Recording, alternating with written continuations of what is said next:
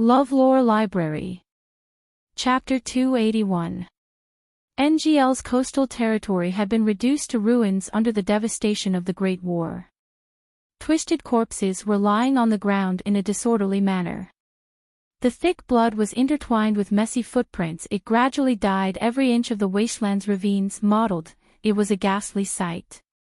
The surging tides rose and fell, devouring the dark red blood and broken limbs, being swallowed by the sea fish. The scavenging giant birds hovered above their heads without dispersing, their shrill cries echoing in their ears. In the pitch-black sky, there was a blood-red crescent moon. In the center of the battle where the murderous aura had yet to subside, a young man with white bones covering his face and a pair of wings on his back barely propped up his heavily injured body and licked the blood on his sharp claws. Lonely, cold, arrogant, indifferent, and adored the violent aesthetics of sadism. This was the first feeling that the young man gave the predators. The other party's eyes were cold. When he sensed that they were approaching, a strong killing intent immediately burst out from his eyes. He was like a ferocious beast. Any species that trespassed into his territory would be torn to pieces by him. Her face was pale, her eyes were green, her lips were black, and her cheeks were streaked with tears. Looking at it up close, the Ant King's appearance was surprisingly close to that of a human. He seemed to have suffered quite a few injuries under the encirclement of the humans. Even a simple defensive posture made him pant heavily. Seeing that the predator's footsteps were approaching, subconsciously, his feet moved back a little. But it was precisely this, slightly, that made the enemy understand that he was holding on and exhausted. In an instant, the big man roared and jumped up at a speed that was difficult to see with the naked eye, charging straight at the Ant King's face.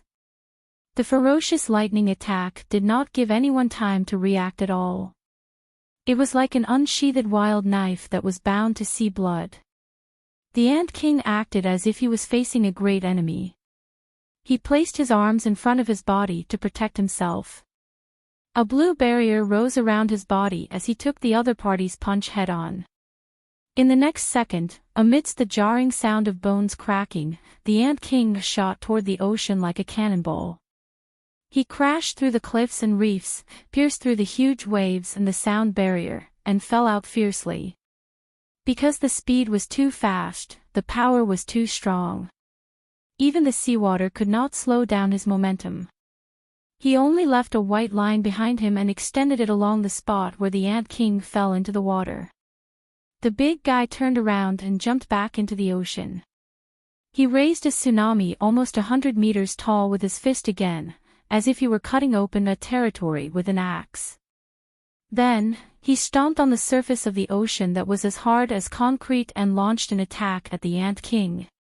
The big guy was obviously a man of action. He was taciturn and never spoke nonsense. Once he targeted his prey, he would beat them until they had no strength left.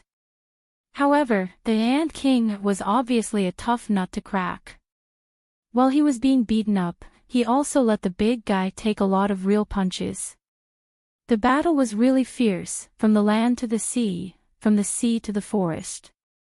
In the end, because the raider was more experienced than the Ant King, who was only 2 months old, was defeated.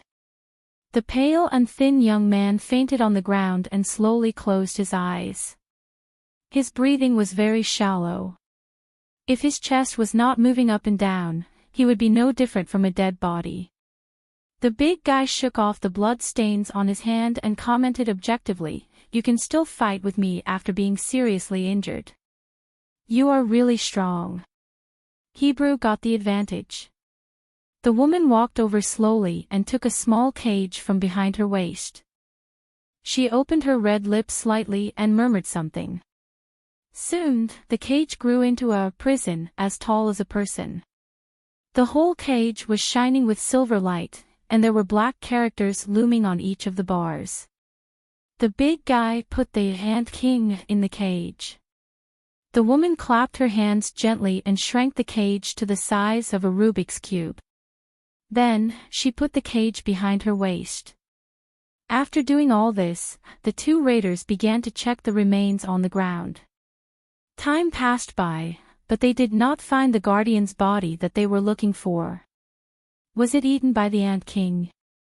Or was it washed away by the seawater? Or did the guardian escape from death and leave here before them? What should we do? Do we still look for it? The woman frowned. The big guy denied it. Go back. We don't have time to waste here, the big guy said pointedly. Besides, we can't chase after it. Veteran raiders were all wanted criminals who had committed the most heinous crimes in other planes. They disrupted the order of the world, violated the rules of the plane, and committed all kinds of crimes. They were the key targets to be expelled from any plane. Especially when the rules of the plane favored humans and were willing to protect them. The more popular a place was, the stronger the power of the rules would be. It was not good for them to go against the rules for a guardian. It was better to go back to their home ground. The Dark Continent was one of the main god's territories. Part of the authority was open to the guardians, and there were no rules restrictions. In other words, they could only use 80% of their strength in the human continent, but they could burn all their strength in the Dark Continent. The main god was weak. Even if he wanted to, he could not restrain the raiders' attack and encroachment. And the main god system that was scattered on every guardian was a key that led to the peak. The main god system could unlock the authority of the guardians, and it could also be turned into nutrients for the raider. They had to fill in the missing main god system before the true recovery. Otherwise, they would be the ones to suffer.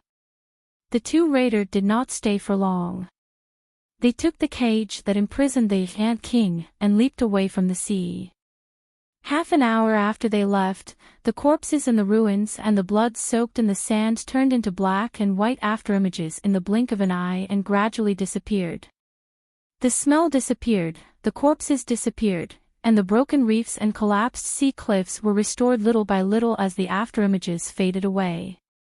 The whole area of the NGL lifted its painted skin at the same time, revealing a peaceful and leisurely atmosphere. It was as if nothing had happened just now. Eisen held the catoptric deflection with one hand and sheathed it inch by inch. The moment the blade disappeared, the NGL returned to its original state. The people and ants who were lying in ambush all came out one after another. This level of illusion. If I didn't see it with my own eyes, no, even if I saw it with my own eyes, I wouldn't be able to tell which is real and which is fake, right?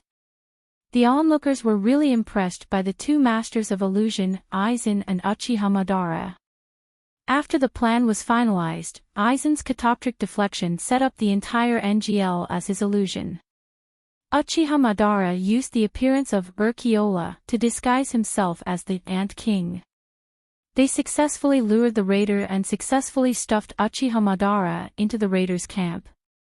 When the eternal kaleidoscope shrouded the enemy camp, the raider's expression would definitely be very interesting. Eisen thought.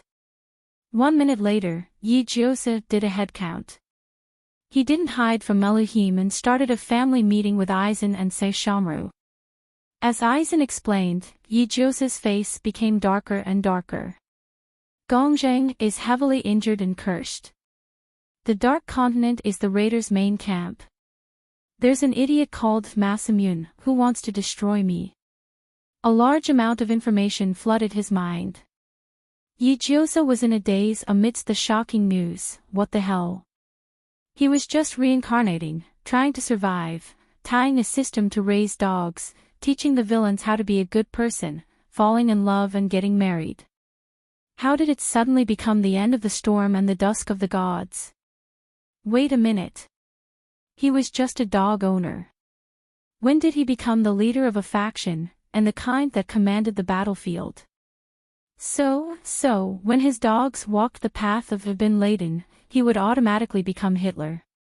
This was fucking awesome. He was a beautiful girl who grew up under a red flag. Ah Pui, a teenager. Suddenly, he was told that he had become a world boss. It was like a noob who hadn't even finished high school joining the mafia. Everything was filled with the aura of the buried love clan. He wanted to be alone. Don't ask him who was alone. Except for G. Civilization's traces, the rest are all here. Aizen said slowly, Uchiha Madara won't be able to hold on for long. We have to set off to the Dark Continent as soon as possible. The candidates are me, Saishomaru, Uchiha Madara, Yoshi Asakura, and 9 Orchid Flower. Aizen added, are you and Ant King going? Owner. Yijiosa nodded, and Meluhim didn't reject. The Dark Continent was a foreign world to Meluhim. But when he saw the 2 aliens, his heart was filled with a rare desire for battle. He wanted to see the other side of the battlefield. As for the 3 guards who liked to stick to him, he had his own plans. After I leave, Kalapika will take over my things. Dedication will take over 9 Orchid Flower's forces. Aizen said, if Kimimaro still hasn't completed the handover with Rule of Law, then we don't have to wait for him. Rule of Law. Yijiosa tried hard to remember, but he could only remember Corgi's round but. Rule of Law. Is Shinichi Kudo. Yijiosa's expression became complicated. After we leave, the human continent will enter a state of martial law. I didn't hide the information about the Chimera Ants invasion. Humans are already vigilant enough. However, I hid the appearance of the Chimera Ant. That batch of Chimera Ants is quite strong. They must have a clean identity and background before they enter human society. In order to keep a trump card, he had always used Hollow to pretend to be a Chimera Ant. While I'm at it, I also dragged Zongdike and Bricks into this mess. Aizen smiled and said, if the Dark Continent launches an attack, they won't sit back and do nothing. Yijiosa was stunned by Aizen's verbal bombardment. He didn't know that Meluhim, who was sitting beside him, was staring at Aizen. He swung his tail and thought quickly. The Ant King expressed that after being reborn, he had a new understanding of this group of scheming dogs. He had to admit that there were many things that he could learn from them. With this thought in mind, Meluhim got up and walked out steadily with his little arms and legs. He was going to look for his 3 guards.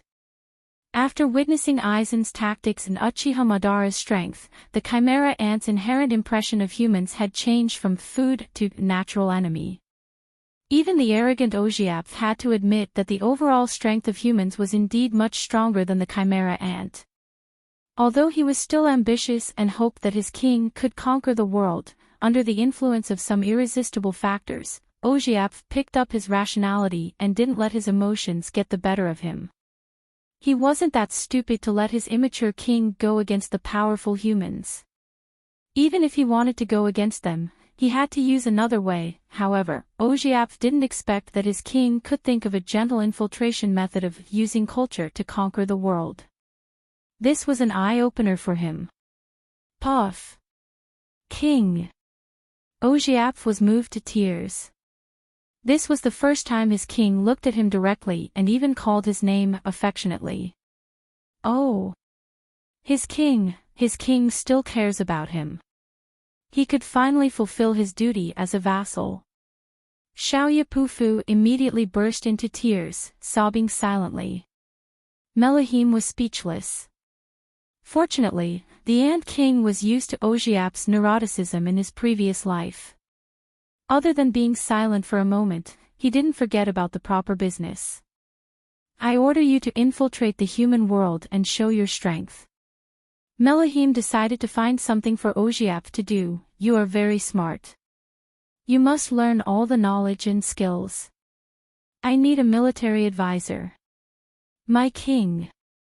Ogiap was very excited. When he heard the word military advisor, he knew that the Ant King's ambition was still there. It was just a temporary dormant state. Wasn't it an honor for him to be the strongest strategist under the Ant King? Not only that, I want you to be a pioneer in the human world. Melahim started to assign homework, academics, music, dance. All of them are very suitable for you. I don't want the 3 bodyguards who represent my face to have nothing to show for it. Poo-foo, I order you to stand at the top. Ojiapf was very moved. Melahim was expressionless. He was learning from Aizen and was getting better and better at talking. I order you to become a doctor, an artist, and a dancer. Poo-foo, this is the face of the Chimera ant. Can you do it? The Chimera ant has to have its own face. I don't want to be inferior to humans in any way after reaching the top. Yes. Ojiapf bowed and said, I will not disappoint my king. As expected of his king, he was much more thoughtful and strategic than he had imagined. Even if he didn't rely on force, his king could still use his brain to rule the world. As expected of his king. Ojiapf burst into tears. He spread his wings and flew away. He shouted, King, with all kinds of praises. It was as if he saw the scene of the Ant King being crowned as the emperor. Ojiapf was so happy that he accidentally bumped into a tree. Melahim was speechless. In any case, the most volatile Poo-foo was taken care of. The next 2 bodyguards were not a problem. UPI was a simple-minded person. As long as he gave her some guidance, she would go into a dead end and suffocate herself. Nephi Pilot respected him and kept pestering Kate. She was the least worrisome one. Melahim wagged his tail and looked up at the red sky in the west. He was silent for a long time. The hidden dangers and dangers must be solved. Only in this way, there would be no direct or indirect things that would hurt Wheat. Wheat was very fragile. She would die if she was not careful. Therefore, as long as he didn't solve the problem, he wouldn't look for her. Otherwise, he would only bring her a disaster that her life couldn't bear. Only by advancing and retreating with humans and solving problems, the Chimera Ant, a temporarily weak race, could get the pass to live in the human world. Only then could they fulfill their ambitions without any scruples. Chapter 282.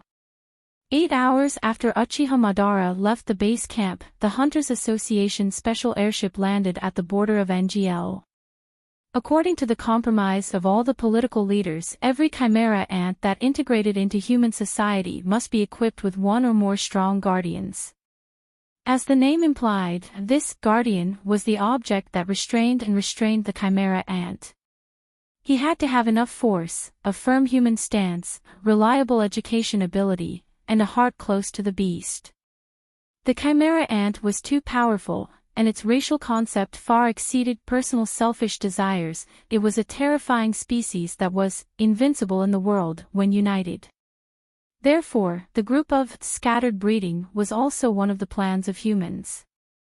At least, even if they could not control the Chimera Ant, they could not let them fall into the hands of people with ulterior motives. Otherwise, sooner or later, it would become a disaster that could not be ended. After a long tug-of-war at the conference table, the Hunters Association was still the one who benefited in the end.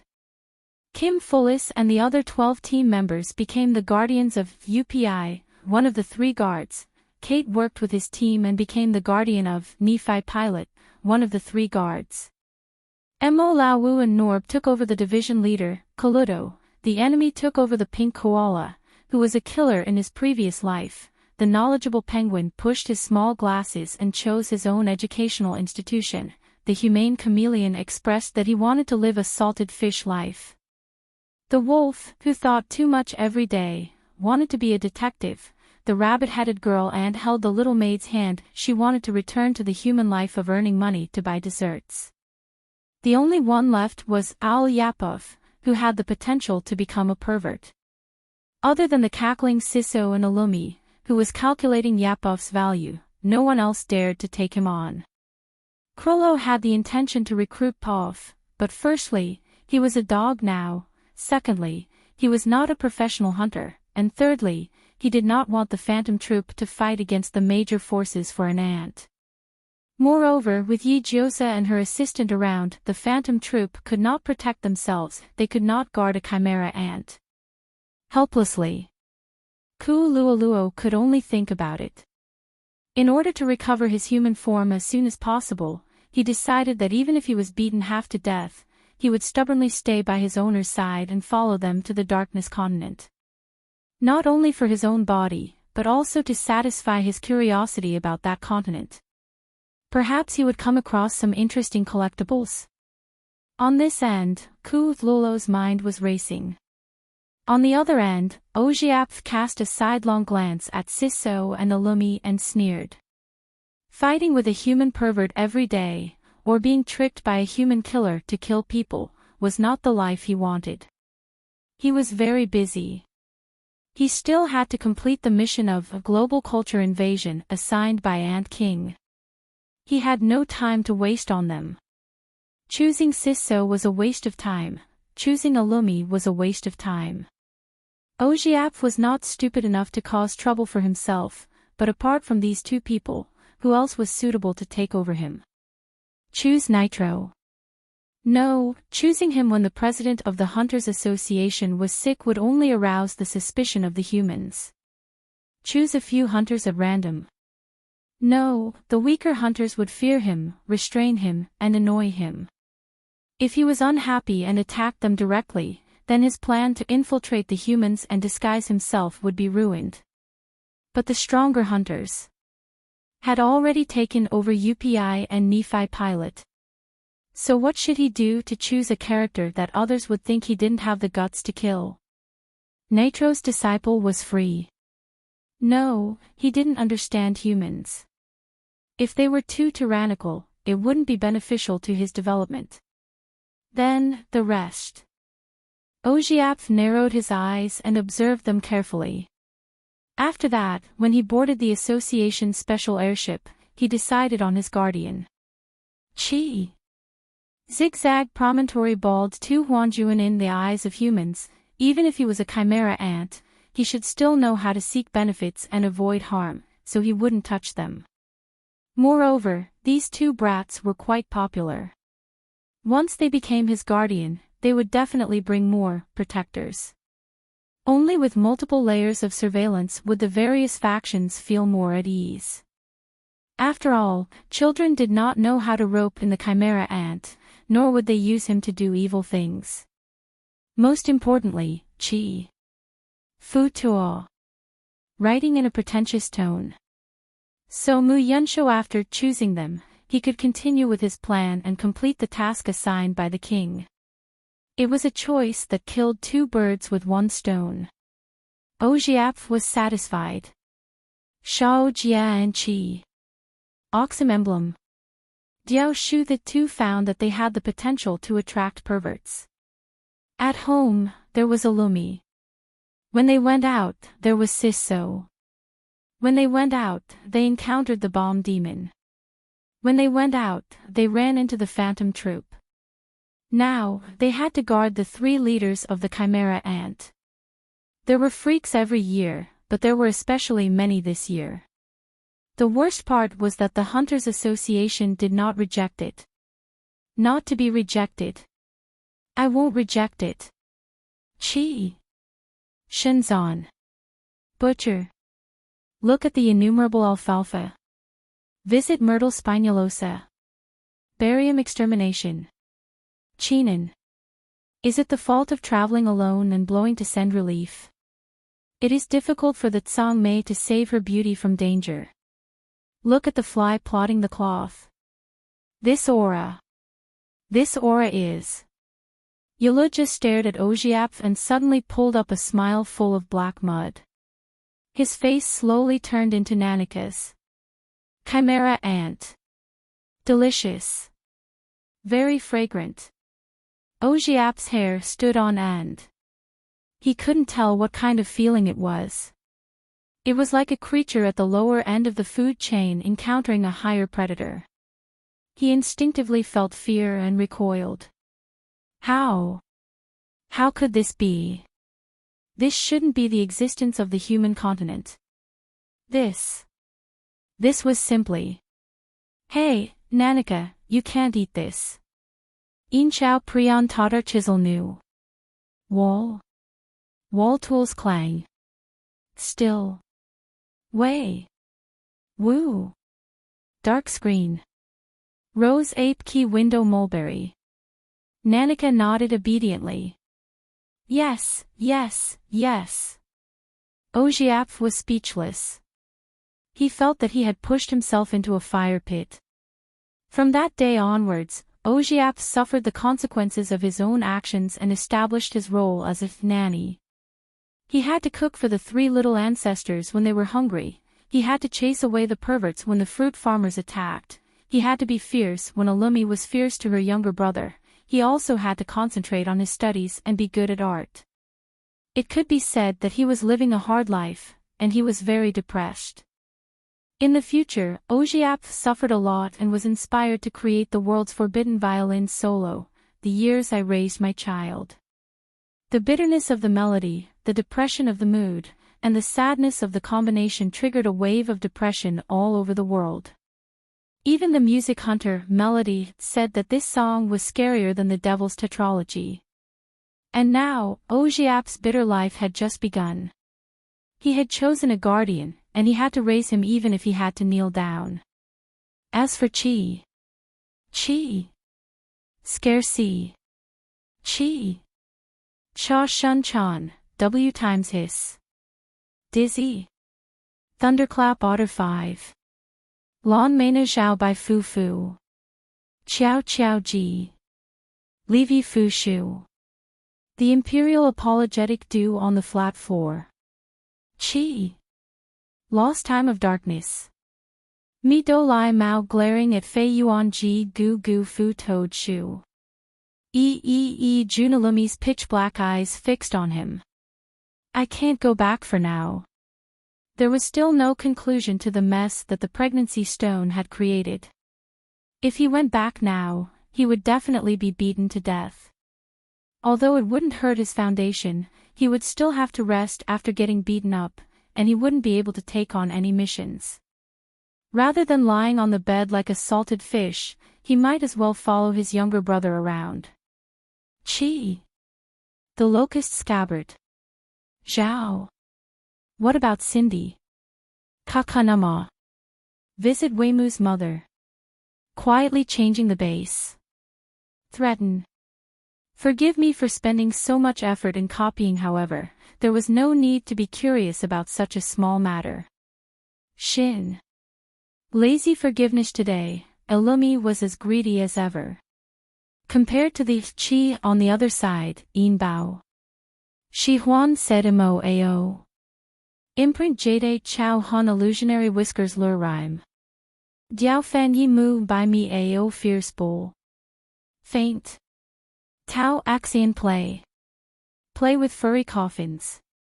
Invading the swamp to mix with a flash. As a result, Yi Jiosa smiled slightly, gave them Jia Yuan Dan, and let Aizen seal their minds. Finally, he threw them to Kalapika, the orphan of the Cave Tower clan. They deeply remembered this blonde boy. He was the one who made their leader live in emoticons and ghost videos. Would they also be made into emoticons? Kalapika raised his eyelids. Knowing that it was a spider, he didn't immediately make a move, although he wanted to kill them. He owed Aizen a favor, and he owed Yi Jiosa a life-saving favor. Since the spider was still useful to both of them, he wouldn't choose to make a move at this time. But not making a move didn't mean that Kalapika wouldn't torture them. Therefore, after the departure of Aizen, the Phantom Troop really lived in the abyss of suffering. Getting up early to deliver packages, cleaning public toilets at noon, building tombstones in the evening, picking up garbage late at night. If it weren't for Sisso running fast, he would definitely be one of the candidates to pick up the feces. Through this incident, the Phantom Troop also understood that Sisso didn't have a sense of belonging to the Phantom Troop.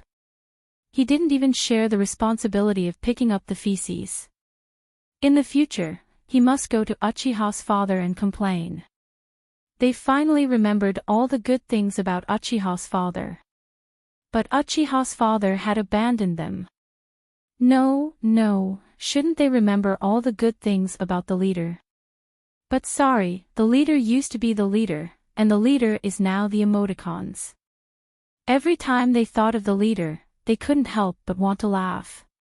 Sure enough, they couldn't live like this anymore. Since they decided to go to the Dark Continent to find fault, the preparation must be perfect. In the absence of the old hen, Gilgamesh, who laid the golden eggs, Yijiosa clung to the whitest Saishomaru, trying to absorb the luck he lacked from the other party. Along the way, a lot of raiders were killed, and the dog had also been raised into an adult.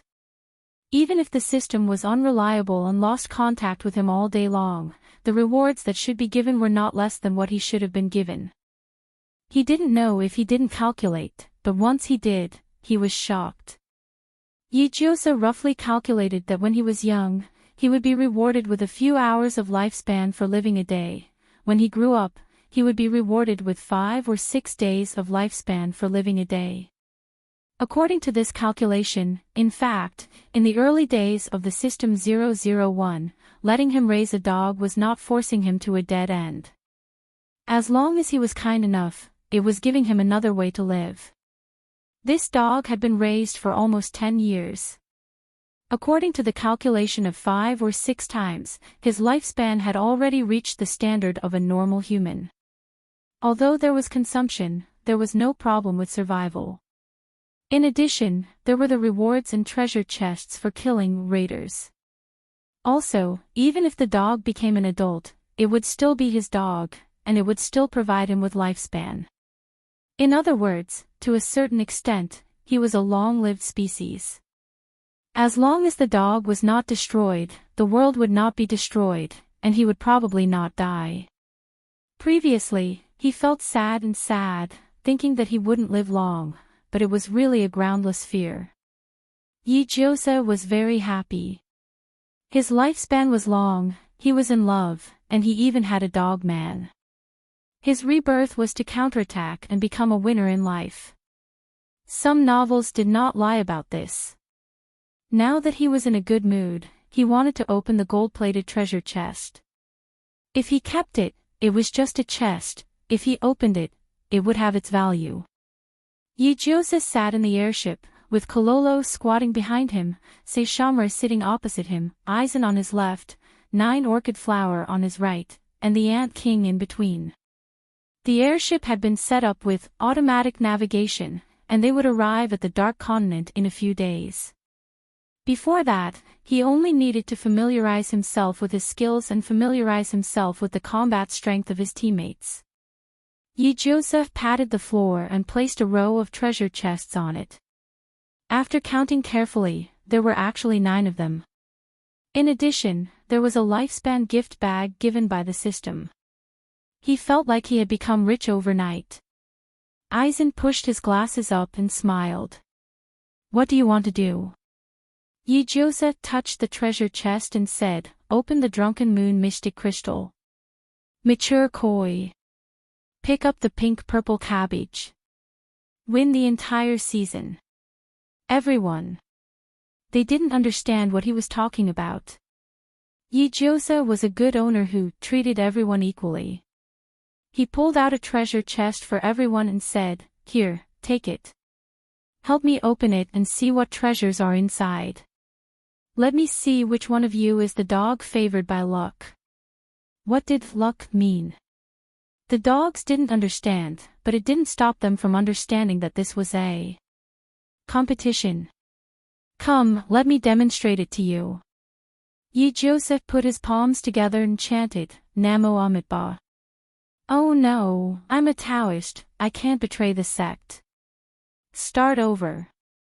Everyone.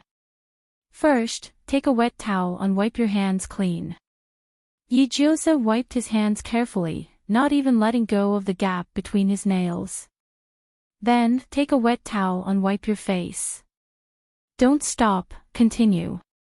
Apply a layer of ivory BB cream on your face, and it won't dissipate. Yi-Jose was extremely devout.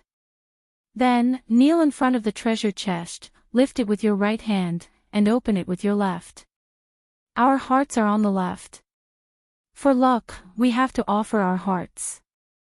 Finally, repeat with me in your heart: prosperity, democracy, civilization, and harmony, freedom, equality, justice, and rule of law, patriotism, professionalism, honesty, and friendliness.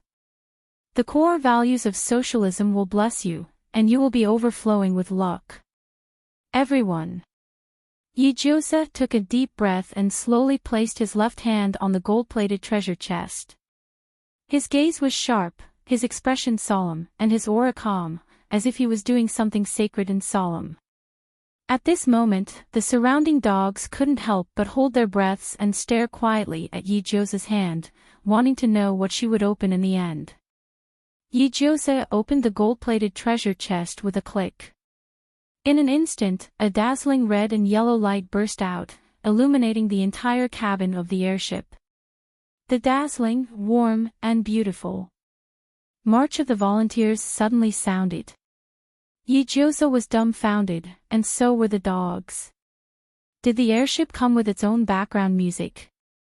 But soon, amidst the passionate background music, all of Yi-Jose's attention was attracted by the three-piece set in the treasure chest: the little yellow hat, the red scarf, and the 3 bars. It was the standard for the cadres of the Socialist Primary School Brigade. It was the vanguard of good children who collected homework, raised their hands to answer questions, and participated in competitions. It was also the necessary equipment for other children who studied all year round and never rested. Yi-Jose. Everyone. Then the question was, what was the use of this thing? Yi-Jose's delicate face twisted for a moment. He stared at the three-piece set. He didn't know what the three-piece set was used for when System 001 disappeared. Was it asking him to go back to elementary school and play with plasticine? How could it be repaired?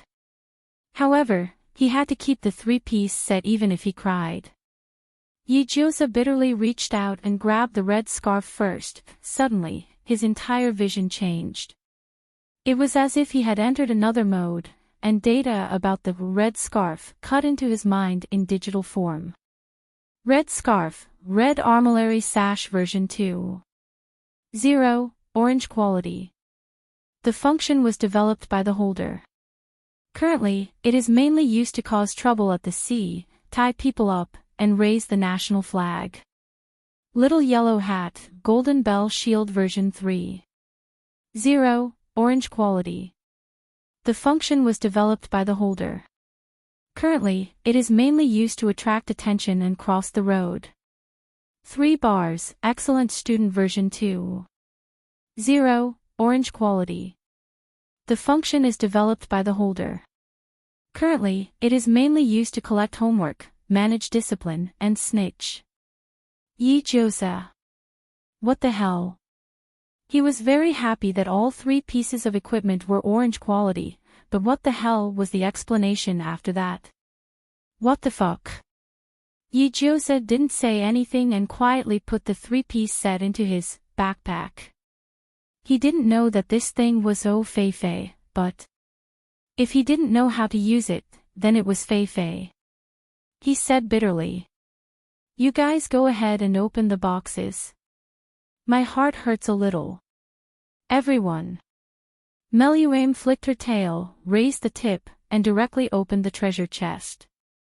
His movements were so casual that it could be described as not caring at all.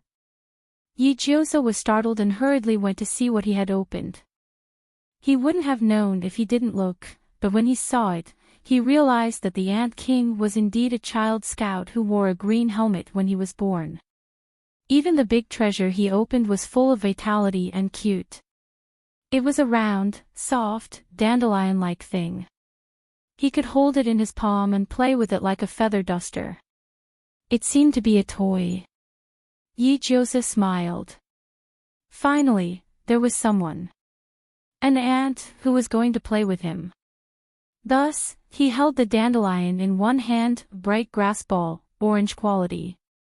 A dual-purpose offensive and healing weapon. Automatically equipped with a high-end 6-piece weave set. Passive counterattack index 100%. Please use with caution. Yi-Josa. From the description, it seemed to be something incredible. Passive counterattack index 100%. It felt like it was very suitable for support members who didn't have enough strength. After all, they all had their own weapons. It wasn't suitable for them to change it.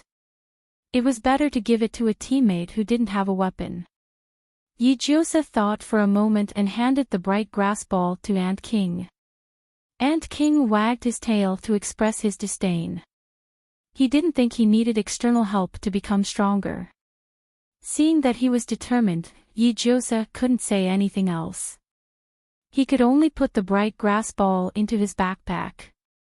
2 out of 9 treasure chests had been opened. Although the quality was high, why didn't it feel useful? Heartache. Yi-Josa turned to Aizen eagerly.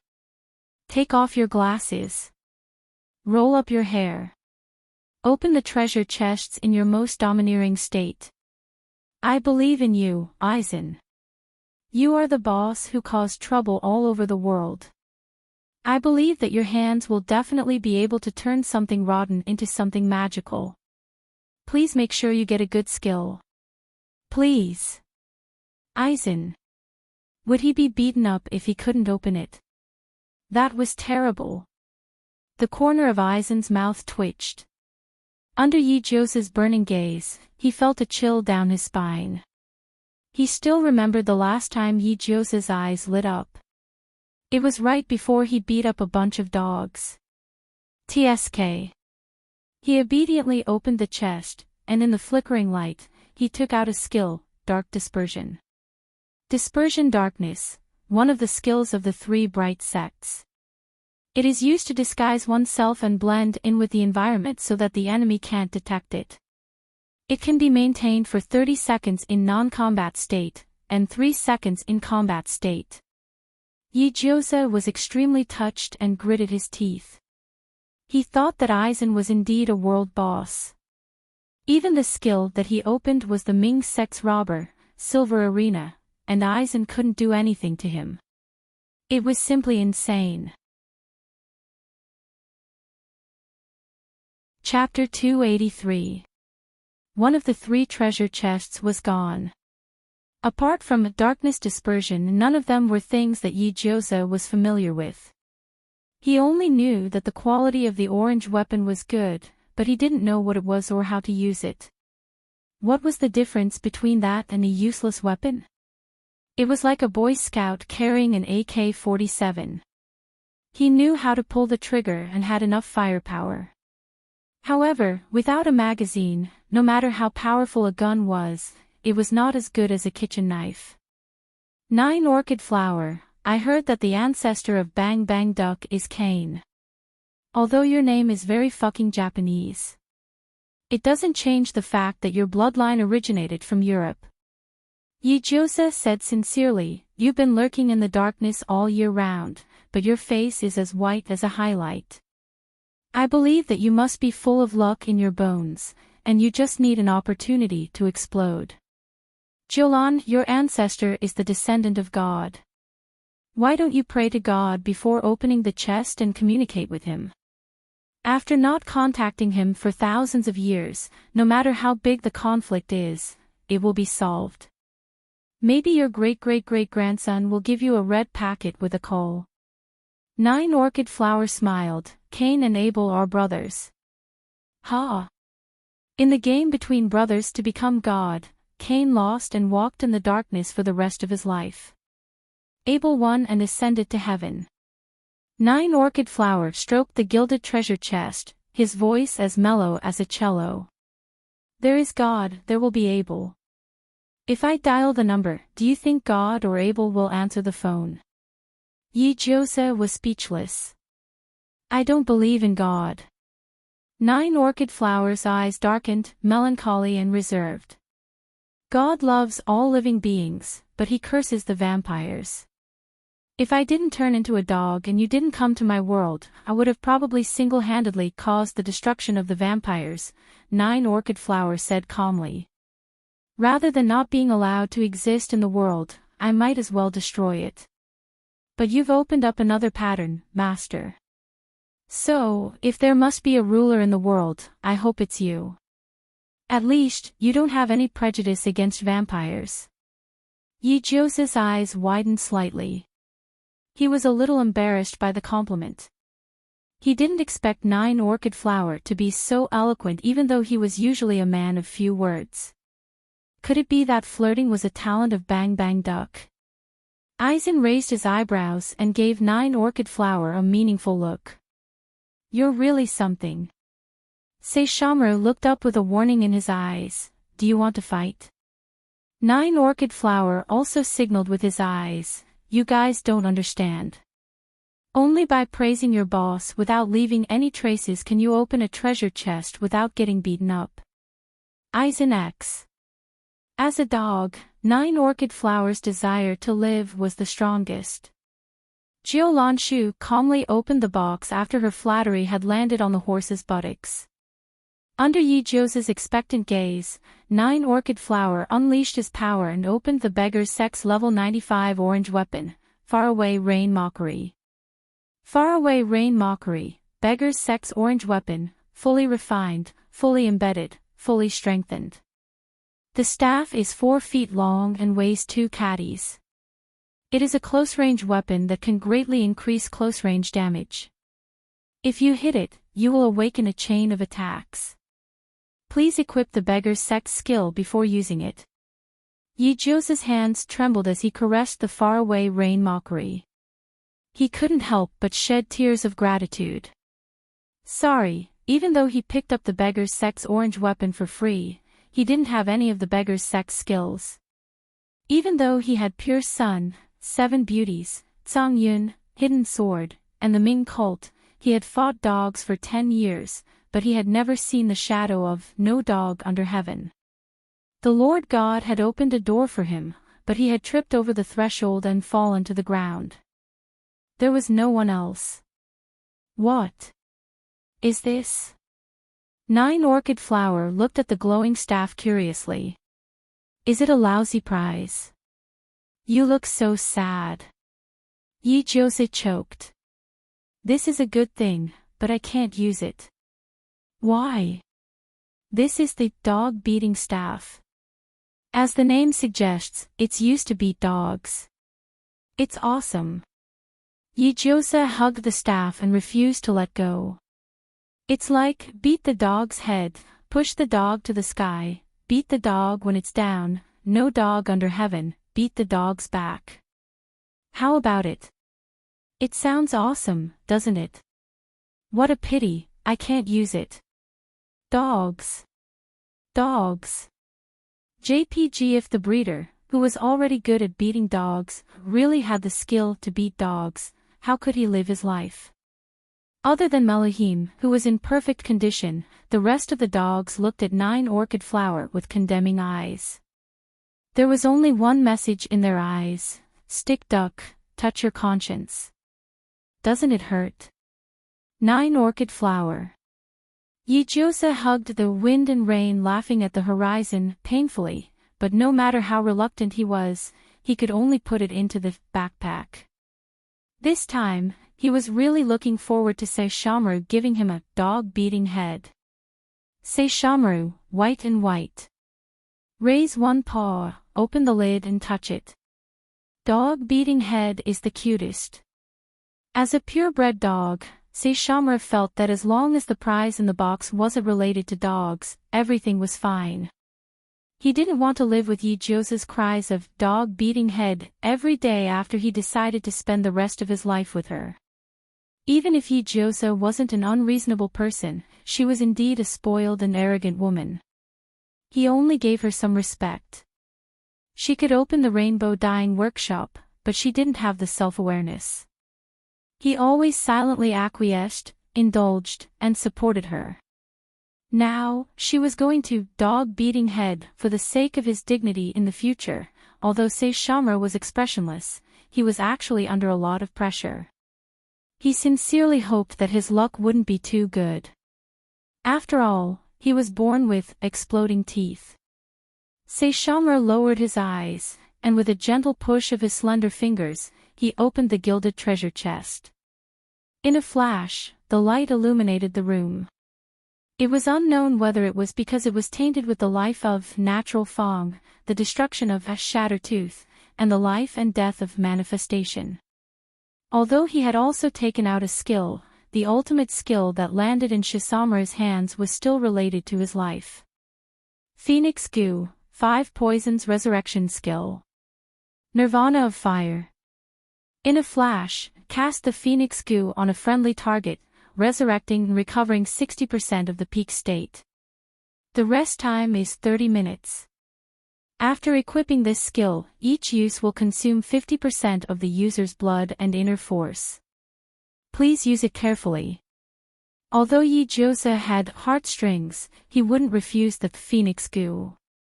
Especially when he saw each use will consume 50% of the user's blood and inner force, he fell into deep thought. No wonder he felt the power in his body rapidly dissipating when he used the 7 fine skills to save people. It turned out that he had to pay a price to snatch people from the hands of the King of Hell. And thinking of the word price, Yi-Josa suddenly panicked. Saishomaru, you usually use natural tooth to save people, did you consume anything? Or what price did you pay? This heaven-defying skill. If there was really any loss, he would pay for it even if he had to go bankrupt. No. It's Tensigen who chose me, not the other way around, Saishomaru answered without hesitation. Tensigen chose me, not the other way around. If I have to ask for a price from its master to kill the envoy of hell, why should I keep it? Saishomaru sneered, I am the master of the blade, not the other way around. If it wants to be my blade, it has to have the qualifications and strength. He had despised natural tooth 200 years ago. If it wasn't his father's relic, if it didn't choose him, he would have long thrown it away in some corner. He didn't know why, but no matter how many times he threw natural tooth, it would always be sent to him by different people and demons in different ways. After being thrown away for 200 years, Saishomaru was annoyed, so he simply hung it up.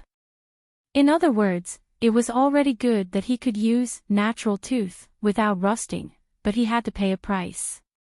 If natural tooth was so useless, he would probably want to be thrown away a few more times.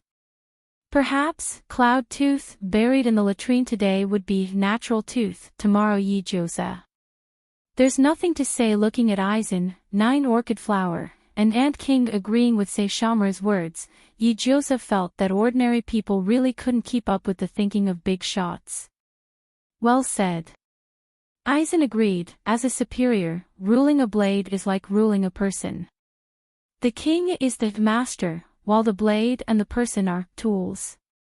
If the tool doesn't suit you, just change it. There's no need to make do. It doesn't make sense for the tool to let the master adjust himself to suit it instead of fighting for it.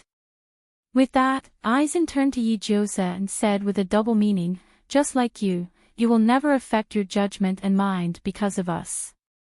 Once our actions step on your bottom line, you will never go against your own moral compass. Even if we have been with you for a long time, you will never show mercy to our mistakes. At this time, you are the master and we are the tools. We chose you, so you have to adapt and obey. If one day, your bottom line is shaken, changed, and fluctuated because of us, you will only become more and more passive until you are controlled by us. If you always stand at the height of the master, we will fulfill our duty as the tools. Because the tools can be changed, but there can only be one master. Do you understand? Master. Yi-Josa. I understand the logic, but why did he suddenly bring up the Emperor's thick black theory and stare at me with the gaze of a dean? What did I do wrong? Compared to Ijosa's confusion and absent-mindedness, Meluhim, who already had the quality of a king, had his eyes lit up, and he suddenly saw the light. Every word that Aizen said gave him a sense of enlightenment, as if he had seen the blue sky through the clouds. He was indeed too inexperienced in his previous life. He was the master, but he had been led by the nose by his own tool for a long time. If he hadn't come to his senses at the last moment, he might have missed out on wheat until his death. He was a king. As long as his decisions were correct, no one had the right to interfere with his private life. If Ogiap meddled in his business again, he would break its legs. Meluhim happily swung his tail and moved his little butt 3 centimeters closer to Aizen as a sign of intimacy. Kuuluoluo kept squatting at the back and didn't bark, as if he had fallen into a strange sage's time. Indeed, after listening to Saishomaru's short words and Aizen's explanation, he suddenly felt that his view was too narrow. Everyone else was busy ascending the throne, but he was still chasing the exploration team to burn, kill, and loot. In comparison, he seemed a little low. Ijosa was silent for a long time.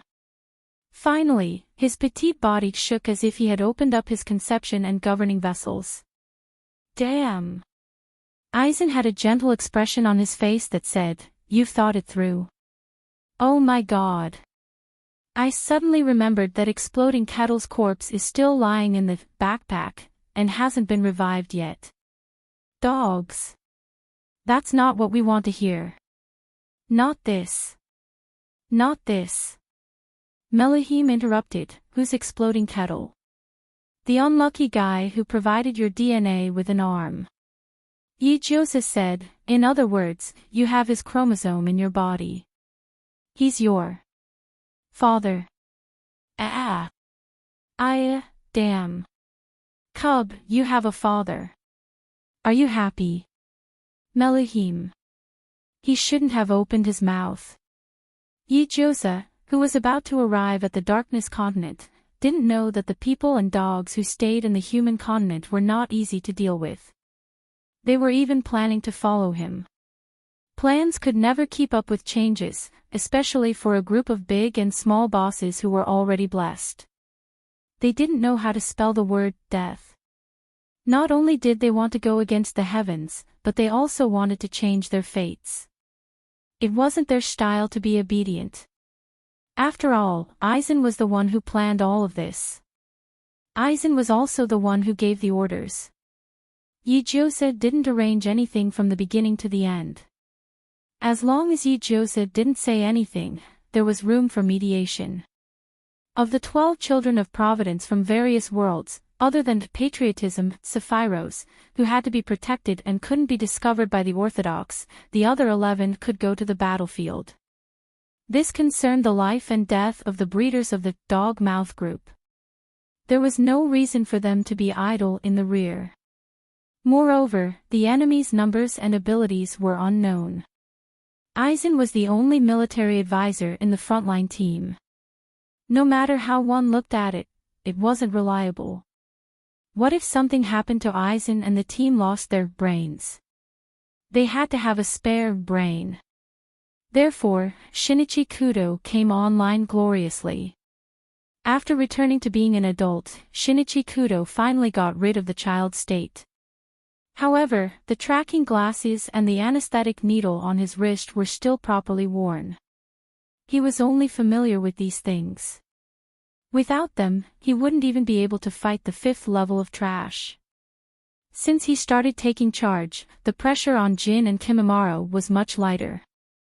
Not only that, Shinichi Kudo also cleverly used the eldest son of the Yakuza guest family, Ilomi, to find Gilgamesh, who was fooling around in the casino. This fellow had finally transformed from a golden retriever into a human form. However, Gilgamesh was indeed a person who pursued pleasure. He didn't want to be involved in anything and only wanted to live happily.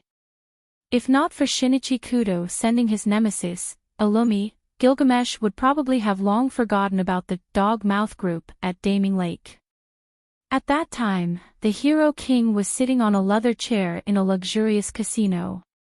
His left hand was holding a pure bunny, and his right hand was holding a seductive snake beauty. He laughed heartily as he won money, and indulged in a life of luxury. His bright golden hair, golden earrings, necklaces, bracelets, and belts complemented each other. Despite being dressed in a vulgar nouveau riche outfit, he wore it with the demeanor of an aristocrat. That was until Illumi walked into the casino with a dog-seeking notice. That was until he found Gilgamesh in human form according to Shinichi Kudo's description of the dog. At that moment, a series of equations, a civilization that lays golden eggs equals his missing love dog of dreams equals a nouveau riche who maxed out the golden rules equals his missing nouveau riche who lays golden eggs, were established. Illumi stared intently at Gilgamesh's thick and long golden necklace, the dazzling titanium alloy ring, the shimmering golden wristwatch and bracelet, and the heavy solid golden belt. He suddenly came to a realization. After confirming the look in his eyes, this was a dog man that he had to bring home to meet his mother. Illumi discovered the dog. Illumi pushed the two beauties away, while Illumi grabbed the hero king. Illumi's desire for control erupted. Not long after, Gilgamesh, who was nearly stripped of his bankbook, earrings, necklace, wristwatch, and even his underwear, knocked on the door of the Hunters Association with a lingering fear. He wanted to lodge a complaint against the bandit Illumi. Unfortunately, before he could say a word, he met Shinichi Kudo, Jin, and Kimimaro, who had been waiting for a long time. They smiled at him. "We've been waiting for you for a long time. I heard that you have a flying golden Vimona." But now, whenever the hero king heard the word golden, he would think of Illumi's sinister smile. He must have been out of his mind to have hired Illumi as his finance minister. But not long after, he lost everything. Anything else was fine, but not Vimona. Absolutely not. If he gave Vimona, this group of Illumi Grandet would definitely ask him for the Door of Babylon, the Lock of Heaven, and the Sword of Defiance. No matter what, absolutely not. Gilgamesh trembled as he covered the king's treasure. Don't even think about it. Vimona is still young. If you have anything, come at me. Chapter 284. When Yijiosa and the others' airship approached the Dark Continent, Gilgamesh's Vimona was just about to take off. It was different from the Fourth Holy Grail War, when the hero king sat proudly on the throne of Vimona and looked down at the world coldly. He was given the honor of riding with his master like alms. This time, the hero king was still sitting on the throne, but he was forced to become a pilot. He also had to take care of whether his colleagues were used to riding Vimona. It was terrible. Vimona's speed was extremely fast. If it was driven at full speed, it would reach the border of the Dark Continent in less than half a day. However, the air pressure at high altitudes was low, the wind was strong, and the temperature was cold. It was nothing to the hero king, Kimimaro, and Jin, but to Shinichi Kudo, it was like killing him. There was no other way. Shinichi Kudo was a pure 24K human, the kind that was not mixed with impurities. Although he had trained with Yoshi Asakura for a period of time, he had strengthened his physique and improved his skills, but because he believed in science, he was unable to step into the threshold of a onmyoji. Spiritual power, he did not. Telekinesis, he did not. Internal strength, he did not. Chakra, he did not. Other than his brain, Ronaldo's feet, glasses, and anesthetic needles, Shinichi Kudo was only left with a set of clothes. In order to prevent the team's second brain from freezing to death halfway, Gilgamesh could only reduce the speed and try her best to move forward in a slow, steady, and straight way. She even had to use her magic power to erect a barrier for him, to prevent this high school student from accidentally falling from a height of 100,000 feet. There was no one else who was so tired compared to the impatience of Gilgamesh. Jin and Kimimaro were obviously very used to Shinichi Kudo's normal survival mode. Especially Jin. He untied the bag behind him, took out a cashmere blanket, and covered Shinichi Kudo with it. Shinichi Kudo fell into a tough battle with Snot. Gilgamesh's mouth twitched. Even if he's a wise man, is it really okay to take him away when he's so weak? What about Yoshi Asakura? Motsung Hao and Aigwa are on Greed Island. They won't come out until the time is right. Kimimaro said. Especially Aigwa. Before the outcome of the battle is decided, he can't step out of the island of greed. Even if the authentic one was ridiculously strong, as long as the original did not die, he would never be able to truly become a god. He would forever be a fake. The space on the island of greed was filled with Saishomaru's demonic power. As long as Sephiroth didn't step out of the island of greed, Sephiroth would have to step on Saishomaru's dead body even if he wanted to find him. However, with Tenseiga and Yijiosa around, Saishomaru wouldn't die so easily. If he did not die, it meant that they could not find him. If they could not find him, it meant that they still had a chance to turn the tables. Everyone had their own plans, but the amazing thing was that everyone's plans were closely linked and interlinked. Even if every single one of them was a proud son of heaven and thought highly of themselves, this sense of teamwork had already been carved into their souls over time, and it had unknowingly stained them. They saw through it but did not say it out loud, which was their unique gentleness and consideration. But more than that, it was so that they could maintain their dignity and show that they did not care about you at all. Tisk, why did they come to us? Gilgamesh frowned. The raiders are not brainless. If they knew that we were in the human continent, they would have attacked with all their strength. But they did not move and advance step by step. I can only say that there is something in the human continent that they are afraid of. Why did they leave the continent and go to their base camp? Why didn't they wait for them to come to us one by one? By giving up their strategic advantage and heading to unfamiliar lands to fight, your military sense sure is terrible. As a king, Gilgamesh had always enjoyed fighting against the heavens. He had been on countless battlefields, so he did not think that taking the initiative to attack them was advisable. The human continent had favorable geographical conditions, firearms, and psychic powers. There were countless experts and assassins, and all of this could be converted into combat strength. The hero king could not understand why they had to abandon familiar terrain and head to an unfamiliar map filled with danger to engage in a life-and-death battle. If the battlefield is set on the continent, it will result in the destruction of life and death. Kimimaro said lightly, there is no need for humans to bear the price of a war between the Guardians and the Raiders. His Excellency does not wish to implicate innocent people. TSK, that fellow, Yijiosa. Gilgamesh looked away as he looked at the wantonly flowing clouds around him. His subjects, fans, and believers are honored to die for the king's cause. A king only needs to point the way, issue orders, and pour out one's desires and ambitions. Those who have the capacity to share joy with the people, and those who have the sense of righteousness do not lose their true colors. A king has the duty to lead the people, while the people have the duty to satisfy the king's ambitions. To change her battle strategy for a bunch of humans that she is protecting, she sure is crazy. Could it be that the methods used by a woman as a king lean towards gentleness? King Arthur was like that, and so is she. Gilgamesh suddenly thought of the golden-haired King Arthur, the woman he had never been able to obtain.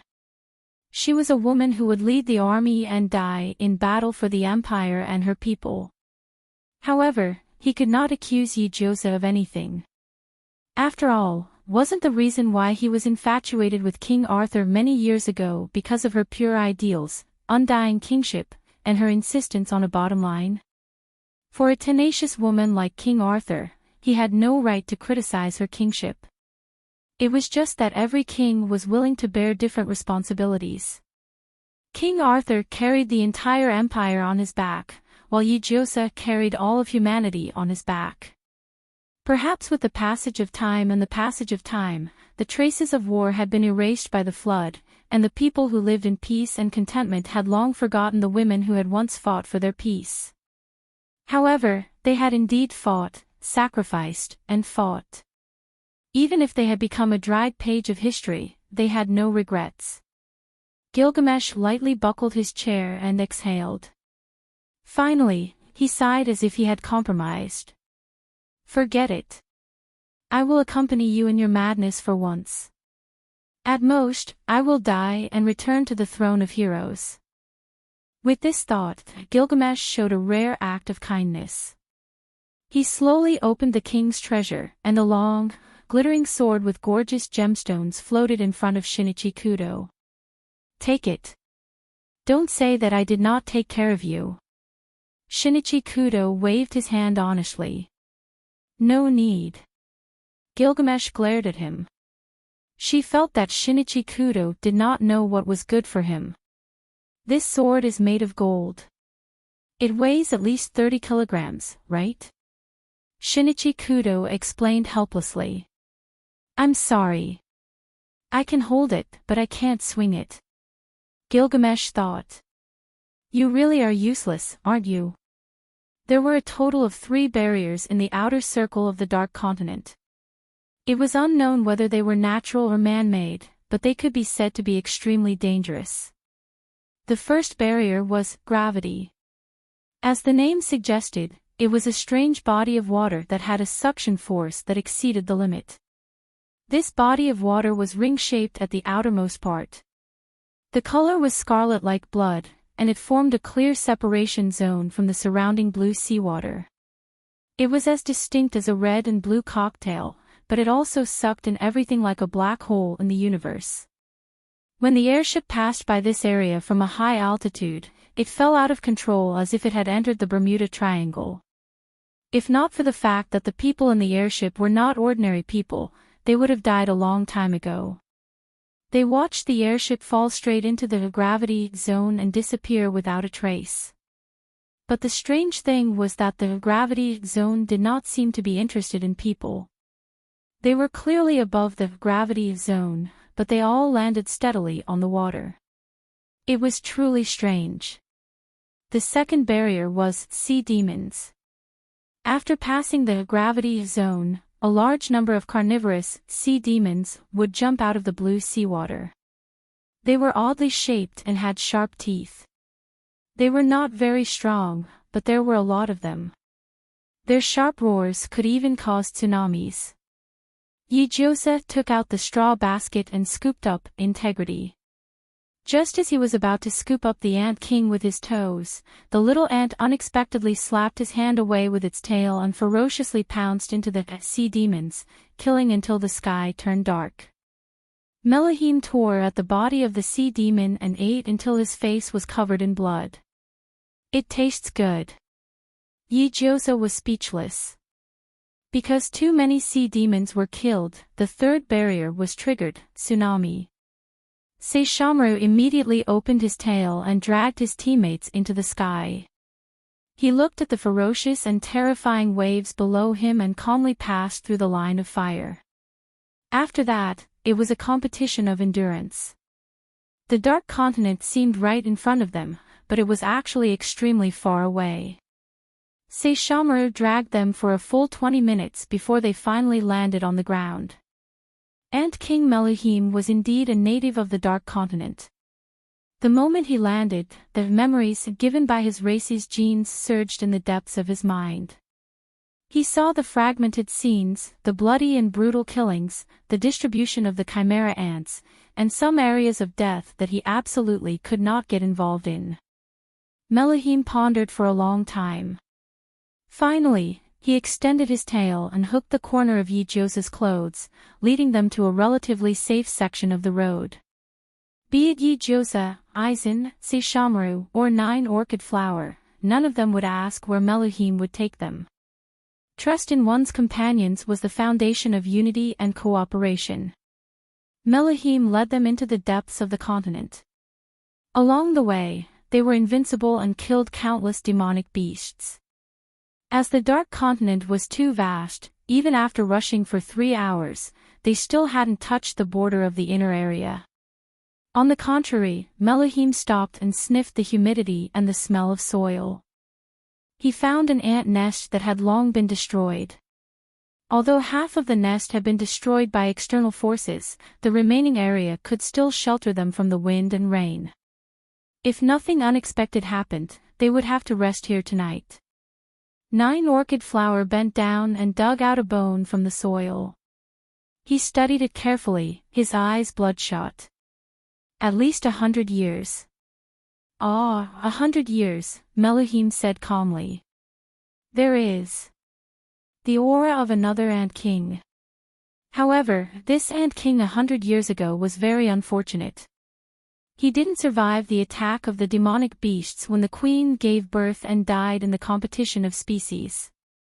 If he had been born successfully, the chimera ant wouldn't have been forced to the human continent 100 years later. But now, he was back. The ruins of the ant nest were very old, but they could still make a fire and cook. However, although the dark continent was big, making a fire and cooking smoke were rare. If they really wanted to eat a hot meal, they would probably tell the raiders to surround and kill them. Therefore, the few of them had some rice cakes to finish their meal. When night fell, Melohim suggested to sneak in first. I am a species of the Dark Continent. I won't arouse suspicion. Melohim said, with my current body shape, it is very suitable for assassination. If you guys follow me, you will only alert the enemy. Saishomaru didn't say anything. He just retracted his demonic power and curled himself into a harmless puppy in a few breaths. I'll go with you. Saishomaru licked his paws. Only that bastard, I want to kill him with my own hands. He still remembered that Hebrew had called him a beast in disdain. If he couldn't kill Hebrew with his own hands, he would be in a bad mood. Melohim nodded. Without asking Saishomaru's purpose, he rushed out of the ant nest. Saishomaru jumped and followed closely. Only 3 people and 1 dog were left in the ant nest. The atmosphere suddenly became quiet. Aizen gently rubbed the mark, 9 Orchid Flower visited the ant nest, and Yijiosa curled up at the side and browsed the store. Kuuluoluo climbed out of the straw basket and decided to take care of his physiological needs outside. As an ordinary dog, he didn't dare to go too far in the Dark Continent. He randomly chose a ventilated place and was about to relieve himself. Inexplicably, the senses he had honed in Meteor Street forced him to raise his head instinctively and stare in one direction. In front of him, there was a small wasp flying 50 centimeters away. In an instant, Kuuluoluo's dog fur stood up without any wind. His vertical pupils constricted slightly, and he immediately entered combat mode. This was because this wasp was made of metal and had no biological characteristics at all. Chapter 285. The ant nest was razed to the ground by the explosion. On the charred and smoking wasteland, Yijiosa coughed heavily while waving his small fan to heal himself. The mechanical bee was really a necessity for home travel, killing and robbing people. Not only was it small in size, it flew fast, and it was flammable and explosive. It also came with a poison buff. Once it came into contact with psionic energy, it would explode and produce high temperatures. The poison wrapped in the bee's tail could easily volatilize in the air. If one inhaled 1 or 2 mouthfuls, they would be able to ascend. They would no longer have to worry about being a human. Fortunately, Yijiosa had lived to this day and had gradually broken away from the realm of mortals. Otherwise, this poison would at least make him lose half his life. Cough, cough, cough. Why are you guys fine? Yijiosa healed himself and shifted the cannon. We are all protected by the mountain river suppression. Why am I the only one who was hit? Aizen fumbled in the charred ground and picked up a thin layer of dust. He replied, I am the Grim Reaper. 9 Orchid Flower said calmly, I am a vampire. the poison should only be effective on humans. But I don't rule out the possibility that the controller has a higher level of poison. Aizen continued, but I didn't expect. Master, you started to breathe without alertness as soon as you removed the mountain river suppression. 9 Orchid Flower pointed at the safe and sound Crollo. He added, even a dog knows to hold its breath when the wind blows. In short, Master, you are a rookie. You are worse than a dog in terms of offense and defense. Yijiosa was speechless. As an ordinary person, I am indeed discriminated against in a group of non-humans like you. We should have been discovered. Aizen rubbed the charred ground. His actions were rather casual. He even revealed his fearless bear appearance after his vest was exposed. I wonder how many of these little bugs are there in the Dark Continent. Instead of hiding, I prefer to take the initiative to attack. Aizen suddenly laughed. Master, they exploded after coming into contact with your power, right? It should be. I remember that it crashed into the mountain river suppression's barrier, and then, let's split up. Aizen threw a glance at 9 Orchid Flower, but didn't give any explanation. He raised his feet and made a few transient steps, teleporting to a place 100 miles away in a matter of minutes. In the next second, 100 miles away, a majestic and heavy spiritual pressure unique to Aizen rose from the ground like a tornado, covering the sky and covering the ground.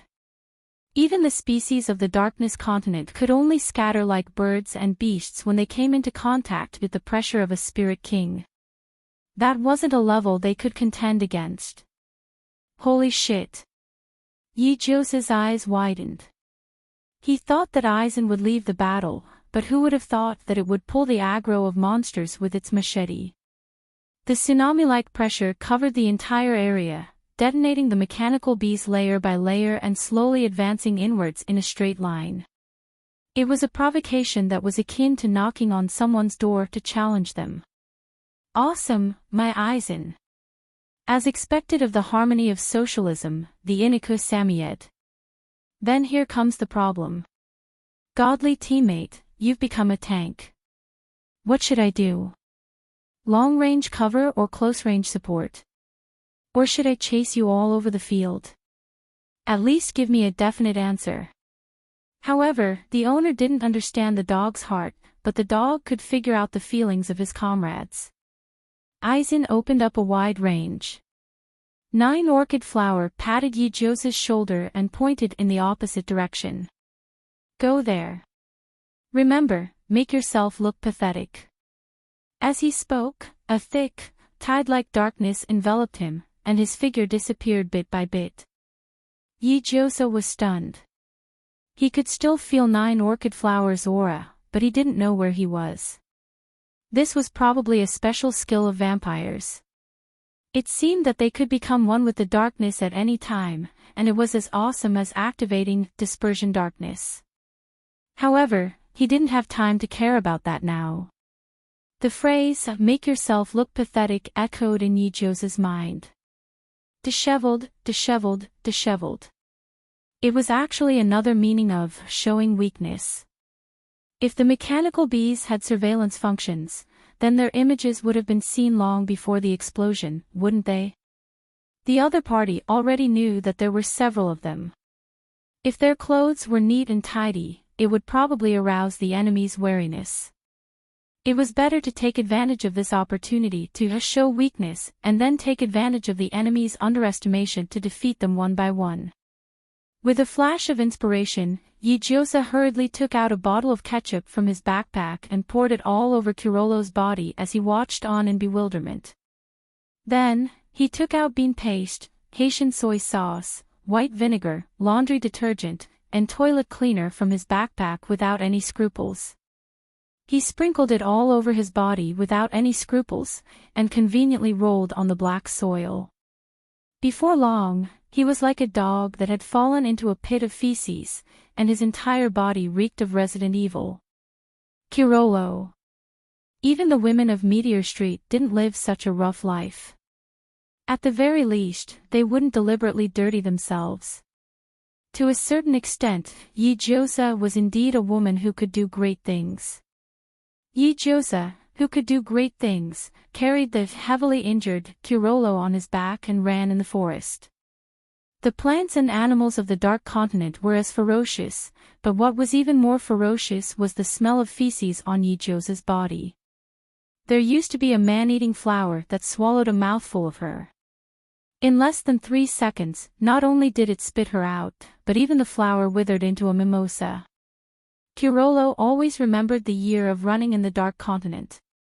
It was his dog Fur that had passed away since then. In the end, among the creatures within 3 feet of Yi-Josa, other than the unconscious Kirolo, there were only a dozen or so mechanical bees left. And at the border of the inner circle, Yi-Josa encountered a mechanic in a wheelchair. This raider couldn't be considered a human because every inch of his skin that was exposed shone with a metallic luster. His head, neck, torso, and joints all had a metallic texture. Even his voice emitted a sha-sha-sha electronic sound. In a general sense, he was a robot, similar to a Terminator, not a living person. He only met Yi-Josa for a moment before he immediately launched an attack. How could a raider, who could live to this day, make the fatal mistake of villains die from talking too much? At the most sensitive period, he had to kill every living thing that appeared in his field of vision. Don't think that he didn't know what these guardians were trying to do. After the mechanical bee exploded, they would definitely be seriously injured. Letting the strongest one release his psionic pressure to attract people from all directions so that it would be convenient for his injured teammates to escape was something that these saviors would do. But unfortunately, the raiders had long seen through their righteous nature in the battle against the saviors. Instead of looking for the big fish to attack, it was better to harvest the small fish first. Only after harvesting the small fish's benefits and encircling the big fish could they reap a bountiful harvest. Therefore, without thinking, they avoided the big fish Aizen and turned to encircle the small fish Yi-Josa. Little did they know that the person who came up with this plan was a world boss that was even more sinister and cunning than them. The raiders' Aizen had hidden its strength and reputation well. On the other side, Yi-Josa twisted and turned to avoid the mechanic's fierce attacks. Look at the endless mechanical bees, look at the retracting octopus hands, look at the magic cannon that was ready to fire. To be honest, Big Brother, you're actually a low-level version of the Tang sect, right? Then don't blame me for not understanding you. Today, I'll let you taste the despair of a whale pumping milk.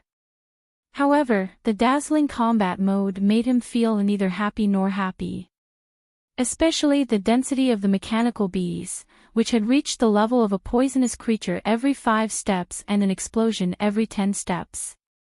What to do? They're all mechanical things, what? He suddenly remembered the magnet in Fuyuki City. Whoosh dash, in an instant, a sharp arrow shot over, narrowly brushing past Yi-Josa's temple and penetrating the ground. Just a few tenths of a second of distraction had almost cost him his life. In the blink of an eye, Yi-Josa instinctively used Cloud Ladder and rose up. In the space where his feet landed, the ground behind him was instantly engulfed in a sea of fire. Archers and long-range snipers. Their attack power wasn't high, but the power of each arrow was very strong. So, he was being attacked from both sides. The explosion of the mechanical bees would drown out the sound of the arrows flying through the air, and the poisonous fog and smoke would obscure his vision and affect his judgment. As time passed, he would become more and more passive. However, as a pure yang, he was ultimately a sheep herded by dogs, not a sheep herded by dogs. He had even beaten a world boss like a dog, so why would he be afraid of 2 raiders? He had underestimated the human-headed dog of the past. Therefore, after testing the waters, Yi-Josa suddenly swung his sword. This sword steadily tore open the ground and slashed at the dense forest in the distance. He would slash at the arrow from where it came from. Mountain-subduing river fell on his body, and the purple gas was activated to the maximum. With multiple layers of defense, even if the path ahead was blocked by the mechanical bees, Yijosa could still unleash his power without hesitation. Even if absolute defense rapidly drained his strength, for a pure chi with a weak kidney, he was used to it. He was really used to it. Yijosa took out a blue potion from his backpack and drank a bottle. Yin and Yang transformation. After drinking 2 bottles, he would never run out. The cycle repeated. Whether it was around him or around him, there was no longer a piece of good land. With Yijosa as the center, there was nothing left in the fan-shaped area. Although the mechanic who was facing the sword aura could barely block the power of pure chi, he already had the intention to retreat. This woman in front of him was not seriously injured and on the verge of death. She was clearly a tiger in disguise. This ability, this level, was as dangerous as facing the real one. From the start of the fight until now, how did she come out unscathed? When the Lord God chose the Guardian, how could he allow such a skill that was close to the Tao to exist? Was the Lord God blind? The Lord God back then was really blind. Not only did he think that Yijosa was a dog lover, but he also did not think that there was a game interface in the world that could allow one to ascend to immortality. Boom dash, strike while you're down. Yijosa had already forgotten about the magnet stone. He only knew how to slash at the mechanic's defensive circle, liquid metal. Depending on its form, it could reduce pressure and power. Just like Siso's mind, it was flexible and could deflect strong attacks.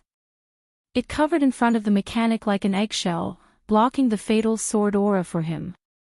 Yijosa glanced at the flattened forest from the corner of his eyes, and his lips curled. Cold sweat appeared on the mechanic's forehead, and he frequently turned to the distance and behind him. He did not expect that when he was ready to use his companion as a scapegoat, he had already become the scapegoat of his companion. This was the tragedy of a raider. Within reach, there was no companion worth trusting their back to. Why? Won't you be exhausted? The electronic voice trembled a little. It had been so long, why could she still instantaneously release a big move? Why could she still maintain an absolute defense? Why could she still approach again and again? Why? Maybe I'm a guardian. Yijosa drank a bottle of blue potion. Humans should always have something to look forward to. Just like a guardian, because he understood that there were countless people and things standing behind him, he was still willing to move forward in pain and joy even though the responsibility was great. The value of being a human, the realization of oneself, the path ahead. If one's heart was guarded, one would have a beginning. If one's heart was only seized, one would not have a good ending. Guarded and seized, the 2 words seemed similar, but the meaning was very different. Just like how guardians and raiders were both products of God, one walked the path alone, and the path ahead became wider and wider, while the other abandoned everything, and the path ahead became narrow. Actually, I'm quite tired. Yijosa picked up a walk, and a shield dance slapped away the last bit of liquid metal. But if I fall, what about the companions behind me? The long sword cut down the few mechanical bees, and Yijosa's voice was unusually indifferent. I've only killed chickens, ducks, and fish before. In the first world, I killed a nest of bandits. The feeling of killing. What is it? Feeling powerful, omnipotent, feeling that humans are beasts, and feeling vicious? I'm sorry, I just feel disgusted. Step by step, Yijosa arrived in front of the mechanic. Humans are humans because real humans will not willfully trample on the lives of living people. There are many ways to prove one's worth. Why do you have to go to a newspaper office? Yijosa stabbed the sword into the mechanic's head. What does society owe you? The common people are innocent, okay? The mechanic did not die easily. After all, the body of a machine was neither painful nor itchy. Yijiosa stabbed the mechanic's chest again. A huge electric current instantly flowed along the sword and shot into the mountain river. If it were anyone else, they would have already turned into a piece of charcoal. Every inch of the mechanic's body was filled with traps. Naive. The mechanic's remaining electronic eye flickered. You want to be a good person. After removing the mechanical arm, Yijiosa was a little tired. Another good and bad person opinion. You're the naive one.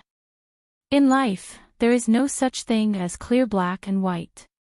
Most of the time, it's just gray. I've hated it before. Why did I have to go through all that? Why not others? But, be a human and tell yourself to be kind. Losing everything and then losing yourself is the true tragedy. Yijiosa was tired and put away his sword. At the same time, at the edge of the forest, wisps of darkness crawled out. 9 orchid flowers figure appeared. In the hand of the pure-blooded emperor, there was an archer whose neck was broken. Aizen used the cicada to attract enemies, Yijiosa used the mantis to defend against enemies, and 9 orchid flower used the oriole to assassinate. After the oriole succeeded, it would push forward step by step. No one would be able to escape this encirclement. 9 orchid flower was a world boss that did not lose to Aizen. In terms of scheming, he was also the emperor who had once planned to destroy the entire blood breed. Aizen's gaze before he left was filled with a meaning that could only be understood by the main antagonist. As for Yijiosa, wasn't the main character's script just a hired thug? He just needed to make the most of it. Yijiosa did not know that he was just a brick in the dog's plan, moving wherever they needed to. The mechanic's electronic eyes trembled. The strength and organization of these guardians were far beyond any he had seen before. He had killed an archer without making a sound. Even the mechanical bees that he had planted in the forest did not notice him. What a terrifying stealth ability. My hands are tired. Jolan, you do it. Yijiosa gave the archer a look. Strange, I did not receive any message from the system. The thick darkness drowned the struggling mechanic. 2 minutes later, the darkness retreated, leaving behind a pile of dull mechanical parts on the ground. Similarly, after the mechanic died, the system did not make a sound, as if it had disappeared. Looking at the pile of scrap metal, who would have thought that this was a human raider? Not long after, these parts would be broken down and truly disappear from the world. Who would remember him? Raiders could steal everything, but they could not steal the sincerity between people. Just like how selfish people could indeed protect their own interests and take advantage of others. But their eyes could only stay on this small piece of land. They could not see the wider world, and no one would be willing to take them to see a better scenery.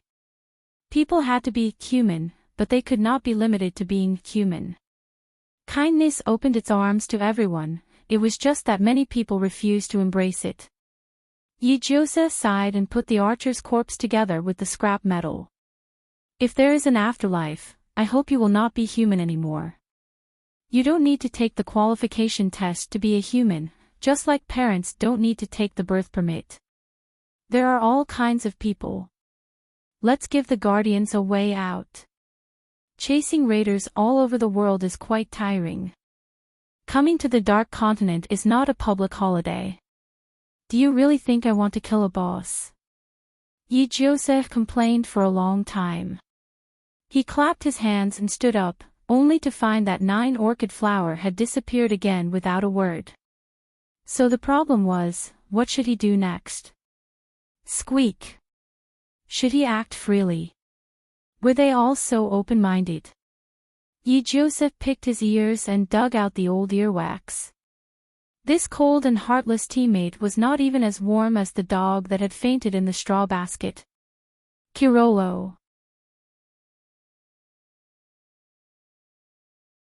Chapter 286. In the core area of the Dark Continent, it was isolated by a surging storm. It had a powerful repulsive force and an offensive nature that did not distinguish between friend and foe. All living things that entered the domain would be crushed by it. Not even a trace of dregs was left. The storm firmly guarded everything in the core area, eliminate the unqualified outsiders. This was the command that it had been instilled since it was born. It was the door, and the divine spark was the key. Apart from the main god and the emissary, no one or thing could approach this place. But now, the rigid instructions and formatted dogma could no longer stop the invasion of traitors. The storm's circle rejected everything regardless of good or bad, but it neglected the possibility of the emissary beside the throne falling. It did its best, but it did not know that the battle of the gods had already begun. Even the high and mighty main god had become unrecognizable raiders. In similar planes with different codes, Authentic spent a lot of time and energy destroying countless history and living beings, torturing and killing batches of victims and rebels, finally, from the brain of a dead guardian, dug out the uncontaminated system. As long as he could reach the highest position, everything he paid now was an investment. The world was a survival of the fittest, and he did not want to waste any more effort to make a move. It was just that this group of people happened to be blocking his path. Since they were unwilling to move aside, then kill them. As the saying goes, successful people don't care about trifles even if they have to bear countless blood and human lives. Authentic will not even frown. When humans slaughtered cows and sheep, they would never ask about the psychology of the cows and sheep. Just like when Authentic slaughtered humans and guardians, he did not care if it was right or wrong to do so. Guardians were his stepping stone and nourishment, raiders were his supporters and livestock. Only the main god was worthy of his attention, an existence that he had to defeat no matter what. Sooner or later, he would devour it and replace it as the only god. Authentic gathered the raider team and ordered Hebrew to find a suitable carrier. And the Beastmaster was a powerful veteran raider after all, so he did not disappoint. Not only did he bring back the 4 sacred beasts from the world of the unbelievable game, but he also brought back the heroine, the vermilion bird witch, Meizu. At that time, the vermilion bird witch had already been transformed into his slave. Although she was still alive, she was no different from a walking corpse. Half of her brain was eaten away by the worms, and Hebrew's worms replaced her brain and became her consciousness. The Suzaku witch was a beautiful girl. If the disaster had not happened, she would have continued the main mission of the original world and become a qualified savior. Unfortunately, there were no ifs in the face of the marauders. She became a plaything for the marauders. Especially after Authentic had placed the system in her head, all the raiders felt that bullying her was like bullying the guardian, and they could obtain physical and mental satisfaction. The vermilion bird witch became the most qualified blade in the hands of the orthodox. With this special guardian, Zongjin ordered his men to search for low-level raiders without hesitation. He used the marauders to feed the protector. Bit by bit, he nurtured her to the value he desired, and then he ruthlessly slaughtered her. Lifespan, skills, equipment. These precious artifacts that were piled up with countless people's lives had all entered the Authentic team. They followed the same pattern and fed 3 fat sheep. Finally, before the system was exhausted, they used it to locate the Master God. It was a battle that even experienced raiders could not participate in. The battle between the Orthodox and the Master God, the battle between the demigod and the old god. Although the Master God escaped and Zongjin was seriously injured, Zongjin also plundered half of the Master God. This result could be called perfect. It was just that the Master God was hard to digest. Zongjin hid in the core area for a long time without any movement. If it was not for his terrifying aura, all the raiders would have thought that he had died inside. However, this area that no one dared to approach was now surrounded by 7 or 8 raiders. There was no other reason. A team of protectors had already attacked the door, and their strength was amazing. They had lost 2 at the beginning.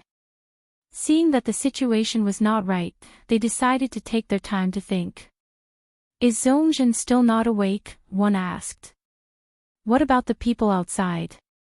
Divide into groups to defend, someone replied. Staying here won't help. If the protectors find this place, Zongjin will take our lives when he comes out. We can defend against the enemy, but how do we distribute? Another person sneered. Don't think that I don't know what you are planning. There are 23 of us, but there are only 12 positions. If we can die, we will die. I will say this, we will defend against the enemy together. No one is allowed to be lazy and sit back and enjoy the fruits of others' labor. Otherwise, don't blame me for taking action against the guy who picked up the scraps. He. The child who was stroking the doll suddenly laughed. How about this? Let's compete by killing the protectors to take the position. How about it? The child looked up and laughed. There are only 12 positions. Of course, we have to leave them for the capable, Bring back a protector's corpse and you will pass. This way, everyone will desperately chase after the protectors. There will be no problem of anyone being lazy. We can also prevent them from finding this place. 3 birds with 1 stone. So, a competition.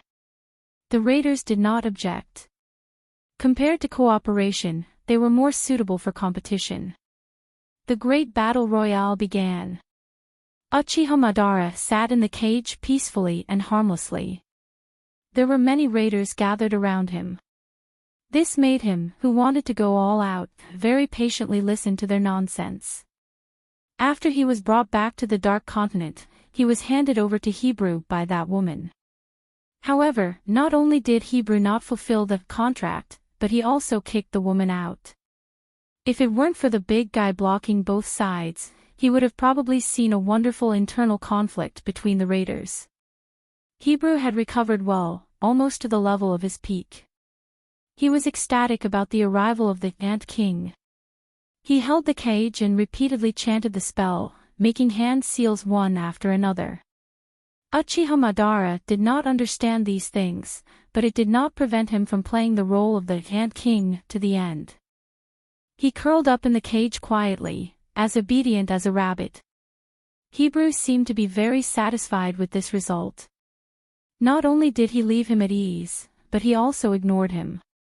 In this way, it was convenient for him to collect information.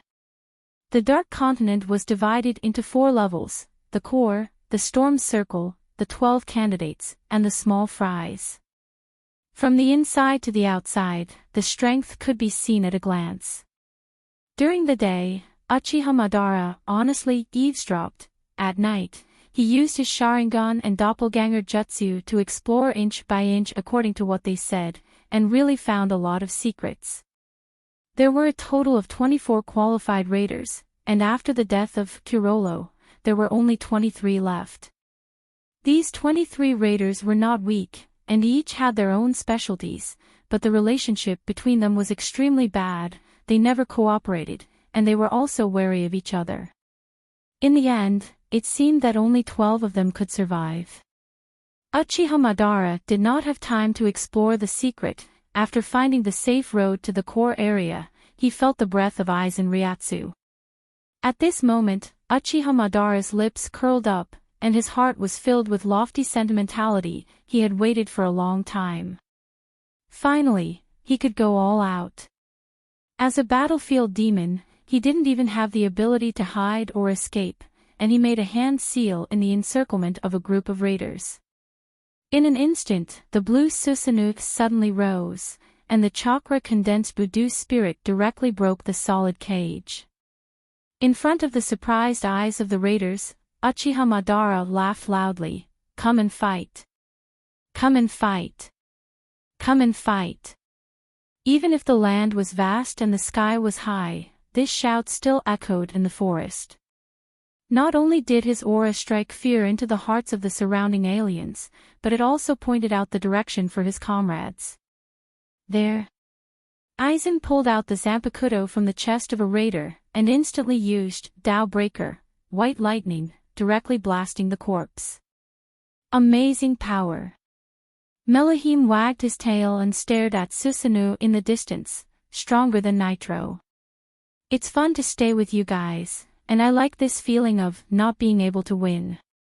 Saishomaru returned to his human form and said, "Go pick the prey you've chosen."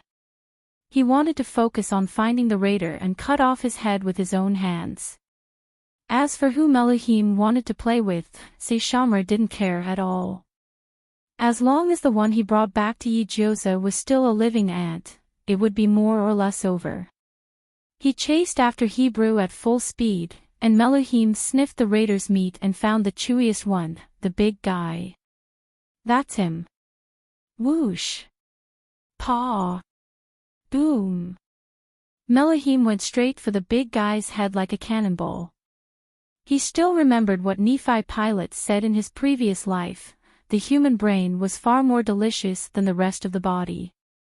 He had tasted it in his previous life, and it was indeed so. It was impossible for him to eat a telekinesis user in this life, but on the Dark Continent, the raiders, who were defined as enemies, were the best food. Even though the Dark Continent had more delicious collections, for Melohim, the old taste was the best. However, Melohim was too green after all. Although he had the power to stand at the top of this world, he was far from Aizen and Uchiha Madara's level. On the other hand, the raiders were people who could fight the Psionic King and the battlefield demon god. His attack was a sure kill, but it cut the enemy's cheek and drew a trail of blood. The big guy looked clumsy, but his movements were extremely agile.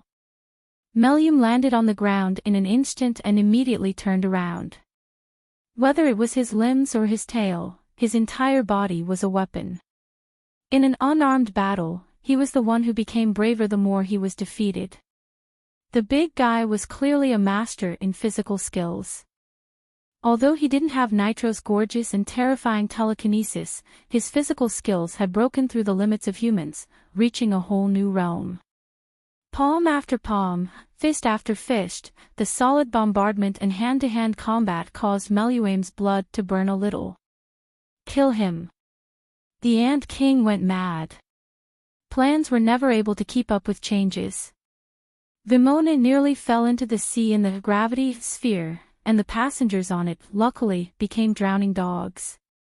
For example, Gilgamesh fell straight into the deep sea like a weight due to the heavy golden armor she wore.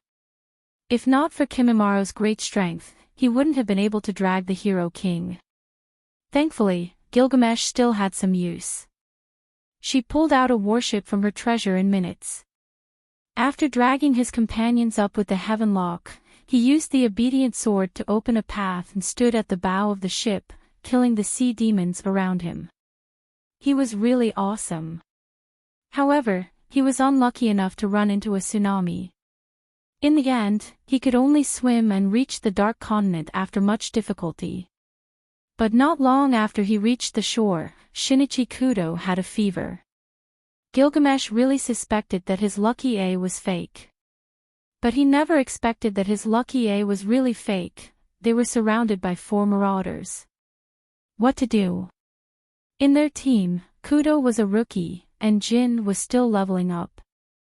Kimimaro and he were awesome, but they couldn't stop 4 strong enemies. As the leader of their team, Gilgamesh had a heavy responsibility, and he consciously shouldered the responsibility of being the king. He raised the obedient sword and was prepared to split the world asunder. Kudo secretly peeked his head out, wobbling as he raised his watch and aimed at the neck of one of the marauders. Cover me. Find the Association's special anesthetic needle. It can knock out a demonic beast. Cough, cough. Gilgamesh felt that Shinichi Kudo could use hidden weapons, so he had some fighting awareness. He was worth teaching. Then, he caught a glimpse of Kudo pressing the button from the corner of his eye, and a white light flashed. As fast as lightning and as thin as a hair, it pierced Kudo's eyelids with an unavoidable momentum. With a bang, Kudo, who had a fever, fell down. Gilgamesh was speechless. Jin was shocked. She protected the poor high school student and examined him.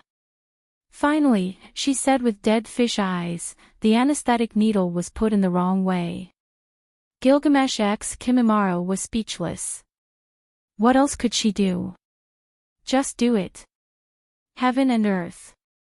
However, the long loading bar was always a problem. At least when fighting with the marauders, Gilgamesh never had to finish his lines. It was quite difficult for him to deal with two marauders with Kimimaro.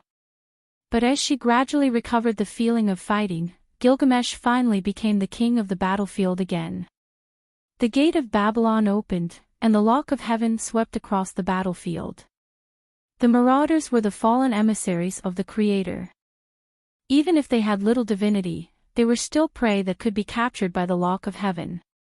Countless artifacts were stuck in the periphery, and large swathes of fertile land were reduced to ruins. When the lock of heaven captured the marauders, Gilgamesh was extremely touched. She finally finished the posturing line of "Heaven and earth be obedient, star of creation," in an arrogant manner. Then, she killed the first unlucky marauder. The hero king was extremely confident and invincible. He bound the second unlucky marauder, and just as he was about to start the loading bar, Kimimaro picked up the golden greatsword that had fallen to the ground and stabbed the marauder to death.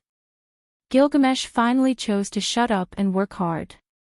The battle was neither long nor short.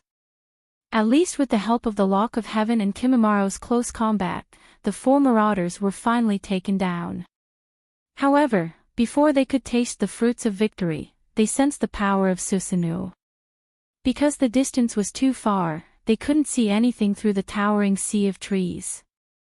However, the tremors of the ground during the battle told of the intensity of the massacre. Has the battle started?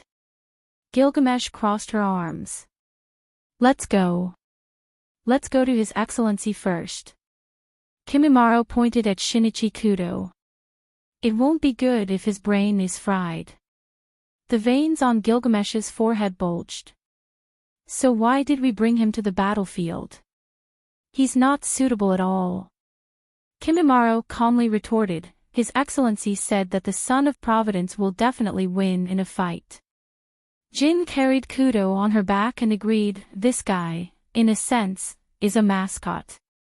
Gilgamesh went crazy. Mascot? Yes. Jin's tone was a little subtle. He's very special. Every time I bring him out, someone will die. What kind of mascot is this? But the people who died were all enemies. Jin said, the reason why I was able to control Meteor Street in such a short time is that he killed the elders of Meteor Street.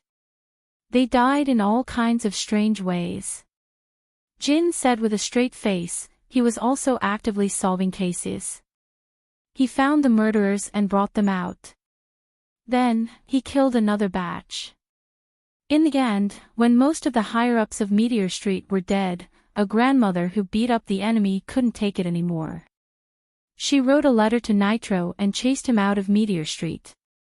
Speaking of which, this is the first time that Meteor Street has chased away someone from its own land. Kimimaro nodded to prove this fact. He's smart and lucky. He can counter nature but not his teammates. He should be brought along. However, I heard that the enemy wanted to recruit him. That grandfather's name is Jiannuo? Jin recalled. He thought that he was made for an assassin and could kill people silently. But Kudo refused. Gilgamesh.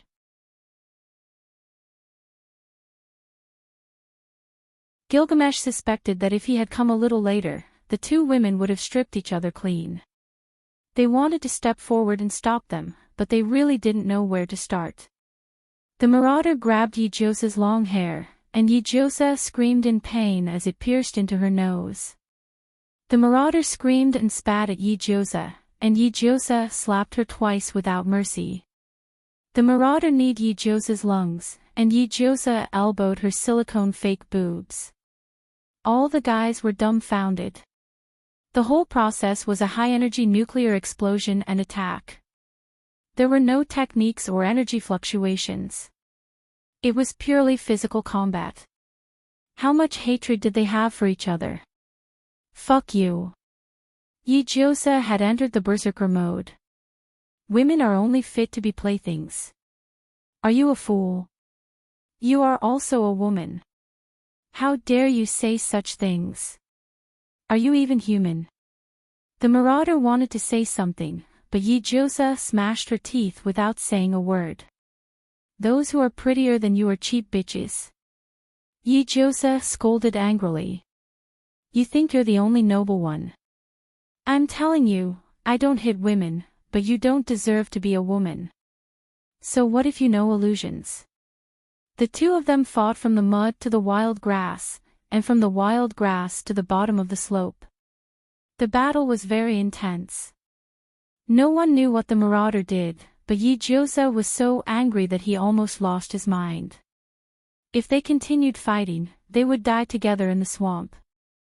At the critical moment, the darkness and the shadows twisted into a big hand, grabbed the marauder's neck, and dragged her into the swamp. At the same time, the big hand twisted Yi-Josa's shoulder and dragged her back. Calm down. 9 Orchid Flower's voice suddenly sounded, and Gilgamesh was shocked. He was too careless to realize that there was someone hiding in the dark. Master. Kimimaro sighed, and took off his outer shirt to cover her body. Take care of the wound. It'll be bad if it gets infected. Yi-Josa's eyes were red, and he was still very angry. In the end, he pointed his middle finger at the swamp. He only knew that the marauders were strange, but he didn't know that there were so many strange things among them. Halfway through, he ran into this marauder who knew illusions. She was enchanting and beautiful, but he didn't expect her soul to be so ugly. It made him sick. He had run into many illusion traps, and after experiencing Uchiha Madara's monthly reading, nothing was a problem. But he was still utterly disgusted by it. Once the illusion was used, he was tied up in a dark secret room, becoming the plaything of the old men. He was so angry that he smashed the entire cell. If this wasn't an illusion, if he didn't have the ability to resist, what would the consequences be? He didn't dare to think about it. He only knew that even if he was a man, he couldn't help but tremble and go crazy under such evil acts, not to mention those ordinary girls who had fallen into the illusion. This marauder's illusion could turn prey that died in the illusion into nutrients, gradually increasing her charm and beauty, and finally turning herself into a dazzling painted skin. The deep hatred and resentment, the pain and torture that could not be relieved, the fear and despair that were carved into the bones, the experience of those girls who died in the most humiliating way in the illusion, even men felt powerless and unable to bear it. Yi-Josa didn't understand. Shouldn't women understand, help, and love each other? What kind of hatred and resentment? She was clearly a woman, why did she treat her own kind in such a cruel way? Just because she was prettier than him. What a lunatic. Although the marauder was killed, Yi-Josa was still angry. He even tightened his grip on Kimimaro's outer shirt, his body trembling. He was really bitterly disappointed. He had a further understanding of how evil human nature could be. Master. Yi-Josa took a deep breath. It's okay. Just disgusting. Kimimaro didn't say anything. 9 Orchid Flower gently shook his head at them and said gently, rest for a while. Yi-Josa didn't refuse. He sat there for a long time, hugging his knees. It wasn't until the angry roar of the white dog suddenly came from afar that he let out a breath and slowly stood up. Do you think the vengeful spirits trapped in a place can be freed? Yi-Josa asked. After their enemies die, can they escape? Start over, forget the past, and be reborn. As long as you want it, you can. 9 Orchid Flower stretched out his hands and gently placed them on Yijio's shoulders. He straightened her body and made her face the distance. There, in the dense forest, the loud noise of the fierce battle, the demon dog's roar, Seuss's rage. In the deepest part of the forest, something was calling him. When you stand in that position, dreams are no longer dreams. 9 Orchid Flower whispered. You can make anyone start over, forget the past, and be reborn. Your problems will no longer be problems. Yijiosa was in a daze. Actually, all of us have gotten rid of our obsessions, except for you. Ask yourself honestly. 10 years have passed. What was your original intention? What was the obsession that kept you going? Do you really not care about that position? You can give up on it after you obtain it, but for now, please obtain it. You want them to be freed, don't you? Yes. Yijio's eyes were a little teary, and his voice was slightly hoarse. My original intention was to return to my original appearance, to return to my original world. But compared to this world where I'm neither human nor ghost, my desire is too small. After 10 years, I can accept everything, but as expected. I still can't accept things that are fake and ugly. I've heard a saying, what you are, is what the world looks like in your eyes. 9 Orchid Flower gently patted her on the shoulder. So, what does the world look like in your eyes? The happiest smile on your face. Uchiha Madara has always been a standard Uchiha, with fair skin, long legs, black hair, black eyes, and a proud face. His martial arts skills are full, but he lacks chakra and mana. But since he became a dog, his body changed and began to actively absorb spiritual power. Uchiha Madara no longer has to worry about whether his cheats are enough or not. His known chakra is comparable to Senju Takuma, plus the Uchiha clan's Immortal's Eye. Uchiha Madara is now a Gundam with full mana and mana. Susanu's thick skin is as heavy as Ultraman's, and with one step, not only can the mountain crack, but it can also cause pressure on the opponent's 5 senses. Because the threat of Uchiha Madara was too great, the predators had no choice but to form a team to fight him, and they were exhausted physically and mentally. They really don't understand why this guardian is so strong. Is Masamune still not awake? Boom! Uchiha Madara chased the 4 predators under his feet, slashing them with his sword. But his ears were sensitive to the loud noise, and he couldn't help but feel cold. Masamune is still not awake. That is to say, Masamune is here, but for some reason he can't fight the enemy. This is a good thing, if he can kill him when he is sick.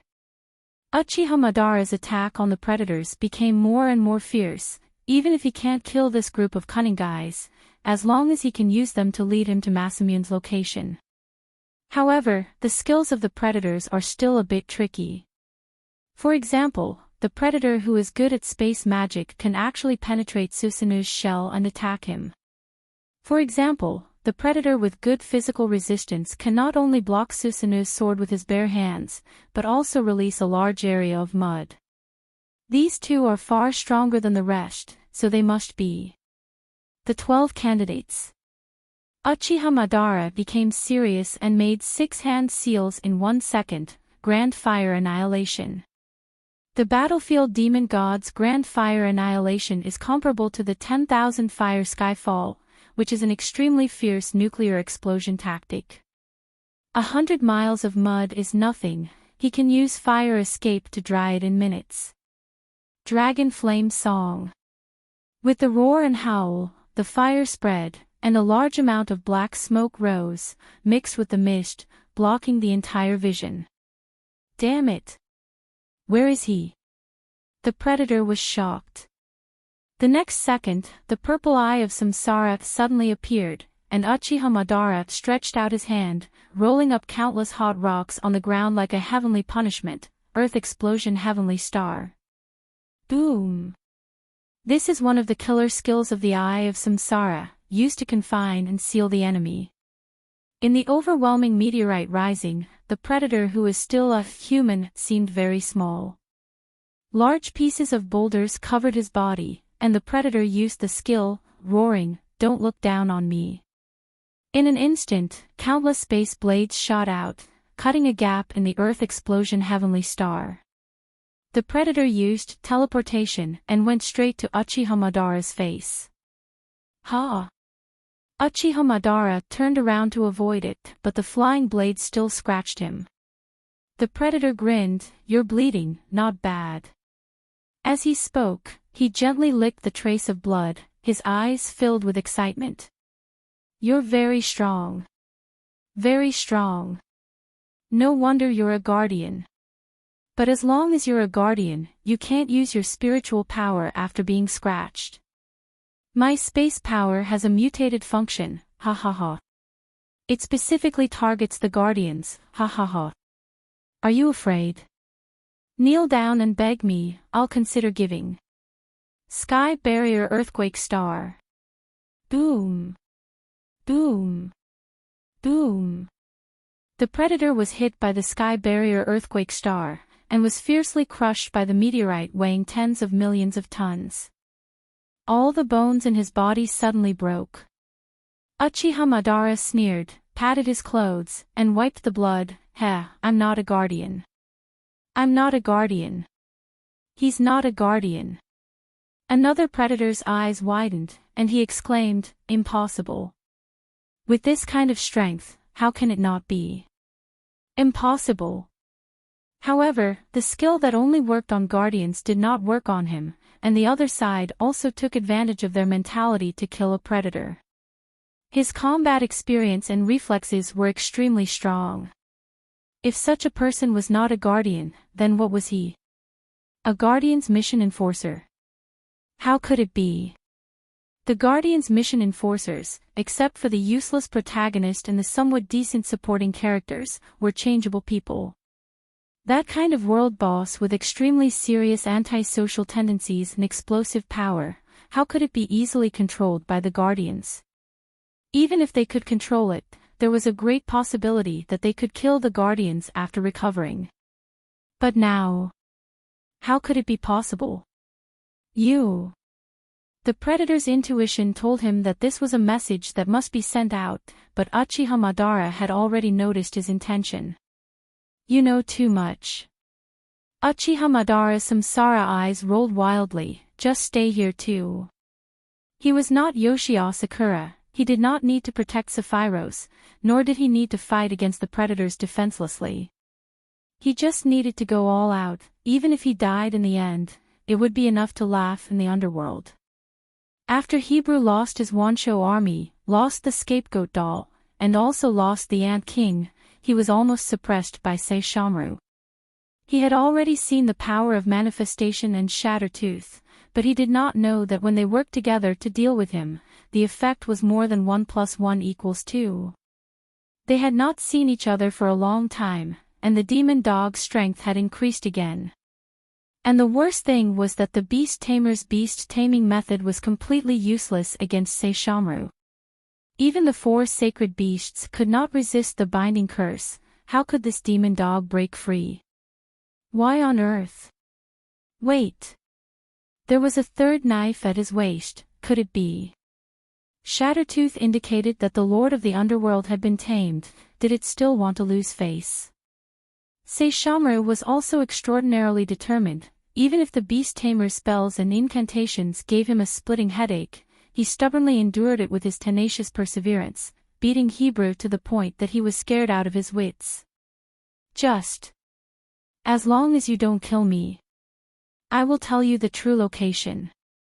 Saishomaru's eyes darkened, and he directly put away his knife. Hebrew narrowed his eyes, his intuition telling him that there was a chance. Maybe if he did it right, he could even kill this demon dog. "You despicable bastard, dying under my knife will dirty my knife." The demon power around Saishomaru's body swelled, his hair curled up high, and even his eyes turned scarlet. "Let me tear you into pieces." Saishomaru indicated that it was very troublesome to maintain the knife, it was better to just kill it. So, he turned into a demon. He turned into a giant dog that Yi-Joseph thought was enough to eat for half a year, dripping saliva to create a large area of poisonous gas. Then he chased Hebrew and beat him to death. Just at the moment when Hebrew was about to die, he saw a man with brown hair in a tyrannical outfit, holding a knife dripping with blood, slowly walking over. The man clicked his tongue, and said to the giant dog, "You really should let the owner see your appearance, it hurts his eyes." The giant dog killed Hebrew, and its corrosive saliva dissolved him into pieces. A moment later, the giant dog turned into a white light and landed next to Aizen, but the handsome man with silver hair and white clothes stared at him expressionlessly. Aizen took out a handkerchief and teased, "Hey, why don't you wipe your saliva first?" Saishomaru looked at him coldly, "You want to fight?" Aizen laughed so hard that his shoulders trembled. "Saishomaru, I advise you not to turn back into your original form and fight. After all, women have a change of heart very easily." Saishomaru turned around and left. "She's seen." "Oh?" Aizen asked curiously, "Then what did she say?"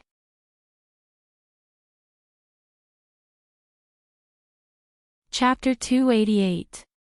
Saishomaru was a loner. He was confident in his powerful strength, proud and domineering. Unless necessary, he would not consider the possibility of fighting side by side with others to obtain the fruits of victory.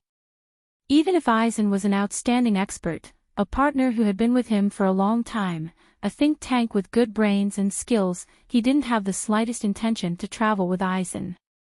It was not that he was cold and inhumane by nature, but that the nature of a dog demon had acted up after killing a powerful enemy. He especially wanted to encircle his territory in the unfamiliar Darkness continent. Driven by his mischievous instincts, all the paths he had trodden on, the terrain he had destroyed, and the bones and remains of his prey were all part of his territory. In the place he had planned, unless it was a partner and a dependent subject, he would not allow a second male with a strong scent and strength to approach. Any powerful male approaching would be seen as a provocation. Even as a father and son of the same bloodline, thinking back to when he had entered adulthood, the relationship with his biological father, General Dog, had become the mode of challenger and challenged. It was even like this between father and son, let alone partners.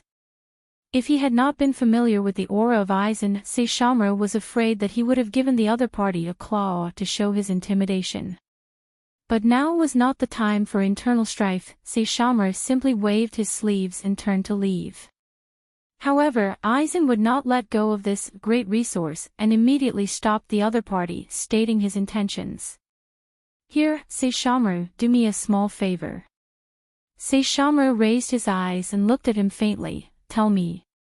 Aizen smiled and untied a thumb-sized glass bottle from his waist. He gently pulled out the cork. "This is Yoshiasakura's blood." The blood was viscous, and it was stuck together with some sort of pitch-black substance. It emitted an indescribable fishy odor. As the blood in the bottle was not nourished by spiritual power, it was being assimilated and devoured by the dark matter bit by bit, turning into the same kind of black substance. Saishomaru frowned. "It smells awful. This is a curse. My goal is to find the raider who cast the curse." Aizen put away the bottle. "Your sense of smell is the best. Can you help me find the culprit?" The power of the curse could only be completely dealt with by eliminating the caster. Otherwise, it would be engraved in the victim's soul, and they would never be able to break free. Aizen had thought that he would be able to attract the enemy by being high-profile enough, but he did not expect the enemy to be more cautious than he had imagined. Until now, the enemy had been lurking in a place that he could not see. Saishomaru did not reply. He stood there silently for a moment before turning his head to the southeast. "There." "How many?" "2." Saishomaru paused and suddenly said, "They split up. Your prey went east, the other went west. Needless to say, Aizen and Saishomaru tacitly chased after their respective prey as fast as lightning. Because the area affected by the high-level battle was too large, the Dark Continent entered a state of panic for the first time. Regardless of the dangerous species, they seemed to have understood the principle of, the bird that sticks out will be shot overnight.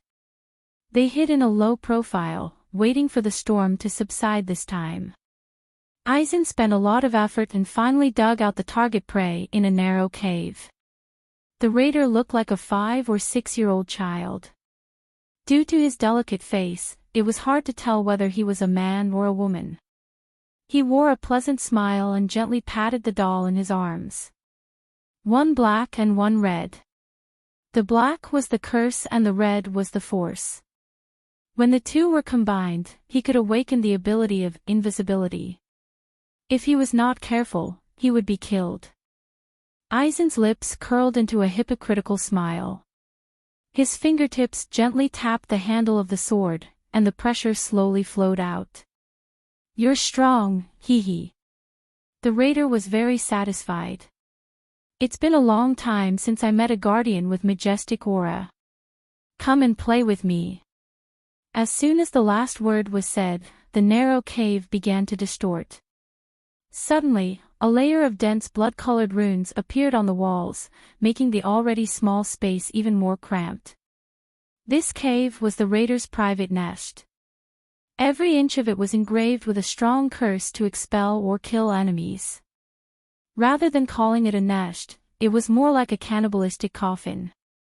Aizen was the combination of the fairy spirit's god of death and the bursting jade's void. After he became a spirit king, he had a deeper understanding of resentment and thoughts. Every rune in the cave symbolized a dead soul and carried the strong resentment of the dead. He refined the spirits and resentment of people after they died into curses that he could control, forcing the dead to not enter the cycle of reincarnation, unable to be reborn, and turning them into puppets. Compared to what the raiders had done, he had only wanted the empty town to become Wang Jian's viciousness. It really made him look at him in a different light. There were hundreds of millions of runes, each of which was a dead soul. They weren't dead, but alive. It was just that after a long period of destruction, they only had the instinct to attack. Just like Jillian, who only had appetite left, they had to tear apart and eat everything they caught. Each of these Jillian had the strength of a Juches. The dense black runes swarmed toward Aizen like piranhas. The Zanpakuto quickly slashed through the long light, one slash after another, shattering the runes. The raider held the doll and laughed in the depths of the cave. "Ha ha ha. You're amazing. Ah, I've seen blood. How tragic. Your blood smells so good. Your soul must be delicious." The raider suddenly lowered his voice and said gloomily, "Then become my rune. Play with me forever and ever." Clang! The Zanpakuto's bright light suddenly burst out, cutting through the thick wall. With a loud boom, the first layer of wall was completely peeled off, revealing the second layer of pitch-black wall engraved with runes. Aizen's pupils shrank, and it made an extremely shocked expression. With a tremble of its hand, it was slightly unstable and was immediately stabbed through its shoulder and abdomen. Dark red blood flowed out. Aizen half knelt on the ground with the help of the Zanpakuto and muttered to itself, "How can this be? Ha ha ha. Idiot, there's no cave." The doll in the plunderer's arms also giggled. "This cave is built of layers and layers of runes in the first place." At this moment, even Aizen was shocked. How many people did the opponent kill to collect the raw materials to build an entire cave? Built with runes, every strand of it was a dead soul. The lives buried inside were probably not the weight of a world. "I want a castle, but it's a pity that humans grow too slowly, and their growth period is too long." The raider held the doll and slowly approached Aizen, who was gradually exhausted. "There's really no way to deal with them, I can only kill my way through the plains one by one." More and more blood flowed out, and its body temperature gradually decreased. Aizen leaned on the Zanpakuto and seemed to have lost consciousness. The raider stretched out its small hand and touched Aizen's face. "Ah, did you know? This plane is called Hunter, and it's where the Lord of God hides. It's very cunning, and it even created hundreds of Hunter parallel planes to deceive me. I've killed so many that my hands have become weak." Aizen was silent, and it looked like it was on the verge of death. "But parallel planes are not bad, there are enough lives there." The raider laughed in a morbid manner. He remembered the eyes of the ants that he had repeatedly crushed to death, whether it was hatred, fear, indifference, or anger. The most interesting would be a certain family. They were protective and powerful, and they were the carriers of the rune's wraiths. In almost every parallel plane, he would grab the silver-haired child and torture him to death in front of the family. Their hatred and anger were his favorite nourishment. "Become my runes." The raider grabbed Aizen's neck and increased its strength. The next second, Aizen, who should have been dead, suddenly opened its eyes, raised one hand to grab the raider's hand, and the other hand suddenly raised the tip of the Zanpakuto and stabbed it diagonally. The tyrannical force pierced through the heads of two dolls. He strung them together, flipped his hand, and stabbed the Zanpakuto straight into the ground, using his spiritual power to directly suppress the doll's movements. The black and red dolls were obviously living creatures, and they screamed shrilly as if they were in great pain. Even the raider's face was twisted as if it was suffering from some kind of pain. "Empathy." Aizen laughed, and suddenly activated Tao Breaker. White thunder, and the black cursed dolls seemed to be smashed into pieces. The raider screamed hoarsely, but it still could not break free from Aizen's hand. His face also looked like it was burnt, and there were black burn marks. Since the dolls were difficult to deal with, then he would make them useless. From the moment they entered the cave, Mirrored Moon had already covered this area. The raider thought that he was inviting Aizen into the trap, but he did not know that Aizen was the sinister guy who entered the tiger's den to get the tiger's cub. The injuries, the blood, and the near death were all an illusion that he wanted the raider to see. The raider was too confident in the situation of a sure victory, in his own territory, which gave Aizen an opportunity to take advantage of. Tao Breaker 4. Bind. Aizen restrained the raider, and slowly stood up. A terrible pressure swept through the area, and the Zanpakuto shone brightly. A real spirit king never feared the so-called resentful spirits or illusions, and even the existence of the spirit king itself was a deterrent to spirits. "Now you can't move." Aizen gently touched the brand, which was the contract he made with Yoshi Asakura before he left. Immediately, spiritual power flowed into the brand, and a strong wind suddenly rose. A strong life force suddenly formed and spun in the cave. It was strong and powerful, like a person's endless pulse. A long-haired onmyoji wearing gold earrings and hunting clothes suddenly appeared. Before Yoshi Asakura's feet touched the ground, he already had his eyes on the immobile raider. Soul Transcendence. Like a nuclear explosion, new and old grudges came one after another. As soon as Yoshi Asakura saw this raider, he wanted to take his life. The onmyoji's life force mixed with the Spirit King's death force, washing back and forth in this dark and oppressive cave. Under the impact of the vast spiritual power, countless dead spirits turned into wisps of gray smoke, filling the sky of the dark continent. Too many. There were really too many dead spirits. So many that even the sky darkened. They interweaved into dense dark clouds, and could only curl up in the clouds, wailing and crying. The raider died, and the power of the curse in Yoshi Asakura's body dissipated at a speed visible to the naked eye. The cave was gone, but the dead spirits were still there. This density. Even if Saishomaru used Tensei Fong to purify it, it would take him half a month. Aizen looked at the gloomy sky, feeling an indescribable depression. Yeah, including you and me, it would take the three of us about 7 to 8 days to purify it. Yoshi Asakura said. These are not ordinary dead spirits, they are mixed with the resentment of every small world being destroyed. Aizen didn't say anything. The sky darkened, and it looked like it was going to rain.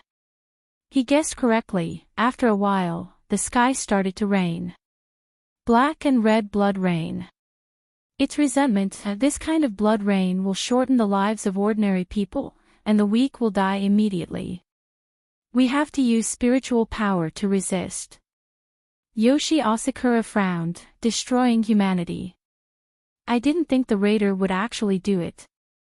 Even during his most antisocial period, Yoshi Asakura didn't want to destroy all of humanity. It was true that he wanted to destroy the world, but he still wanted to keep the shamans. It was just that. The raider not only destroyed humanity, but also destroyed more than one world. Unbelievable. How could they be this crazy? Where's Sephiroth? Aizen asked, did you find a place for him? Unless I die, the enchantment I placed on him will not break. Yoshi Asakura's enchantment technique was unparalleled. He was a genius on Myoji in the Heian era. If he said he couldn't break it, he definitely couldn't. At this moment, the blood rain was still falling, but Aizen and Yoshi Asakura had already noticed something was wrong.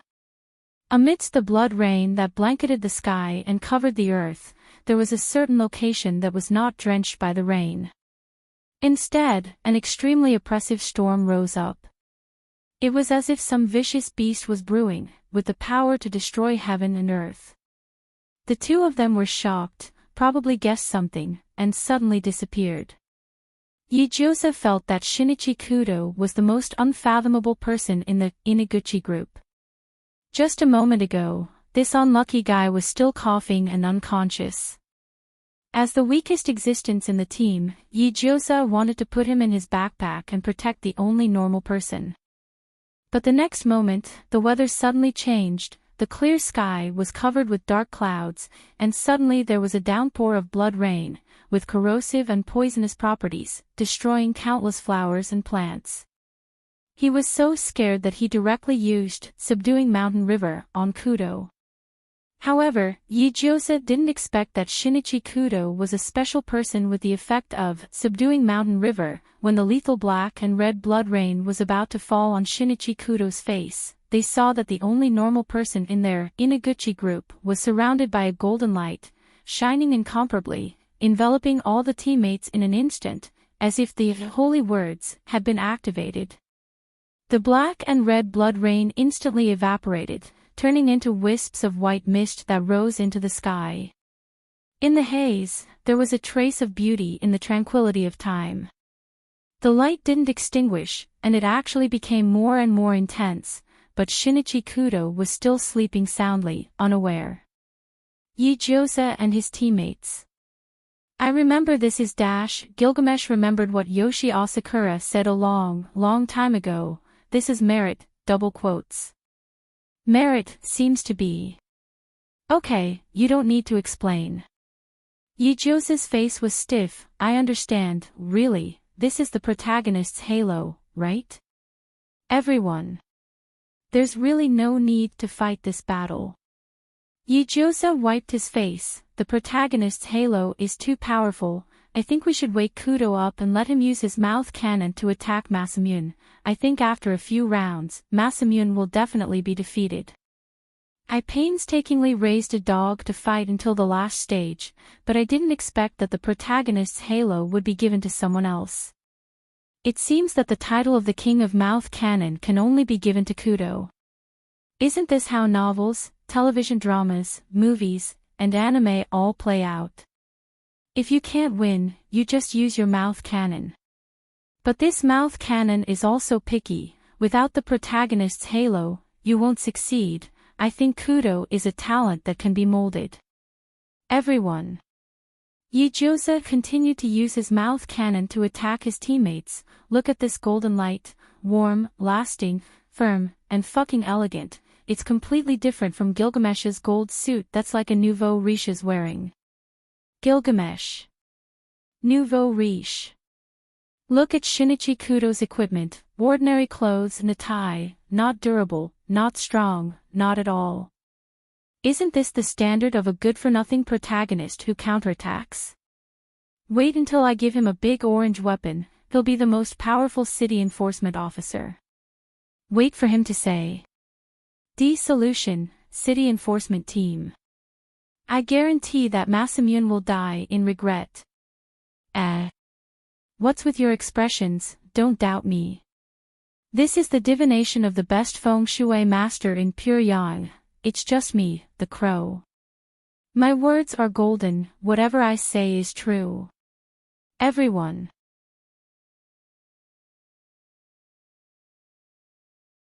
Chapter 289. The raiders had many tricks up their sleeves, many of their abilities were very tricky. However, compared to the world bosses who had been honed through thousands of life-and-death battles and climbed from the bottom to the top step by step, they were really far from it. Although some experts had a high starting point, destroyed their enterprise. They relied on their abilities to be unscrupulous, relying on plundering to fall into the devil's path, thinking that they were invincible in the world, that the strong preyed on the weak and could dominate everything. Little did they know that their little abilities could not enter the eyes of a true expert at all.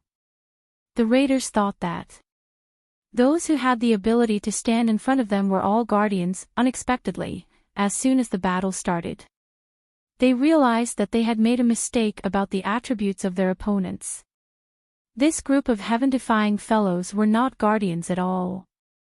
Not only would they not get any benefits from fighting them, they would even be in danger.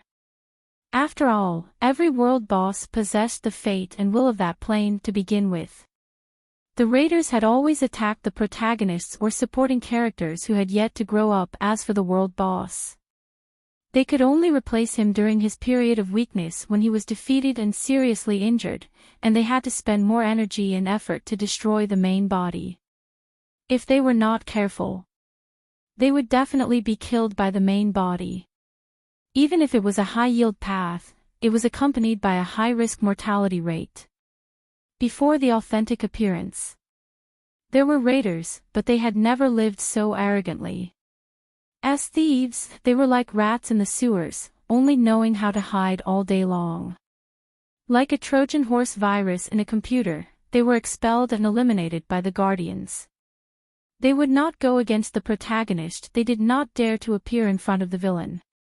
They had always plundered the luck and abilities of small characters. They lived in the world until Hebrew tortured and killed the protagonist, devoured the other party's luck. The authentic replaced Sephiroth successfully reached the top of the planet. The situation after that was out of control. The raiders bared their ferocious fangs and moved from a plate of scattered sand to cooperation. They hid in the dark, locked onto every guardian, and then destroyed them one by one. The chaos lasted for more than 100 years from the outbreak to the loss of control. After waiting for the Trojan horse virus to cook the frog in warm water for a long time, even the Lord God was caught off guard. He recruited employees from various worlds, but he did not know that there were many vermin among these employees. And there were too many vermin, almost in every space-time. When the world bosses of the main plane began to be plundered, the Lord God finally realized that things were getting out of hand. He began to personally hunt down the marauders. After the outstanding guardian Takashi Akashi Shirori, he personally selected the second guardian. Coincidentally, Yijiosa bumped into this opportunity. An inconspicuous dog lover, an idiot who was willing to be electrocuted to death for the sake of protecting his dog. The main god didn't think much of him. Even the ability to protect himself was randomly extracted from the game that Yijiosa had yet to close. Turning people from fat otaku youth into a girl playing with swords, the main god holds an indifferent attitude. Even the first mission he assigned to Kirin was to give him the extremely dangerous Saishomaru mission when Kirin was completely unprepared. Don't you love dogs? Then take care of this dog. After I kill these raiders, I'll take it back and hand it over to a higher guardian. In the end, the dog girl completed her first mission before the alien was even finished. Giving her a reward, the main god went to another dimension and, conveniently, tossed Uchiha Madara to her. Although the Tibetan Mastiff is a bit scary, it's fine to raise it carefully.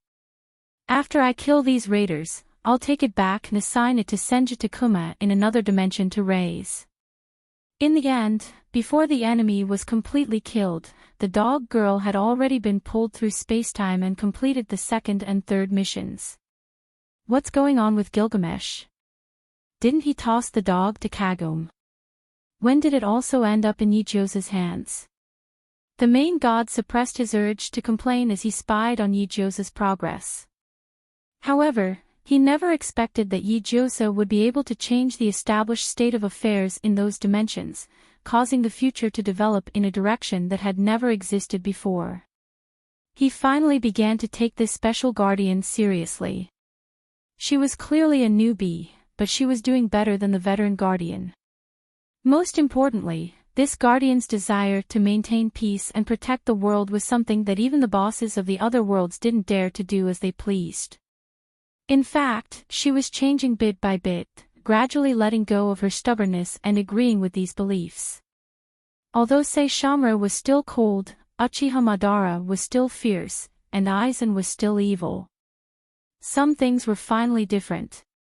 The raiders were becoming stronger and stronger, and the main god was becoming weaker and weaker. The guards of the 12 thrones were all killed.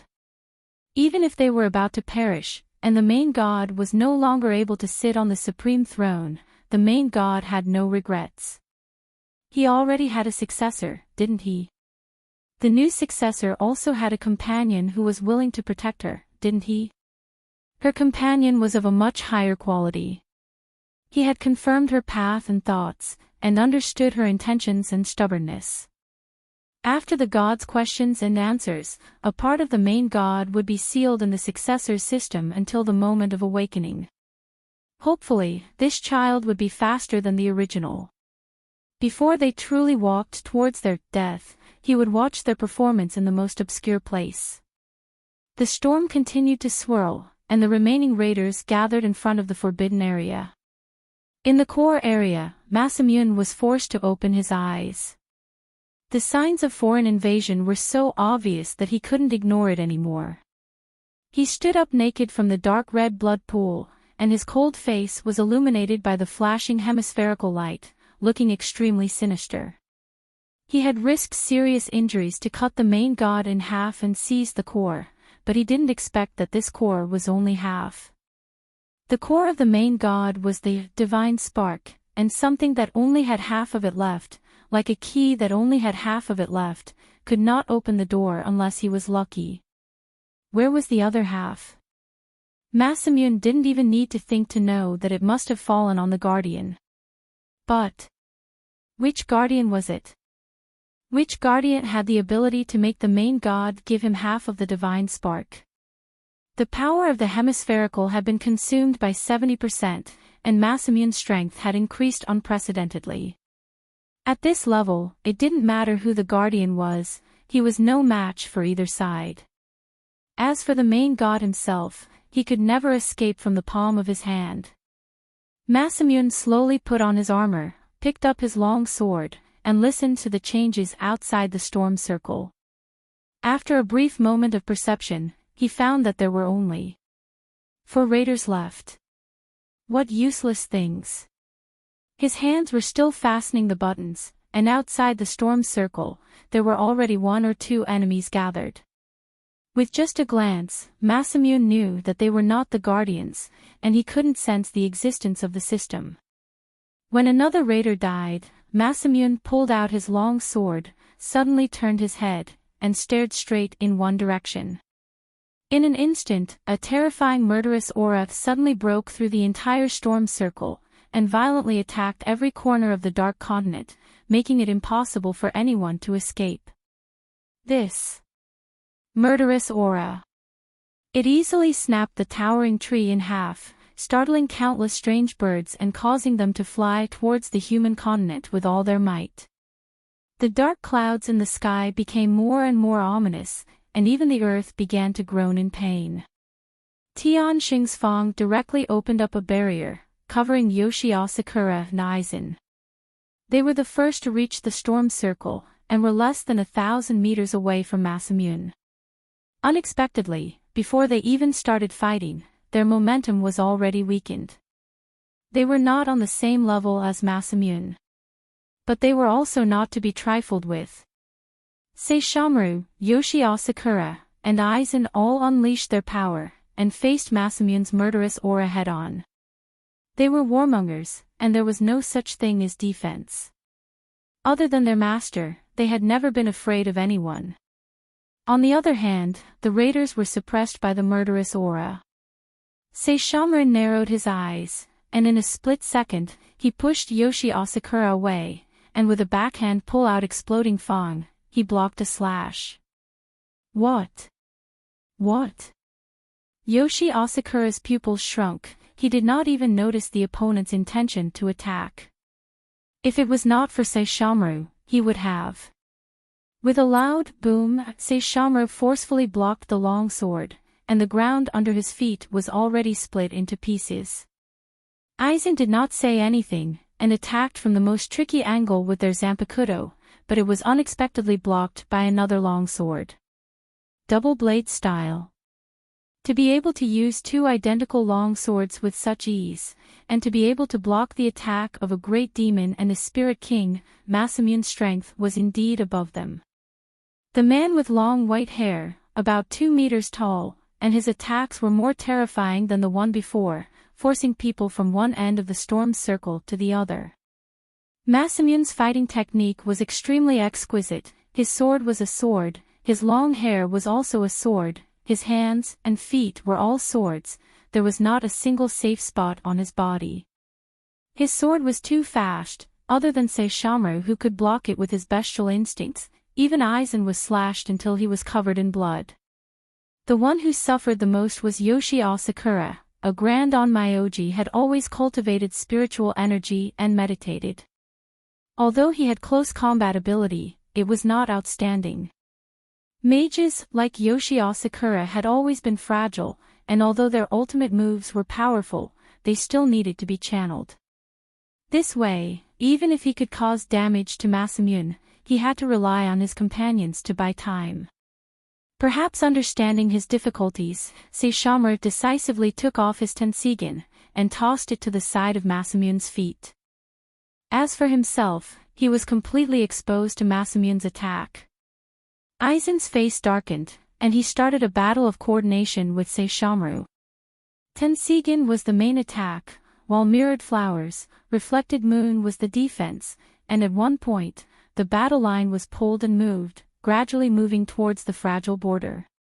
Blood continuously flowed down, and was absorbed by the soil. Cold sweat and bloodstains mixed together, mixing with the dust and soil, causing the three of them to be battered and exhausted. Where's the guardian? Masamune casually disarmed Aizen's sword, extended his long sword in a backhand manner, and fiercely stabbed towards Aizen's face. Saishomaru stepped forward to block, and the heavy force caused his arm to go numb. In the end, the sword deviated slightly, and grazed the corner of Aizen's eye, leaving a bleeding wound. You're not going to tell me? Masamune exercised his muscles and said casually, then. The warm-up is over. The warm-up is over. Warm up. After that, the three of them once again felt a heavy pressure that felt like the deep sea. It was as if their bodies were bound by shackles, and even standing became extremely difficult. Masamune had long since surpassed the meaning of strong. He was close to a demigod, but his strength surpassed that of a demigod. He was far from an existence that they could fight against. The corner of Masamune's lips curled up, and he slowly took a step forward, suddenly appearing beside Yoshi Asakura. The next second, the long sword directly shattered Tenseiya's defense, and pierced through Yoshi Asakura's lungs, skewered him, and raised him high in the air. Dark red blood slowly flowed down the sword, soaking their vision. Yoshi Asakura coughed up a large amount of blood. Due to the injury to his lungs, the liquid almost filled his abdominal cavity and respiratory tract. As a result, he was unable to use the spirit of speech, nor was he able to chant any incantations. Masamune had chosen the right place for this strike. Obviously, Masamune knew how to deal with opponents like yin-yang masters. "Where's the guardian?" Masamune smiled. "You're not the guardian. As long as you listen to me, I'll let you live." Yoshi Asakura spat a mouthful of blood on Masamune's face. Masamune reached out with his finger and gently wiped it away. However, the long sword flung Yoshi Asakura away as if it was trash, and the force of the swing directly cut open his abdominal cavity. Masamune turned around and placed the sword on Aizen's neck. "Where is he?" Aizen chuckled. "Behind you." Swoosh dash, Wanxiang's spatial transformation came in handy at this moment. While Aizen was giving false information, Saishomaru withstood the momentum and launched an attack from the side. The sharp blade of exploding tooth pierced forward like lightning, forcing Masamune to defend. Clang! A loud sound of blades colliding rang out. The corner of Masamune's eye was cut open, and a wound identical to Aizen's appeared. Saishomaru was a master who would seek revenge for the smallest grievance. Anything that he kept in his territory could only be beaten up by him, and no one else could touch it. Masamune not only coveted his partner, but also violently beat up his colleague. He would definitely settle this score. Even if his ability wasn't up to par. Masamune's murderous intent intensified. He directly ignored Aizen, and turned to attack Saishomaru. The two long sabers rotated and switched with each other. The intensive attacks were like an inescapable net, completely sealing off the enemy's escape routes. Unexpectedly, Saishomaru learned very quickly. With exploding tooth in one hand and Wanxiang in the other, he stubbornly resisted the opponent's firepower.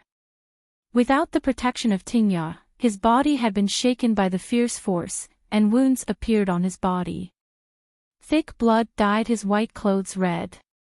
He panted heavily, and even his vision was a little blurry. Damn it! The long sword was aimed at his throat. Saishomaru was startled. At the critical moment, the murderous Buddha's spirit slashed down from above, and the huge blade blocked Masamune's long sword. Susanu's other hand directly scooped up Saishomaru, and threw him in the direction of Aizen. Uchiha Madara showed his power.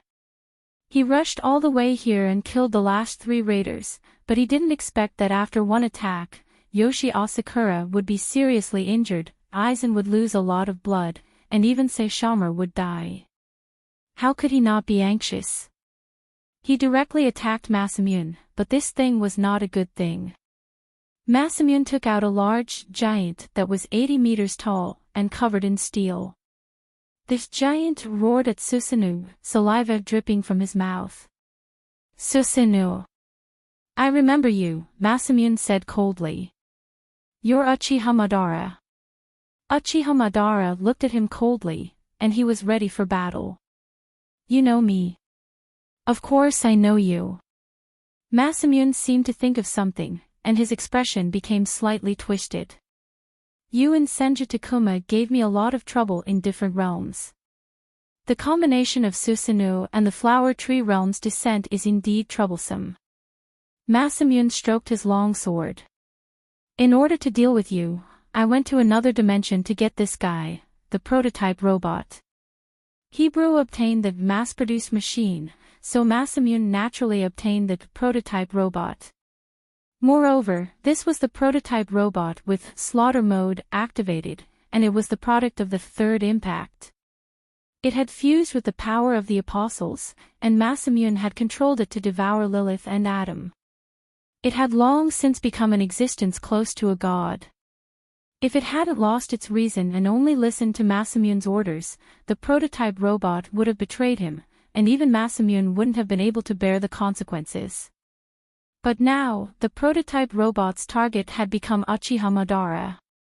Susanoo, who was made of majestic spiritual light and chakra, was the target that it wanted to devour. It seemed that as long as it ate them, it would be able to fill its stomach. It would definitely be as delicious as the Strength Angel. The Berserk prototype robot decisively attacked Susanoo.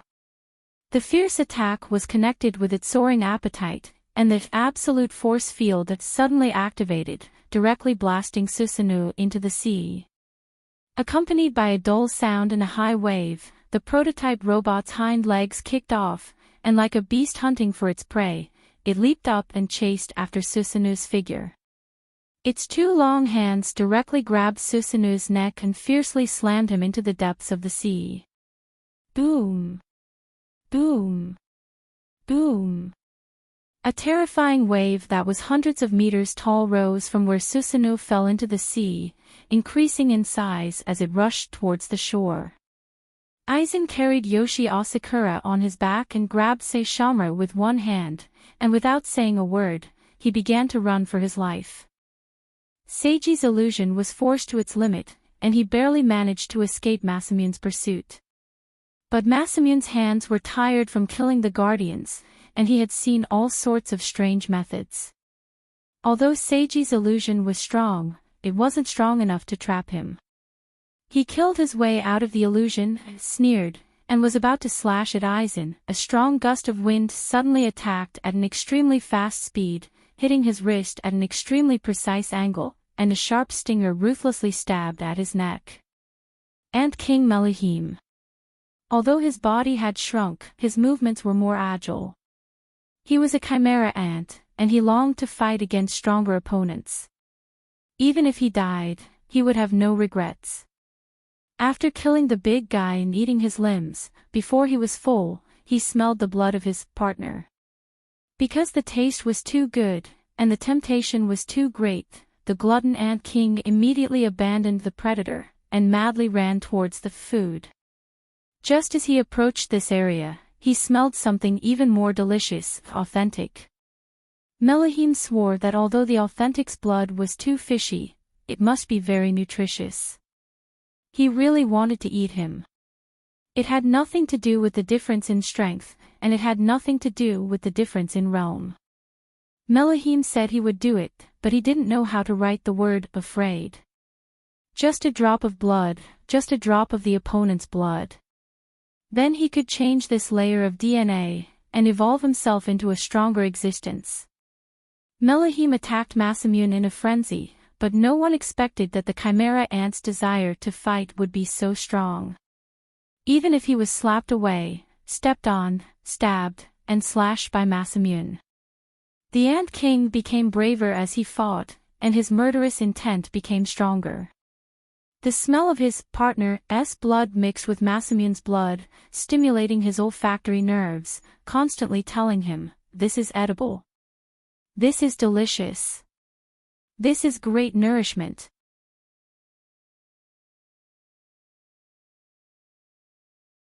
Chapter 290. What if you encounter a lone authentic in the wild? Don't panic. First, he would smash his balls, then he would stab his rectum, then he would take off all his clothes. Loosening his firm muscles, wrapping them in golden egg liquid, rolling them into 13 spice powder, and finally rolling them into a pot of oil, the dog king next door. Oh no, the Ant King was so hungry that he cried. Meluhim was a straightforward boy, he didn't hide his appetite at all. Just like how Sisso would subconsciously become excited when he encountered a strong opponent, if the Ant King didn't take a bite or two when he encountered a feast for the eyes delicacy, would he still be a chimera? Why did he come to the Dark Continent? Other than planning the future of the chimera ant and building his own ideal hometown, he just wanted to fill his stomach. God knew how much he had collapsed after eating cattle and sheep every day on the human continent. But humans were wheat's family if he were to eat it. His head would probably be buckled into the chessboard. In order to achieve a win-win situation, the Dark Continent was a country that he had long listed under his command. Fortunately, this place didn't disappoint him. He could even level up by eating tree bark, let alone eating the raiders that were causing trouble here. However, compared to the raiders that he had eaten previously, the authentic one in front of him was too delicious. Melohim revealed the most ferocious side of a wild beast, his fangs and claws erupted, his muscles and veins bulged, his appetite completely overwhelmed his rationality, even saliva dripped from the corner of his mouth. Although his body was petite, his combat strength was not inferior to anyone. Even though there was still a gap between him and Saishomaru and the others, he was, after all, an existence protected by the rules of the hunter plane. The Ant King, who was born at full term, did not have any congenital physiological defects. His genes perfectly inherited the characteristics of humans and chimera ant. As long as he had sufficient food sources and high-quality genes, he could evolve into a more outstanding species. He could even break free from the racial structure of the chimera ant and become a godlike expert. With such a promising future, his growth in a life-and-death battle could be said to be rapid. From being suppressed to barely being able to withstand a blow or two, from passively defending to actively attacking, from a mortal to a superhuman, step by step, the Ant King only took a short 5 minutes. As if he did not know pain, he took on the orthodox longsword, armor, and fists again and again. Bluish-purple blood flowed all over the ground. One of the arms was only connected by skin and flesh. The sharp needle at the end of the tail had been cut off, and the leg bone was twisted in a strange posture. However, Melohim's eyes were still burning with a burning desire to fight and hunger. He had actually managed to stall Xinjing all by himself, buying time for his companions to recover. But the price was heavy. Masamune had lost his patience. With a sneer, he unsheathed his long saber and used the hellish 8-saber flash on the ant. It was a saber light that could not be described with simple words, and its speed could not be discerned by the naked eye. The snow-white radiance instantly swept through the heavens and earth, carrying with it an inescapable aura as it slashed the continent into pieces. The snow-white tail wrapped around the Ant King at lightning speed and pulled him into Tianxingya's barrier. But the power of the one saber was still unrivaled. It shattered the barrier and came pressing down on them. At the critical moment, Saishomaru suddenly transformed into a huge white dog. He pressed his sturdy body down to cover his companion and forcefully withstood the saber. Saishomaru! The sound of flesh tearing was so clear. The waist slash split open the white dog's abdomen and broke its ribs. Thick blood dyed its fur red, but the white dog still did not make a sound. With its outstanding combat qualities, it directly swung its claws at Xinjiang. Sephiroth's reaction was instantaneous. He dashed away and stared at the shattered land below coldly. The demigod level, 8 blades 1 flash, the famous skill of Sephiroth, had surpassed the threshold of what the Dark Continent could bear.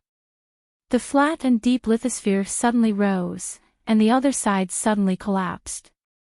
The rumbling sound was deafening. Dust and debris, boulders and wasteland, rose into the sky and covered the sun.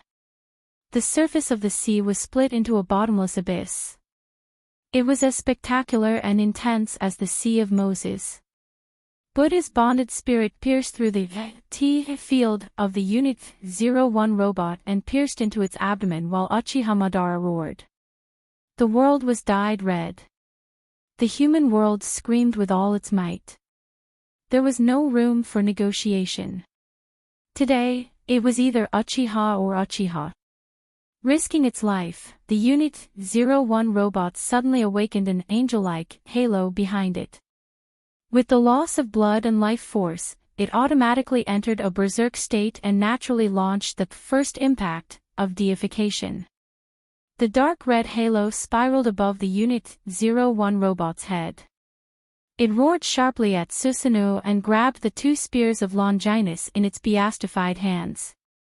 The terrifying pressure engulfed the entire world. It was rising, rising, and rising.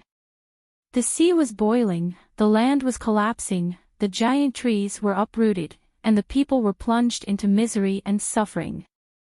The Unit 01 robot was the existence closest to God. Under Zheng's clear gaze, it was about to destroy the entire world. Clang! The spears of Longinus pierced through Susanu's throat. Under the impact of the huge inertia, Susanu was smashed into the sea. As the white waves rose, Uchiha Madara fought crazily. He had never been in such a difficult situation. So what if his opponent was a god? Since when had they ever been afraid of the so-called gods? Even if there really was a god in the world, as long as they were not convinced, they swore to drag him down from his throne. Without this kind of confidence and courage, they could not live up to the title of strongest. So what if the Unit 01 robot was deified? So what if it was the first impact? So what if it was the spears of Longinus? He, Uchiha Madara, was not dead yet. Unless they stepped over his dead body, no one would be able to touch the thing he wanted to protect. Susanoo broke through the seawater and floated up. Large-scale ninjutsu and mystical spells were unleashed, continuously attacking the Unit 01 robot. The seawater began to rise, the land began to rise, and the world was slowly being devoured by the power on top of the Unit 01 robot. The dark land creaked like a rotten wooden door, groaning in pain before it was destroyed. The tragic scene of the end of the world was playing out on this land, and the partner of justice finally arrived late. The high-pitched female voice pierced through the sky of the continent, wrapped in anger and roars. The most powerful mountain river suddenly fell, firmly covering the white dog that was covered in blood. Yijiosa's face was pale, and his fingers holding the sword trembled slightly, but he firmly blocked the tip of Masamune's sword. Clang dash, the long sword and longsword collided. One's eyes were filled with excitement, the other's gaze was solemn, one was laughing wildly, the other's hand was numb. Masamune's fighting spirit was instantly ignited, and he faced Yijiosa directly, waving his dual swords in a concentrated manner.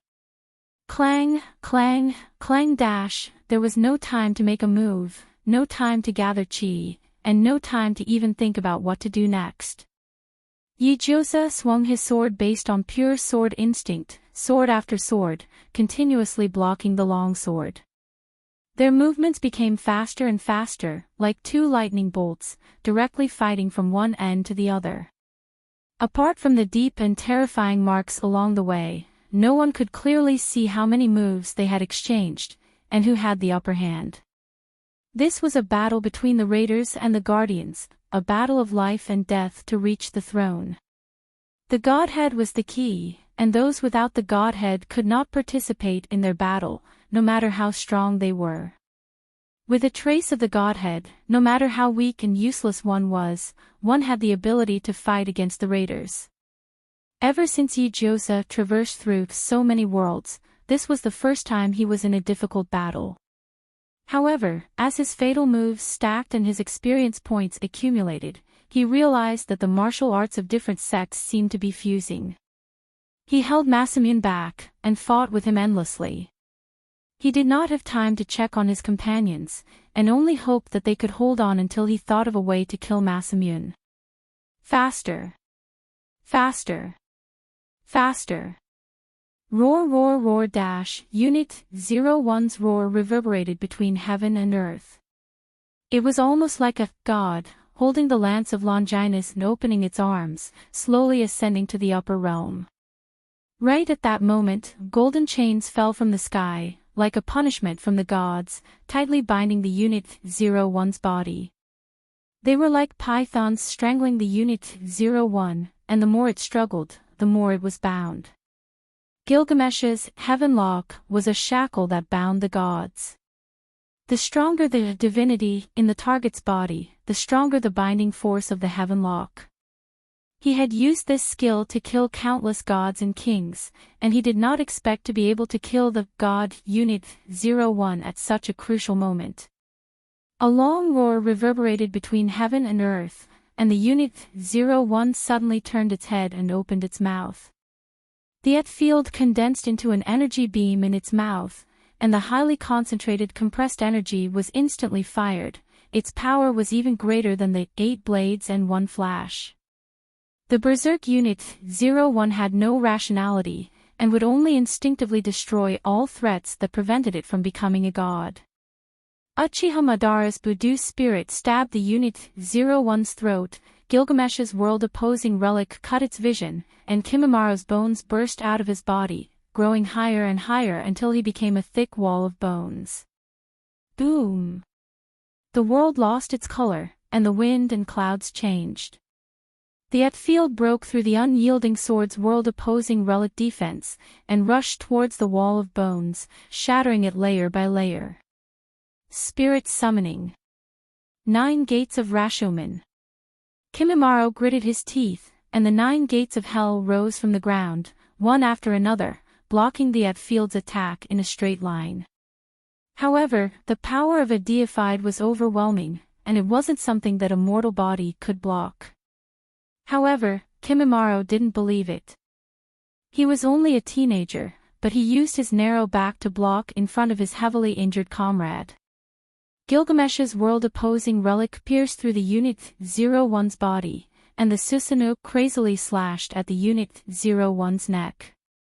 However, the field's energy was aimed in this direction, determined to kill. The white dog's abdomen was cut open, the Ant King's limbs were cut into pieces, and Yoshi Asakura's face was pale as he set up layers of enchantments. Aizen held the Zanpakuto and was on the verge of turning invisible. They needed time. Therefore, he came to buy time. Kimimaro dropped his hand, and held the Zanpakuto tightly in his palm. The solution. Purgatory Redeemer. The Purgatory Redeemer was the only light of the Zanpakuto abyss.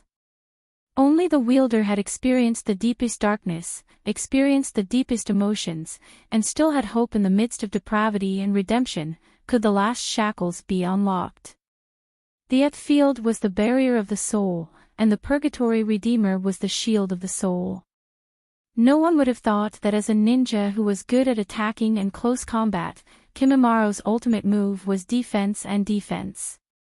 He had something that he wanted to protect. Whether it was the bone armor or the Purgatory Redeemer, it was a line of defense that he would never allow anyone to trample on. He had once fallen into darkness, but was brought to the light.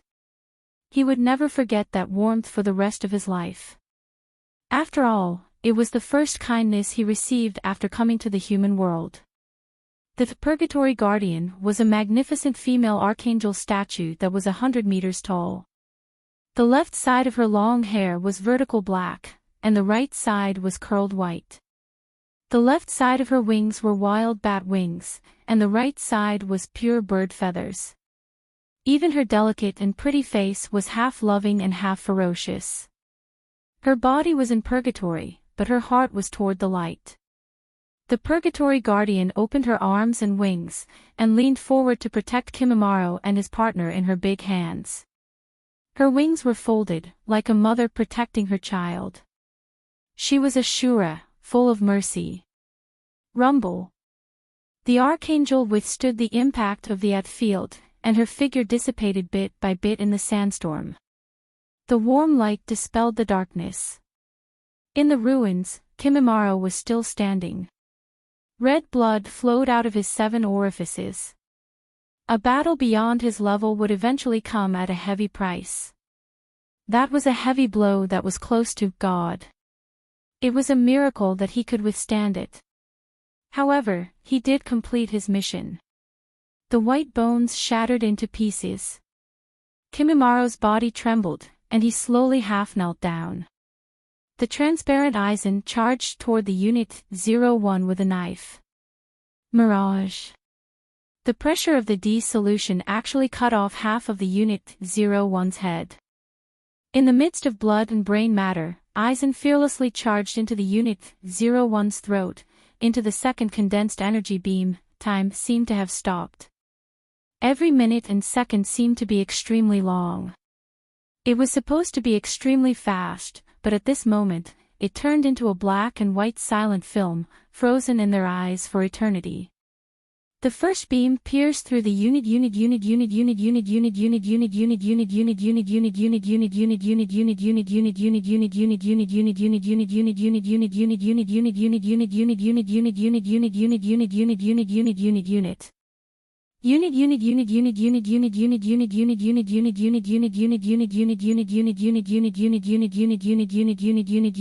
dash. They were far from the level of God. But even if they were as insignificant as ants, the strong were still the strong. Even the high and mighty gods couldn't make their will and souls yield. Nor could they wantonly trample on their dignity and life. All things had spirits, born and raised by the earth. Life had always been equal, so how could there be a distinction between high and low? God started from human, and all things started from spirit.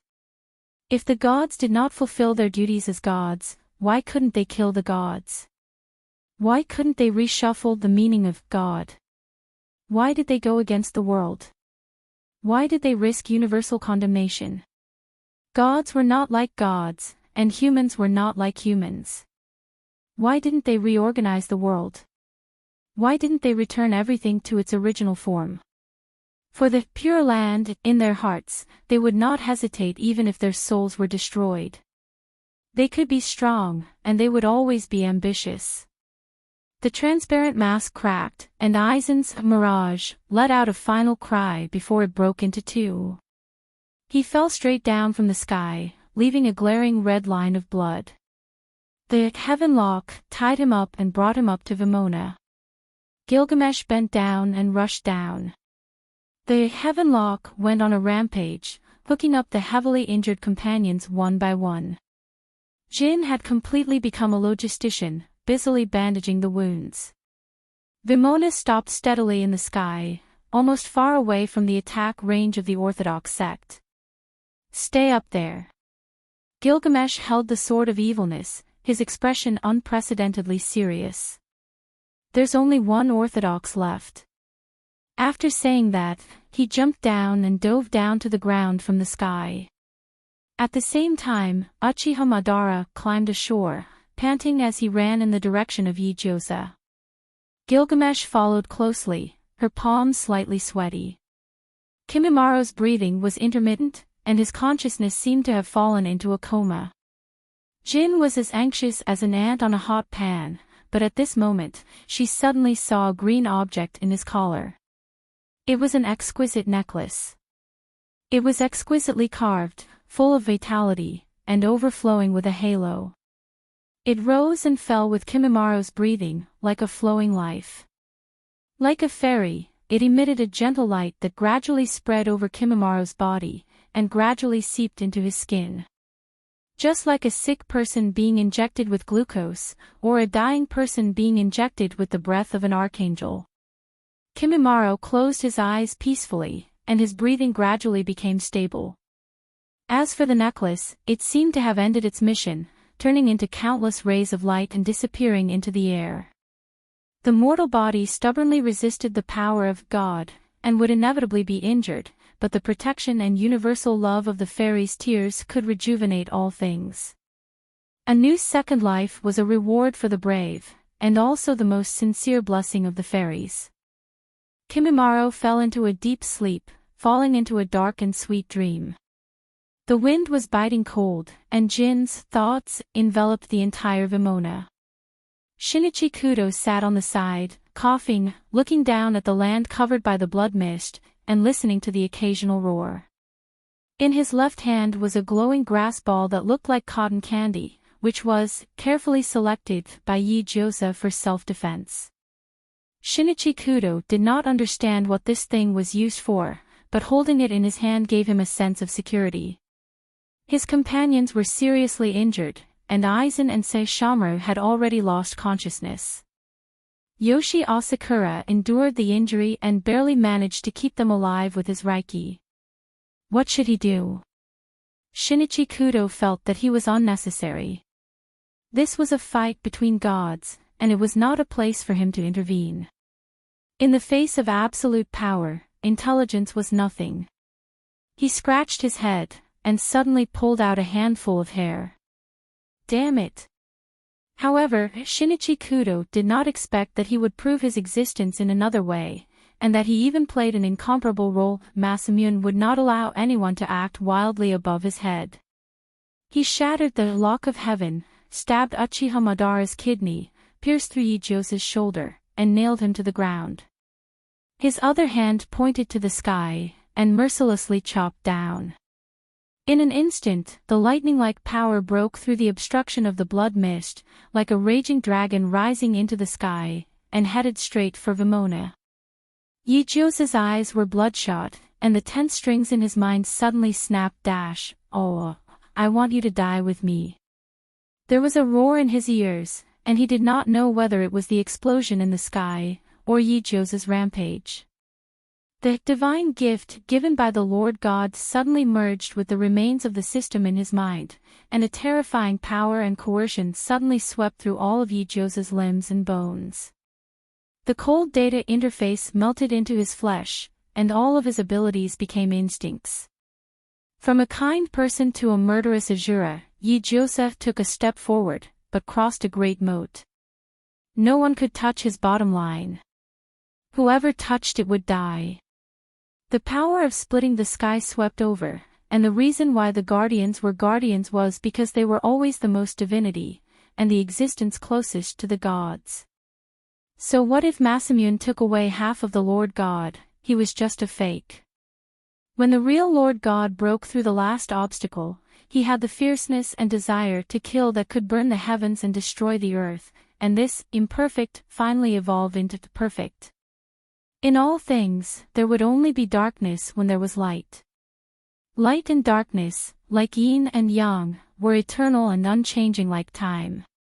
Gods were good, but they were also evil. Extreme evil would lead to misery and suffering, but wouldn't extreme good also lead to another kind of tragedy? Only by experiencing extreme evil, and being able to maintain good in the midst of extreme evil, was the key to holding the key to open the temple. Godhood was just a stepping stone, and those who could really reach the top of the sky were all people who could not separate good and evil, but could distinguish between good and evil. If one did not become a person, how could one become a god? And good and evil had always been the two sides of people that could not be separated. Ijosa held the sword and pointed it at Masamune's throat, and the violent momentum was like a hurricane, blowing his long hair up high. At this moment, he was an evil spirit in a Taoist robe.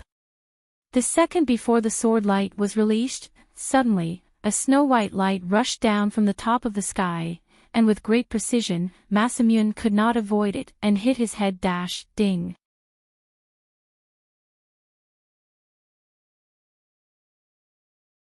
Chapter 291. Ijosa felt that he shouldn't have been hallucinating at such a young age.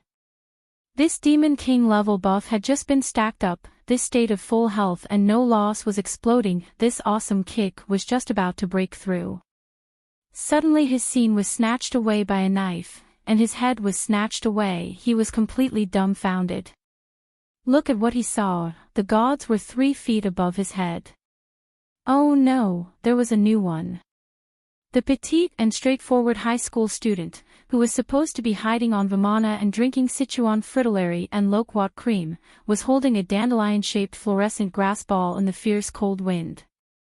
With a horrified expression on his face, snot and tears, he fell straight down from the sky thousands of meters high. There was no parachute, there was no glider, there were no wings, fluffy tail, or levitation skills. He just fell down like a fucking cannonball. Ijosa was so scared that he had a heart attack in minutes. However, there were still many supernatural events in this world that he couldn't understand. Shinichi Kudo screamed as he fell, but he came to an abrupt stop in midair. It was as if his body was supported by a magical force, and he changed his posture and slowly landed on the ground. This posture was really like a young girl to the point of being a little bird. He saw with his own eyes that Kudo, the serious young man, maintained a frightened expression. His right hand held the fluorescent grass ball, and his left hand gently covered his mouth. As tears and snot flowed down his face, his legs curled up, and he made a shy posture. Then he floated, swayed, and landed steadily on the ground. Yi-Josa. He suddenly had an ominous premonition. Sure enough, when he was about to deal with Masamune, he saw that Masamune's invulnerable skin had an inexplicable hole. Fresh blood was flowing out of the wound. The bloody hole was about the size of a grain of rice. It was near his temple. It was obviously not a serious injury, but the recovery was extremely slow. Masamune seemed to realize something. He raised his hand to wipe away a handful of blood and stared fixedly at Shinichi Kudo, who was more than 10 meters away. Human. Masamune narrowed his eyes. Who the hell are you? Shinichi Kudo held the fluorescent grass ball tightly and hadn't come back to his senses. He was so shocked by the fact that he did not fall to his death that he did not hear what Jin Zhang was saying. A moment later, he grabbed the ball of fluorescent grass and said in a shivering voice, "There is only one truth. Is this the latest model of parachute?" Although one of his companions had turned into a white dog, one drove a Gundam, one summoned an angel, one rode a golden UFO, and one was about to upgrade to God. He was still a loyal supporter of materialism. He always believed in science. He firmly believed that as long as he left this group of non-humans, he would return to his original world. He could still return to his normal life of solving cases, picking up girls, and studying. Therefore, the fluorescent grass ball must be a parachute. Yi-Josa. If you don't know what expression to use to express your feelings, just smile. After Zhongzhang's defense was broken, the only person he was wary of was still Yi-Josa. But there was one more soldier on the battlefield, and it was a hindrance to the battle. Although there was no need to care about the 5 weaklings, Zhongzhang still decided to kill him first. He was a predator who had traveled through countless spaces and successfully escaped the pursuit of the Lord God for 100 years. Even the Lord God at his peak couldn't do anything to him, let alone Yi-Josa, who had just crossed the threshold. When it was time to make a move, Yi-Josa's long sword was sent halfway, and Zhongzhang's long sword waved out a long light. Once again, it fiercely rushed to the defenseless Shinichi Kudo. Yi-Josa was shocked. He turned his sword and threw Jinshan River at Kudo. However, Jinshan River was fast, but Kudo's self-defense mechanism was faster. An egg-like golden barrier suddenly rose and firmly protected Shinichi Kudo. The majestic and vast aura of merit protected him and blocked Zhongzhang's sword. Boom! The place where the sword passed was split in half. Only the place where Shinichi Kudo stood was as stable as Mount Tai. Not only that, the high school student who was scared stiff leaned back slightly as if he was hit. At the same time, a huge, orange-red beast-shaped icon appeared on top of his head. Then, the weak high school student screamed and instinctively bent his right leg. He angrily stomped the ground, and the fluorescent grass ball in his right hand fanned out fiercely. A small, twisted, firefly-like thing flew out. This little thing was still following Zhongzhang's tail, and it flew slowly. However, it fiercely hit Zhongzhang's face, and with a soft, ding sound, it dug out another bloody hole. Yi-Josa was dumbfounded. Uchiha Madara and Gilgamesh, who were tenacious and unyielding and were about to enter the battlefield again, were speechless. Yoshi Asakura, who had just recovered some strength and moved to the edge of Vimana, was speechless. My friends and I are all shocked. Who am I? Where am I? What am I doing? Who's going to tell me if this is true or not? Shinichi Kudo stared at Zhongzhang's bloody face in a daze for a while, and then decided to jump on the edge of death. With a tentative spirit, he lifted the fluorescent grass ball and slowly waved it at Zhongzhang. The familiar formula, the familiar smell. After a ding sound, 3 bloody holes appeared on Zhongzhang's face. Yi-Josa was speechless. The boss of the 12-man, dog, dungeon, Zhongzhang, was full of anger. He stared at Shinichi Kudo with his eyes wide open, and he wanted to skin him alive. Black smoke rose from his body, casting a thick shadow in the sky. His rising momentum increased infinitely, and it seemed that he was about to reach the level of killing the whole team with one blow. Zhongzheng mercilessly used his first big move at the fifth piece of trash, and Shinichi Kudo responded with a ding. Zhongzheng angrily used his second big move at the fifth piece of trash, and Shinichi Kudo responded with a ding. Then he got a new round of ding. With a series of ding-ding-ding sounds, not only the world bosses of the dog group, even the king of 10,000 dogs was dumbfounded. So what if a warrior defeated an evil dragon? So what if the three heroes fought Lu Bu? So what if the battle of the gods was over? So what if the Thanos snapped his fingers? So what if the main character's halo was over? Who could be like Shinichi Kudo, holding a fluorescent grass ball and hammering a demigod to death with ding-ding-ding sounds? A real warrior dared to face his teammates who were dead, dared to fight against a god-tier boss, dared to turn the tide at a critical moment of life and death, and even dared to type, "I love science, GG" in the mythical world. Yijose seemed to be able to see the health bar on top of Masamune's head dropping at the rate of HP 9999, and under the situation where Kudo Shinichi was getting more and more courageous and could not stop at all, Masamune had almost received countless debuffs. So the question was, if the orange weapon, fluorescent grass ball, was so strong, then what was the effect of the three-piece socialist suit? As his blackened value slowly dropped, Yijose took out a little yellow hat, a red scarf, and 3 bars. So, how did he use this thing? Should he wear it? It had been many years since he graduated, so wearing it would be suspicious of him pretending to be young, but it was an orange weapon, so it would not be a trap. Yijose wore a yellow hat, a red scarf around his neck, and 3 bars on his arm. Relying on his thick skin and shameless heart, he picked up his sword and decided to hit Zhongzheng while he was down and smash his head. Zhongzheng turned around with his face covered in blood.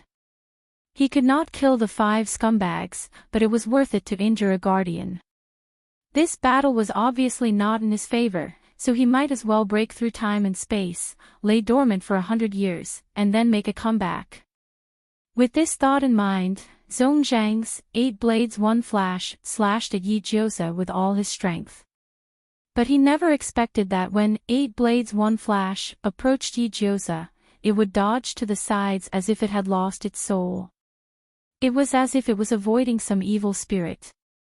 What was going on? Before he could think about it, the data of the 3-piece orange weapon set surged and gave him the correct answer.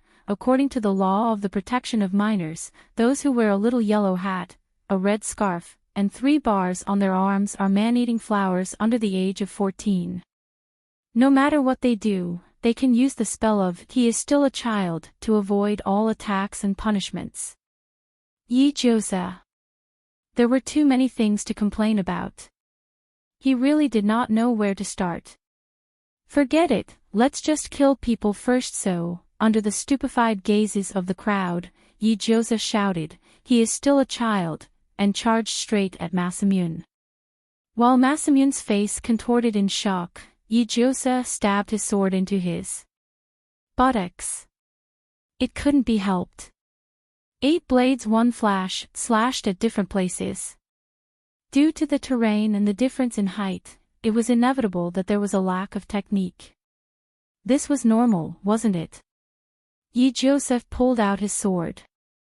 Zhongzheng's buttocks bled and dyed his pants red at the fastest speed. It was as if he was having his period.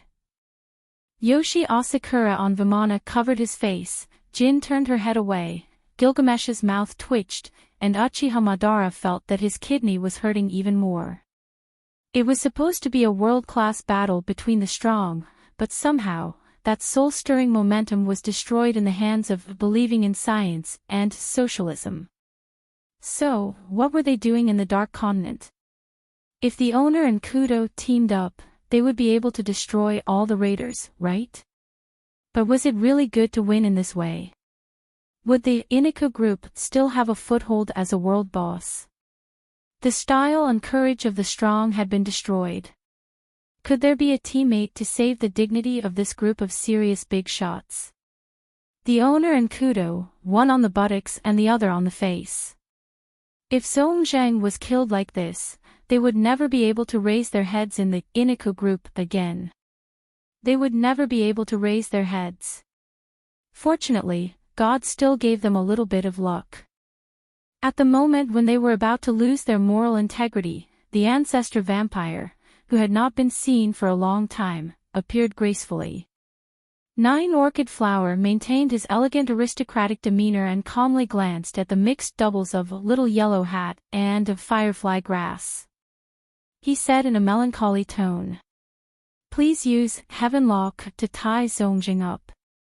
Gilgamesh was very tired. Is it convenient for the owner to stab him with a sword if he is tied up? Nine Orchid Flower paused and shook his head. "No, I have already arranged it. You just need to tie him up. I will be responsible for completely annihilating his body and soul, forever and ever." This land after the war was soaked with the blood of the strong like Saishomaru.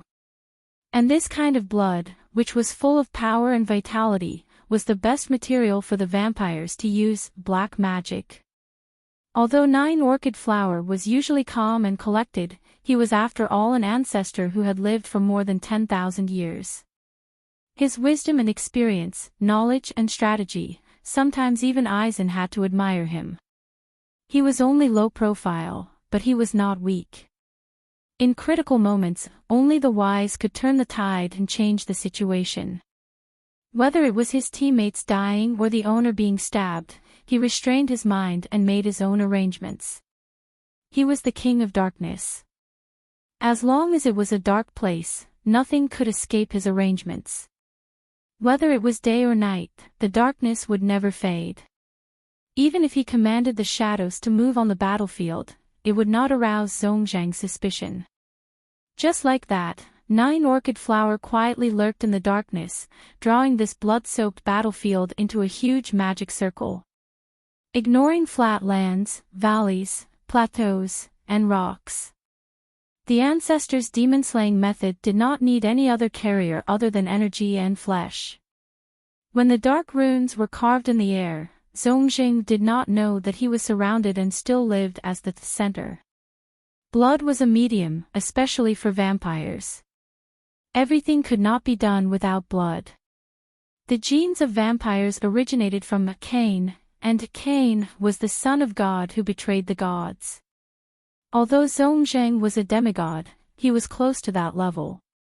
Cain betrayed the gods and controlled the darkness, but he still lived a comfortable life. Naturally, it was because he had many methods to kill the gods. This method was gradually destroyed with the passage of time, but for the ancestor level 9 Orchid Flower, even if it was very troublesome, it was not difficult to restore. In other words, there was no one more suitable than 9 Orchid Flower to be a god slayer. Since he said, "Do it," it must be because he was sure that it was possible. Gilgamesh did not waver.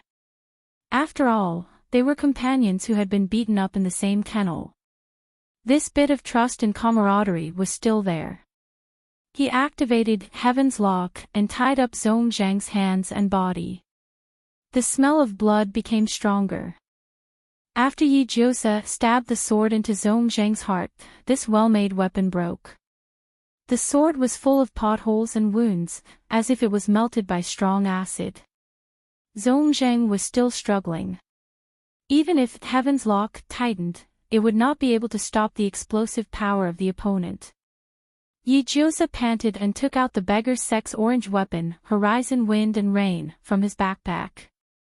He finally understood that no matter what an orange weapon looked like, it was still an orange weapon. Even if the user was a noob, he could still use the ultimate skill to kill the boss. Similarly, even if he did not know the beggar's sex skills, with Horizon Wind and Rain, could he not use the effect of an orange weapon? He should be able to fight with a stick. Without saying a word, Yi Jiusa swung, horizon wind and rain, and hit Zhongzhang's head 3 times in a row.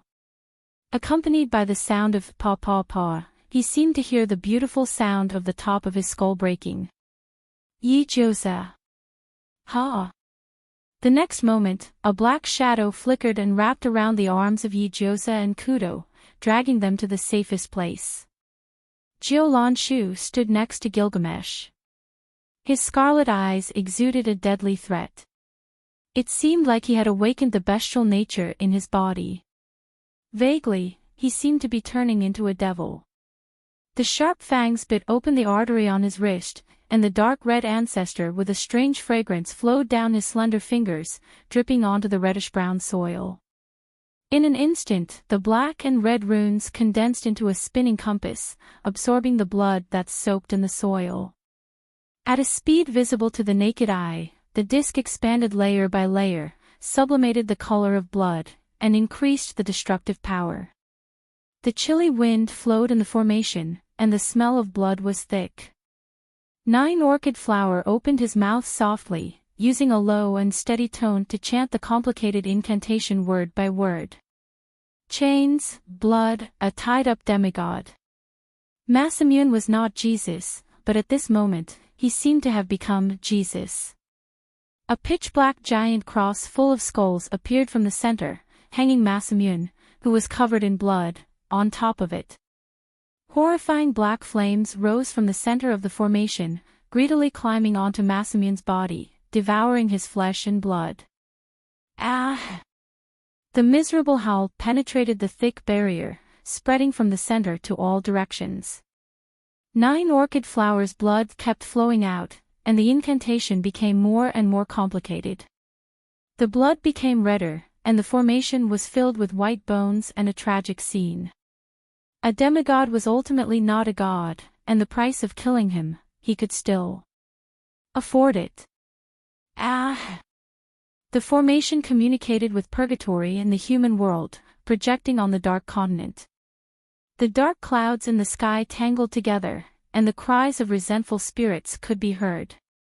Not long after, red snowflakes floated down from the sky, and were swept to the ground by the bone-piercing chilly wind. 9 Orchid Flower's face turned even paler. After losing more than half of his blood, he could no longer suppress his bloodlust. Fortunately, the burning god ritual was over, and the real torture was about to begin. First, the flesh and blood would be burned, then the power and soul would be burned, and when the authentic body was burned to the point where not even a speck was left, the raging fire from hell would return to hell. The world is red. There was blood on the ground, blood in the air, and even the surging seawater behind him was stained with the prototype's blood. The fresh blood would become fuel for the raging fire until it completely devoured everything.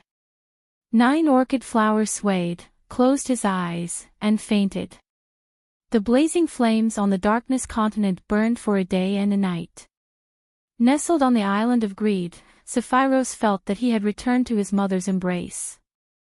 His body seemed to be covered in warm amniotic fluid. The strength that he had lost was flowing into his limbs, making him stronger and more tenacious than before. He seemed to have sensed something, and his eyes shone with genuine joy. His companions had brought back everything that belonged to him. After all, Sephiroth was the invincible will of the planet. He could be banished, but he would never be destroyed. From obtaining power to transforming into a human, not only did Sephiroth not need to soak in Yijosa's spiritual power, but he also skipped this stage and transformed into a tall man with long white hair. He caressed the authentic long sword on his waist, and there was no longer any haze in his eyes. He was back. He also found the meaning of being a human and understood the fetters of being a human. He would be able to tear through space and time to see his younger brother. He would be able to surpass the cycle of reincarnation and find Qi Shishir. He would bring her back to the family that she missed dearly. He would watch over them and protect them, every single plane, every single cycle. Sephiroth maintained a faint smile, which was rare for him. He was prepared to go to the Darkness Continent to find his companions. After his power was restored, whether it was Saishomaru's confinement or Yoshi Asakura's enchantment, it would not be a problem to destroy them. Hopefully, these two companions would not vent their anger on his actions. However, if they wanted to fight, then so be it. He just wanted to stretch his body. Moreover, Saishomaru and Yoshi Asakura were very strong and could take a beating, so he could fight without any qualms. Unlike Genesis and Claude, he could easily break the toys if he was not careful. However, Sephiroth did not expect that when he stepped out of the Island of Greed, he would find that the strong people of the entire human continent were united to resist the invasion of the creatures of the Darkness Continent. As the Raiders and the Guardians fought fiercely, it scared the little animals of the Darkness Continent. They ran across the sea, and finally came to the human continent, where they could finally do whatever they wanted, but they did not expect to run into the hands of Sephiroth. At that time, all the armed forces of the human continent were gathered. Whether it was the enemy fighters, the Meteor Street, the Hunters Association, or the Sky Arena, they had put aside their former enmity and united. The creatures that escaped from the Darkness Continent were very insignificant to the Raiders and Guardians, but in the human continent, they were simply demons who killed without blinking an eye. In order to resist the enemy together, Kalapika looked at the big picture and broke the box that Aizen gave him, allowing the spiders to recover their telekinesis. In order to resist the enemy together, the three guards of the Ant King temporarily put aside their own thoughts and joined forces to kill their way out. The world's top telekinesis ability users gathered, and Sisso killed to his heart's content. Strange. Misty Sandpole. Xiongju. Shan Shuyun Sui Bao. The emperor woke up and buried himself in his grave. Chu Ting waved his hand to pick up straw. Only Illumi complained every day that she was working for free. Even the young master had fallen to the point of picking up nails from corpses to recycle. In the midst of the intense battle, Sephiroth appeared in the sky. But this time, he did not have the slightest intention to destroy the human race. In fact, he wanted to help them. When the huge and majestic sword light fell from the sky, it shattered the giant waves and the land, and cut all the monsters in half. In the sea of blood, there was only silence, and only the cameras of the military reporters were left to record everything. After that, the human race called the light that ended this fierce battle a miracle. After that, even the changes of history did not erase the shock and meaning brought by this video. A true powerhouse would never treat humans as ants. Instead, they would lend a helping hand at the most critical moment and save this fallen land. No matter how bitter the world was, no matter how stinky it was. It was the root that gave birth to the human race. If humans had the heart, they would not be able to uproot the world along with its root.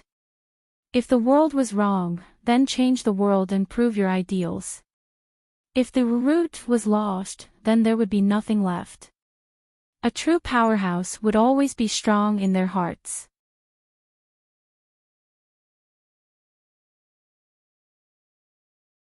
Chapter 292.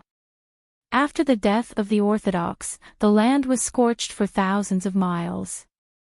The pitch-black soil was emitting green smoke, there was still a trace of blood, the vast fertile lands of the Darkness Continent were mostly destroyed, the magical beasts that were so scared that their legs went limp hid in their nests, not even daring to show their heads. For a moment, there was only a group of injured people bandaging and treating each other in the vast world. Because they were a group of people who only cared about fighting and never treated injuries, they had no concept of treating, even the procedure of bandaging.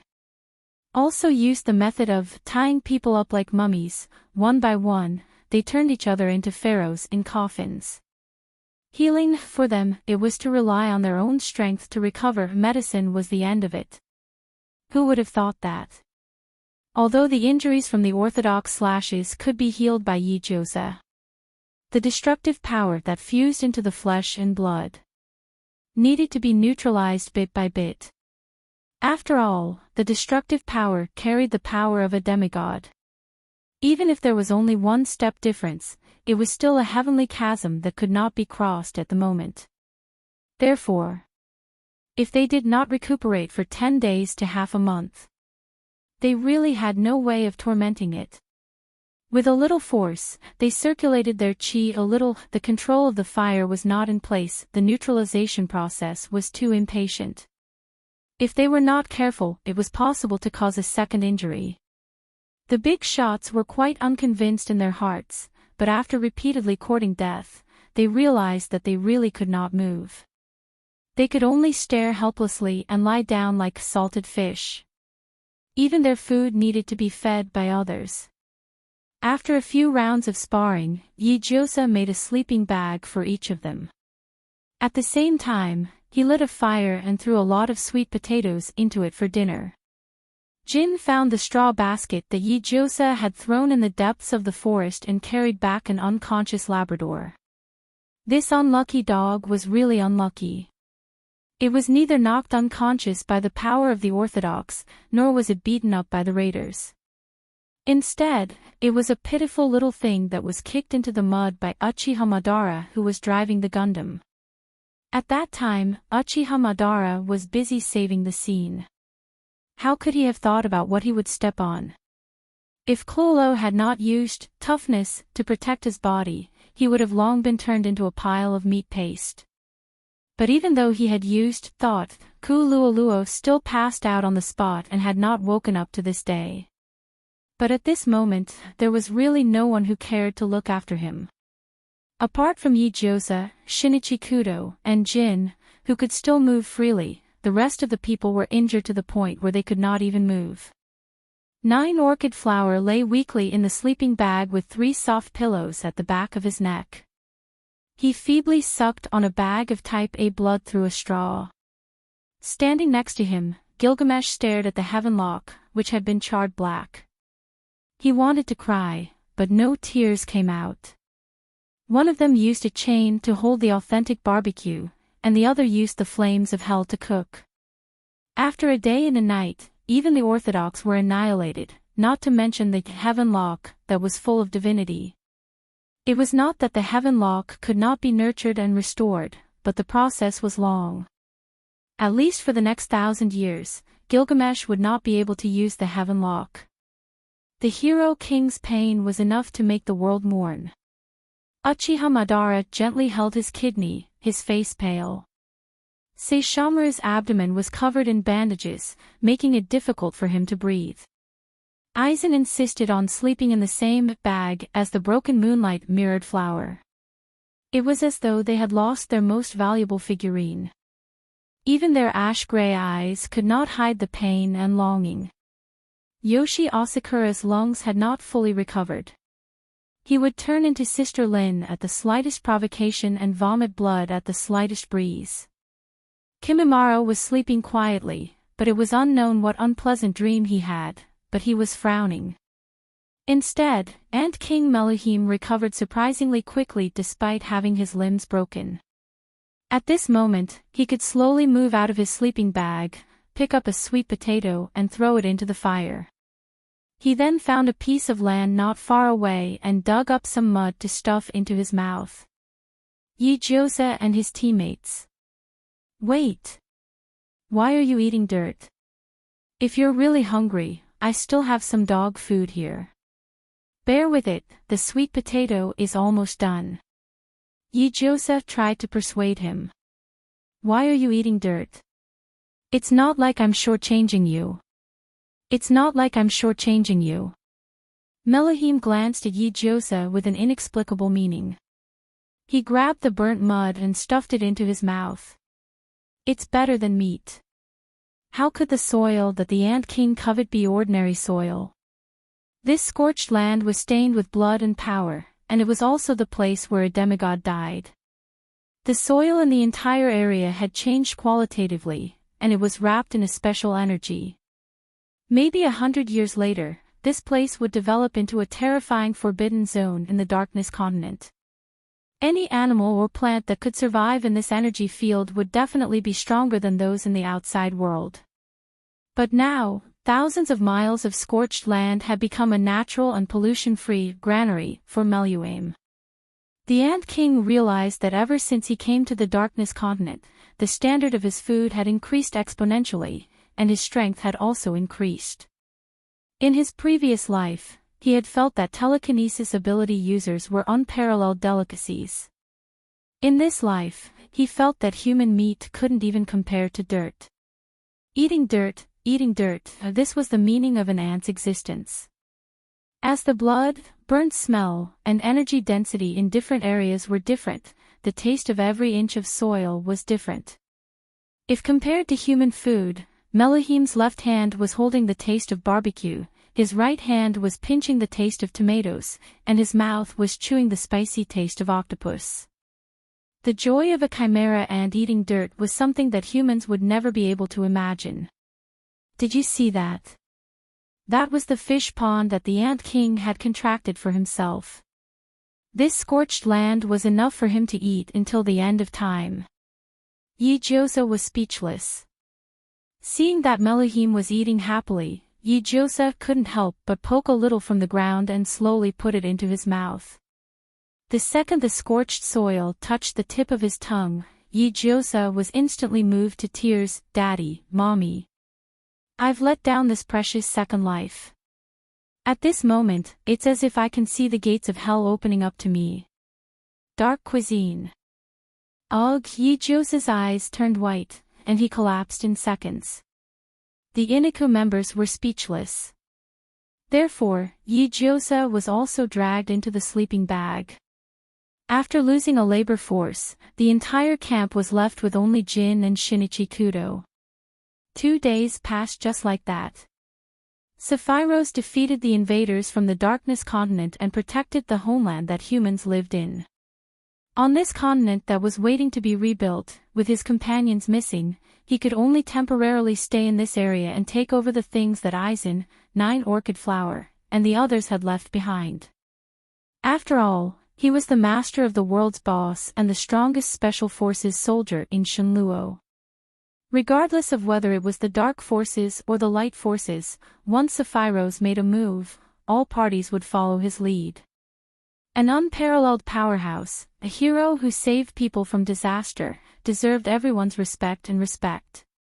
This long-lost feeling of being needed, protected, valued, and looked forward to made Sephiroth feel a little nostalgic. However, compared to the humans who deified him, he missed his companions more. Yijiosa took care of him, Yoshi Asakura saved him, and Saishomaru protected him. They defeated Masamune and took back everything that he deserved. True companions. They treated him as equals and protected him without batting an eyelid. They wouldn't be afraid of him because of his strength and identity, and they wouldn't avoid him like a snake or a scorpion because of his strength. Not only did this feeling of interacting as equals feel new to him, but it also made him feel relaxed and unburdened. There was no burden of being a great hero, no obligation of being the strongest, and no concept that you had to win. His shortcomings would be tolerated, not magnified. His merits would be praised, not as it should be, and as it should be, in the eyes of others. It was as if he had transformed from a god into a human. Apart from feeling gratified, Sephiroth also felt an even stronger sense of belonging to this group. He missed his companions, but he couldn't leave them. His companions had helped him deal with the disaster that was Masamune, so it was only right for him to help them reorganize the resources that were humanity. However, what method could he use to contact his companions across continents? Young Master Illumi of the Yakuza family, who was the best at reading people's expressions, recruiting powerful individuals, and had sharp senses, considerately gave Sephiroth a high-end cell phone. It came with all the tutorials on FTF, as well as the crucial step of recruiting people into the dog group. Sephiroth was in a good mood. This was his first time using his cell phone for entertainment and chat. In the past, his cell phone would only be a communicator for assigning and reporting missions. He didn't expect that it could be used this way. Sapphiros tapped his finger lightly and sent a colorful emoji pack to the dog group. Cheers to our friendship. GIF. Illumi stared at the emoji pack in silence. What's wrong? Sapphiros was very sensitive. He immediately asked, is there something wrong? Nothing. Illumi flipped her cell phone and opened a senior customer group with 10 people. She said, every time I complete an order, they'll send me this too. After they send it, they'll send me money. Illumi's tone was flat. I'm very sad. They're all dead. I don't have a regular income anymore. Although I see the familiar emoji pack, I don't see the familiar ring wire to my account. I'm so sad that I don't have money to buy nails. I'm very sad that the dog that produces gold has run away. The big black cat turned its lifeless eyes and stared at Sapphiros. It thought that it was crazy and hinted, I need the ring's comfort. Sapphiros was speechless. After a long time, the Shenluo Special Forces soldier said, don't you have savings? Ah, savings. Illumi paused for a moment and suddenly released a dark psychic pressure. I did something wrong before, and as punishment, my savings were confiscated by the family. Not only was his savings confiscated, but he was also beaten up by Grandpa Jianuo, who was pregnant. If his mother hadn't stopped him for fear that his grandpa would affect the baby, he would probably be a corpse now. However, he didn't expect his grandpa to have a backup plan at a critical moment, even though he usually didn't show his strength. He was sent to Nitro's place by his grandpa, and the moment he arrived, his grandpa called Nitro. The pregnancy stone was brought out by this unfilial grandson of mine. You want me to pay for it? Nitro, I'm telling you, no way. If you can't take it, you can chop Illumi into pieces. His roar was full of energy, and the hands-free voice was so loud that dust was falling from the ceiling. Illumi. I'm afraid I have a fake grandpa. Didn't you say that family is the most important? Why did you let Nitro chop me into pieces? That day, he was almost slapped into a pancake by Nitro Senjuguanin. After that, he was unable to have sex or be happy. He truly realized what poverty was. He even had the thought of, I don't want to struggle anymore. Hurry up and find a rich woman to support me. In the end, instead of a rich woman, a perverted fruit farmer came. Since he was heavily injured, the fruit farmer couldn't pick any apples and could only sigh as he wriggled out, taking away the only orange on his bed. Instead of an orange, another Shao Jia came. He told him, Chi. What's the point of dating a dry man? Mother Woody. Mother Shu. Courtyard Li. Zhang. Copy. For some reason, he felt like he couldn't have a younger brother. Couldn't have a nun, couldn't have feelings, couldn't have happiness, couldn't have a rich woman, couldn't have an orange, couldn't have a younger brother. Illumi truly felt that he wasn't the one at fault, but the world. If he couldn't get any benefits from Sapphiros, Illumi decided to join the Phantom Brigade. No, there was no future for him as a bandit. Delivering packages and cleaning public toilets was his destiny. Illumi put on an obedient, beating up the enemy look, but Sapphiros had seen all kinds of demons and ghosts, so he could read the young man's mind at a glance. To put it bluntly, this little assassin needed orders, work, and none. Sapphiros nodded slightly. I'll leave the Republic of Bartogia's financial management to you. Illumi revealed a dark smile, okay. Since he had become the Minister of Finance of the Republic of Bartogia, he naturally had to contribute to the country's treasury. Since he had become the Minister of Finance, the problem of enriching the country's private wealth became a big problem. In order to solve this problem effectively, why don't we start by raising the taxes of the Kudo family? At least, he should marry back his savings through taxes. Marry back. Marry back. So, Chi. Argon. Collapse. Cape Zinc Owl suffering from karma. Brother Jean Songmi asking to throw Jing. Cook. Invade Jean Songye. According to, remove submerged luminous armor Cape Zinc Barium Thumb Toss. Equals due to the high taxes of being an assassin, the enemy family had several family meetings in the distant future, and simply changed the system of assassin beating up the enemy to mercenary beating up the enemy. Later, after learning from the advanced mercenary system of Shinluo Company mentioned by Sephiros, the enemy family became famous in both the legal and illegal world. Not only that, but this family was also greedy for money. Not only did they mix in the legal and illegal world, but they also relied on the pregnancy stone to open a medical institution specializing in infertility. Nothing could be more insane than this. After 10 days to half a month, everyone had more or less recovered, but the lack of nutrition made them look a lot thinner. Only Meluhi made dirt every day, and after half a month, his cute round face looked even rounder. The green color on his head was even more dazzling. The group of people packed up and were about to pack up and leave. Unexpectedly, at this time, Yi Jiosa heard a call. The long-awaited electronic voice of the system rang in his ears, calling him to go to the inner area of the storm circle. This was an exclusive zone, and any creature that approached without a key would be crushed by the storm. And the key was godhood. Therefore, it would only be open to Yi Jiosa. Saishomaru stood still, but his fluffy tail hooked onto Yi Jiosa's waist. You're going in alone? What if this was a trap?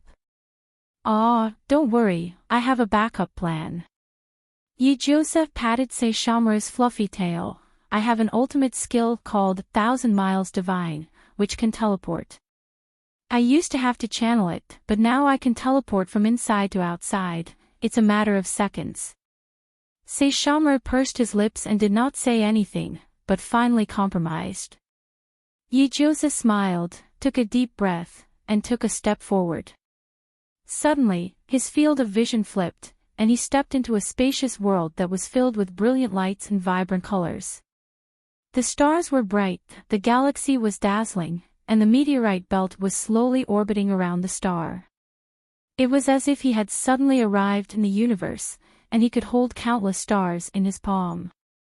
Yi Jiosa could not describe the mysterious feeling. It was as if his life had jumped from one level to another, and he could even see the birth and death of billions of years in his mind.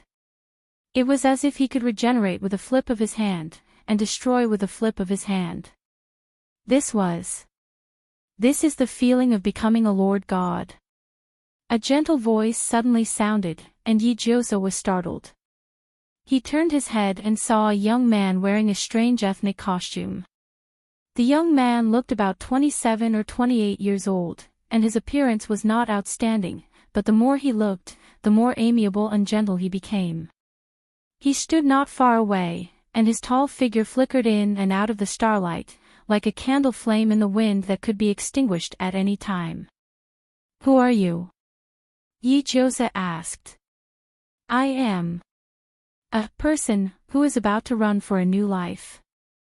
The young man smiled. Before I leave, I want to give you something, and also tell you something, my successor.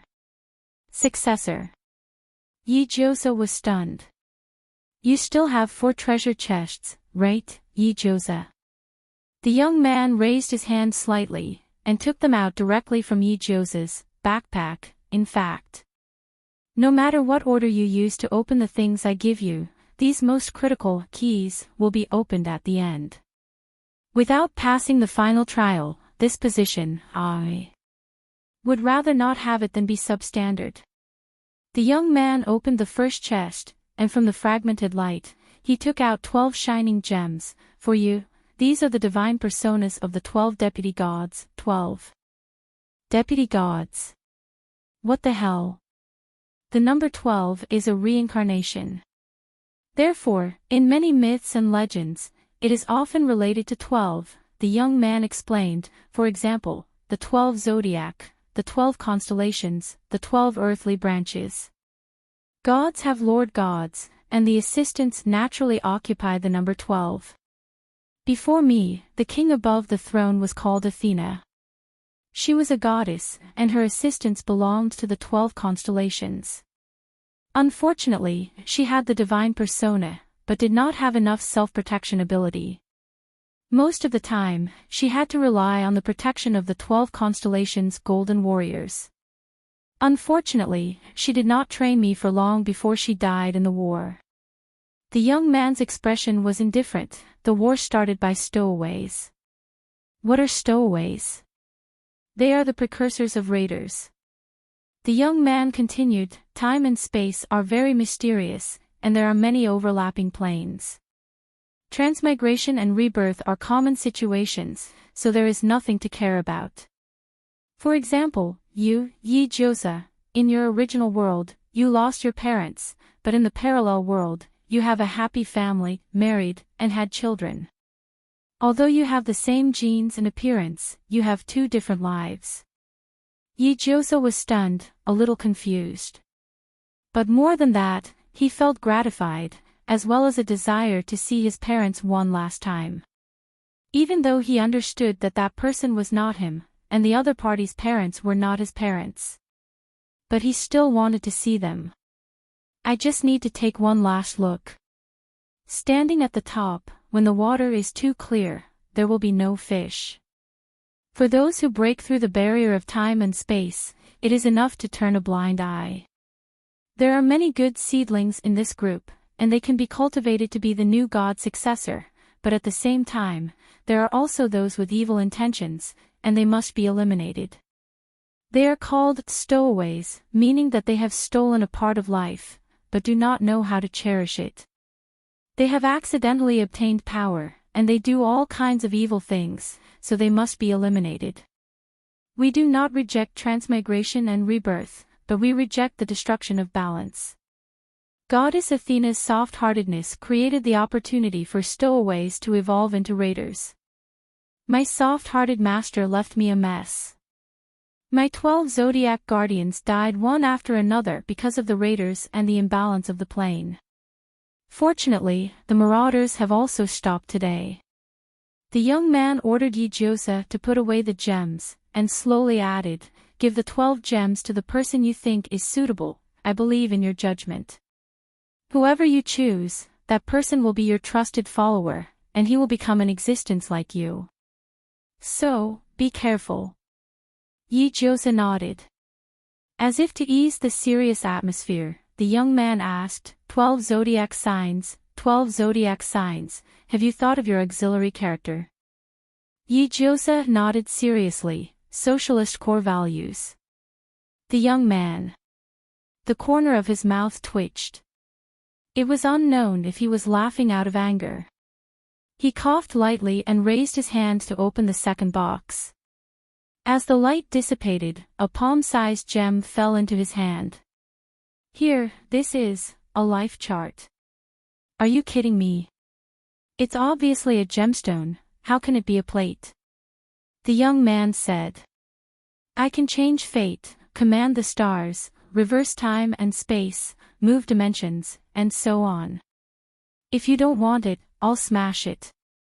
Yes, yes, yes. Yi Josa held the baby in his arms without hesitation.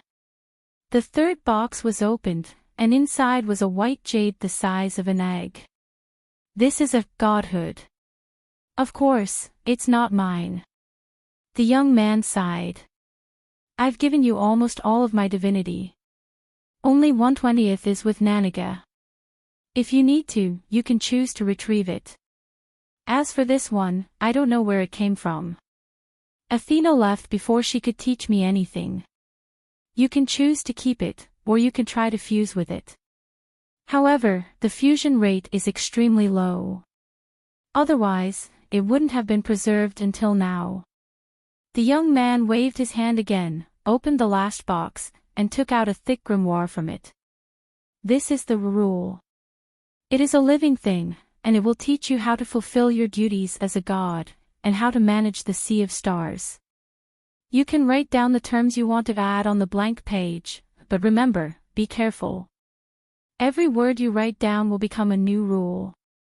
Understand your duties, know your rights, and understand your position. Be careful, and do not betray your heart. Do not have excessive sympathy, but do not have absolute indifference. After handing the item to his successor, the young man pointed at the vast sea of stars and said, "I once promised that when you complete the task perfectly, I will grant your wish. This is my promise. With the power of God, even if I die, you can fulfill this wish. When you have thought it through, you can fulfill this wish." Yijose clenched the item in his hand, his knuckles turning slightly white. After a while, he smiled and asked in the lightest tone, "Can any wish be granted? If I ask for too much, will it be bad for you? Everything can be granted. This is a promise, a heavy oath. God rarely grants wishes, because once a promise is made, no matter how difficult it is, the rule will help you achieve it. After all, an oath, you have to pay for what you get. Even if I am a god, I still have to pay the price. If it weren't for the protectors dying in large numbers, Yijose wouldn't have been able to take advantage of this. But I'm heading towards death, and will soon enter reincarnation, the price doesn't matter." The young man shook his head. At most, each life after reincarnation would be a bit more miserable, a bit shorter. But it really doesn't matter. I want to make a wish. Don't be too hasty, you brat. Yijose shook his head and smiled. I want to make a wish, to reset the plane destroyed by the raiders, to turn back time to 100 years ago. Countless lives were lost, he couldn't just sit back and watch. The young man gave up everything to give him a wish. What reason did he have to make the young man pay such a heavy price to fulfill his own selfish desires? He once wanted to turn back into a man, but now, there was no difference between male and female to him. Yijose took out the longevity gift bag from backpack, and stuffed it into the young man's arms without hesitation. Here you go, I don't think I need this anymore.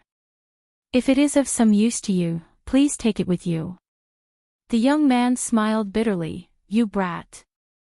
But he really couldn't refuse. I will do my best, you can leave in peace. Yijose said, will I see you again in the future? Probably. After reincarnation, I will forget everything and start anew. It doesn't matter, I will definitely find you again. Yijose vowed, then I will train you to be the next god. To be honest, I don't want to be this annoying god at all. So troublesome. The young man.